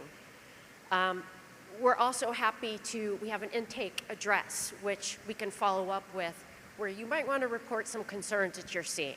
You don't have all the information, you're not investigators, but maybe there's something, you're seeing some cheating out there and you don't appreciate it. Go ahead, Listen, Jeff. for those, just those of you that are left in the room, I hereby deputize you. So when you see something, please, the OCS intake. Yes. You just don't tell anybody. Don't tell anybody outside. This is one of the perks of being left in the room. You are hereby deputized. When you see something that may be one of the signs that Christina talked about of fostering illicit migration, please. Again, this comes back to my original point. I'm here to throw myself at your mercy and say, gone are the days of us walling off ourselves from industry. We can't do it without you. There are millions of you and there are so many of us. So. Yes, sir. So we have an address, which I'd be more than happy to follow up. But I'm going to be here tomorrow. I'm going to go to the happy hour. I'm going to be at dinner. So maybe we can chat. Happy to set things up with you individually, but really just wanted to serve as a primer.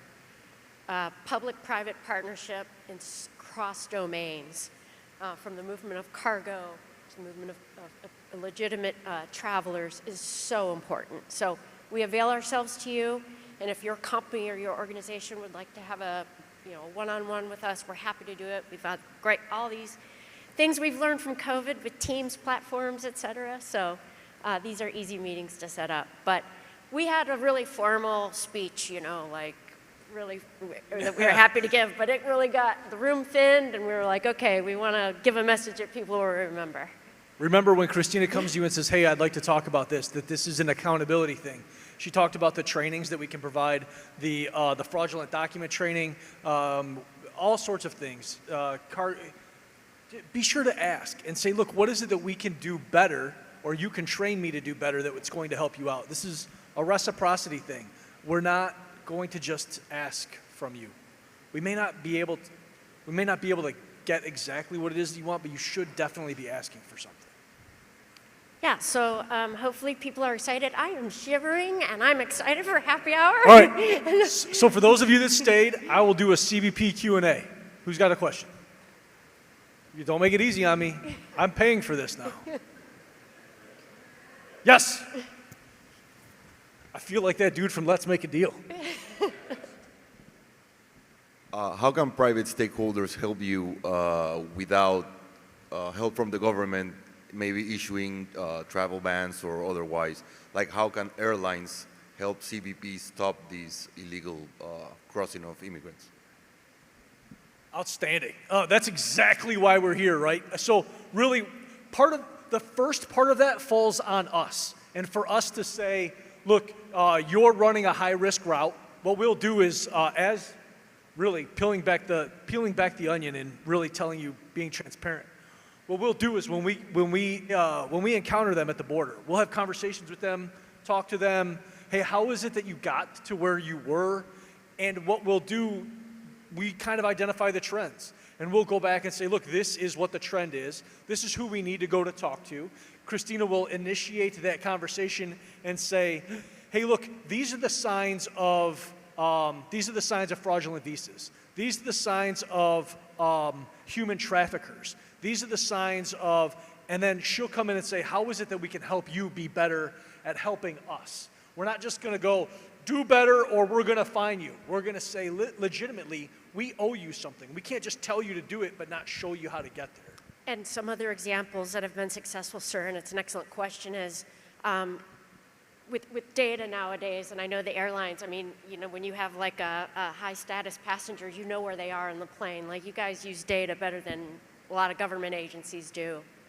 But it's, hey, maybe there's through PNR analytics, there's a travel agency that's always tied to the same irregular flows. And maybe there's some, if pursuant to following your laws and regulations, maybe there are appropriate ways to suppress sales to certain groups. So it's understanding what the high-risk routes are.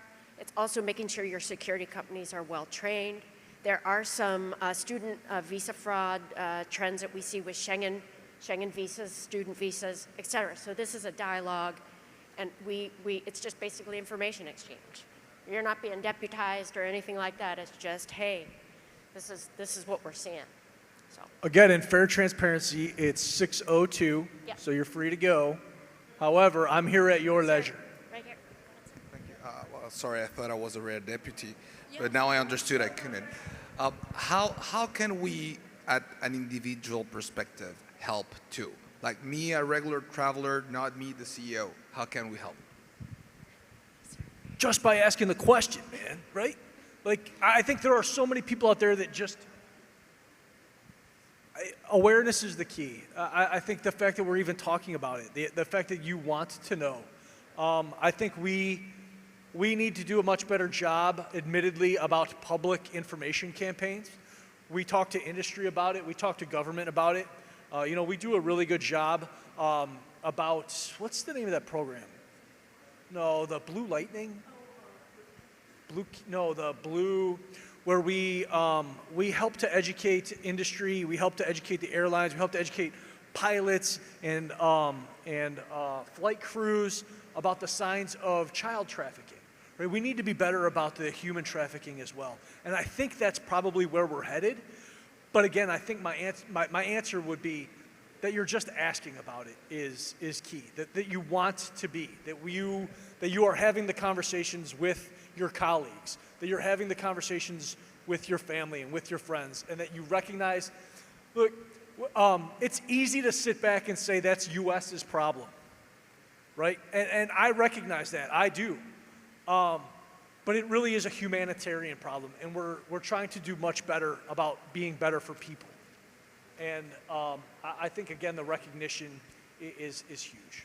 And I would also just say from the sort of core business, when these flows were hitting high points and airlines were asking for new landing rights, because we've had to shift resources to the southern border, we've been hard pressed to approve those landing rights. And that's kind of where why it matters for you. That's sort of the economic lever, if you will. If we're constantly being diverted to the southern border, it's challenging for us to staff at our ports. So that's kind of the so what. Well, you know, yeah, this is just bigger than us. It requires kind of the good guys working together. So it's less of a question, but it's more of a statement. We are a technology provider that we provide solutions, border security in 70 countries. We would love to have the conversation with CBP as well, because we have some interesting programs that we're working on, particularly on biometric, for that particular purpose of making borders secure and safe. So, yeah. we have time for one more question. Those of you from the 70s remember the Gong Show? I got it, yeah. But we'll be at the bar, and it'll be even more fun then. Oh, good afternoon. Thank you so much for this candid presentation. And I was wondering, you know, facing the challenges that we have in all airports across the world are really congested. It's not just the immigration process, but, you know, in all sorts of activities that the passengers have to go through. And seeing that there are real challenges in actually coping with all that demand that you have. And the solutions that we have, such as pre-clearance, are not things that are cheap or feasible in most of our countries, at least here in Latin America. Do you perceive a solution to find a way to do the right profiling, anticipating the information, and maybe reducing the burden on the physical and direct interview? Is that something that's been discussed? Is that something that we can see in sight for the next few years? Yeah, again, I'm not high enough to commit to too much, but I do have a bit of a peek into the future, right? We're talking about biometrics. We're talking about facial recognition taking over your check-in, your boarding pass, touchless boarding. I think this is all, in good faith, a step in the right direction. You're seeing on our inbound end much the same, touchless entry. We're not even required as officers at the border anymore to take your passport, right? Your passport should be integrated with your photo as you arrive. This is legit. I know I didn't set you up for this. I did not, but I was downloading the mobile passport client on my phone as we were talking earlier. Not we. I wasn't talking. Someone was talking earlier. But I think this is all this is all good faith that we are moving in the right direction where we can, admittedly, as evidence, mobile passport client, you can put 8 people in one barcode, walk up, and then scan the barcode, and the officer goes, oh, you answered everything? Anything to declare? Nope, free to go. That's 8 people that were processed in the time of 1. We're headed in the right direction. We are committed to it from an internal perspective. I know our current field ops leadership who runs the ports of entry, she's very forward-leaning with technology and faster processing times. Because admittedly, again, very candid conversation. I thank you for recognizing it. I know, it's like pulling me off. Don't let her talk you out of your question. We are moving to the future. Yes, go.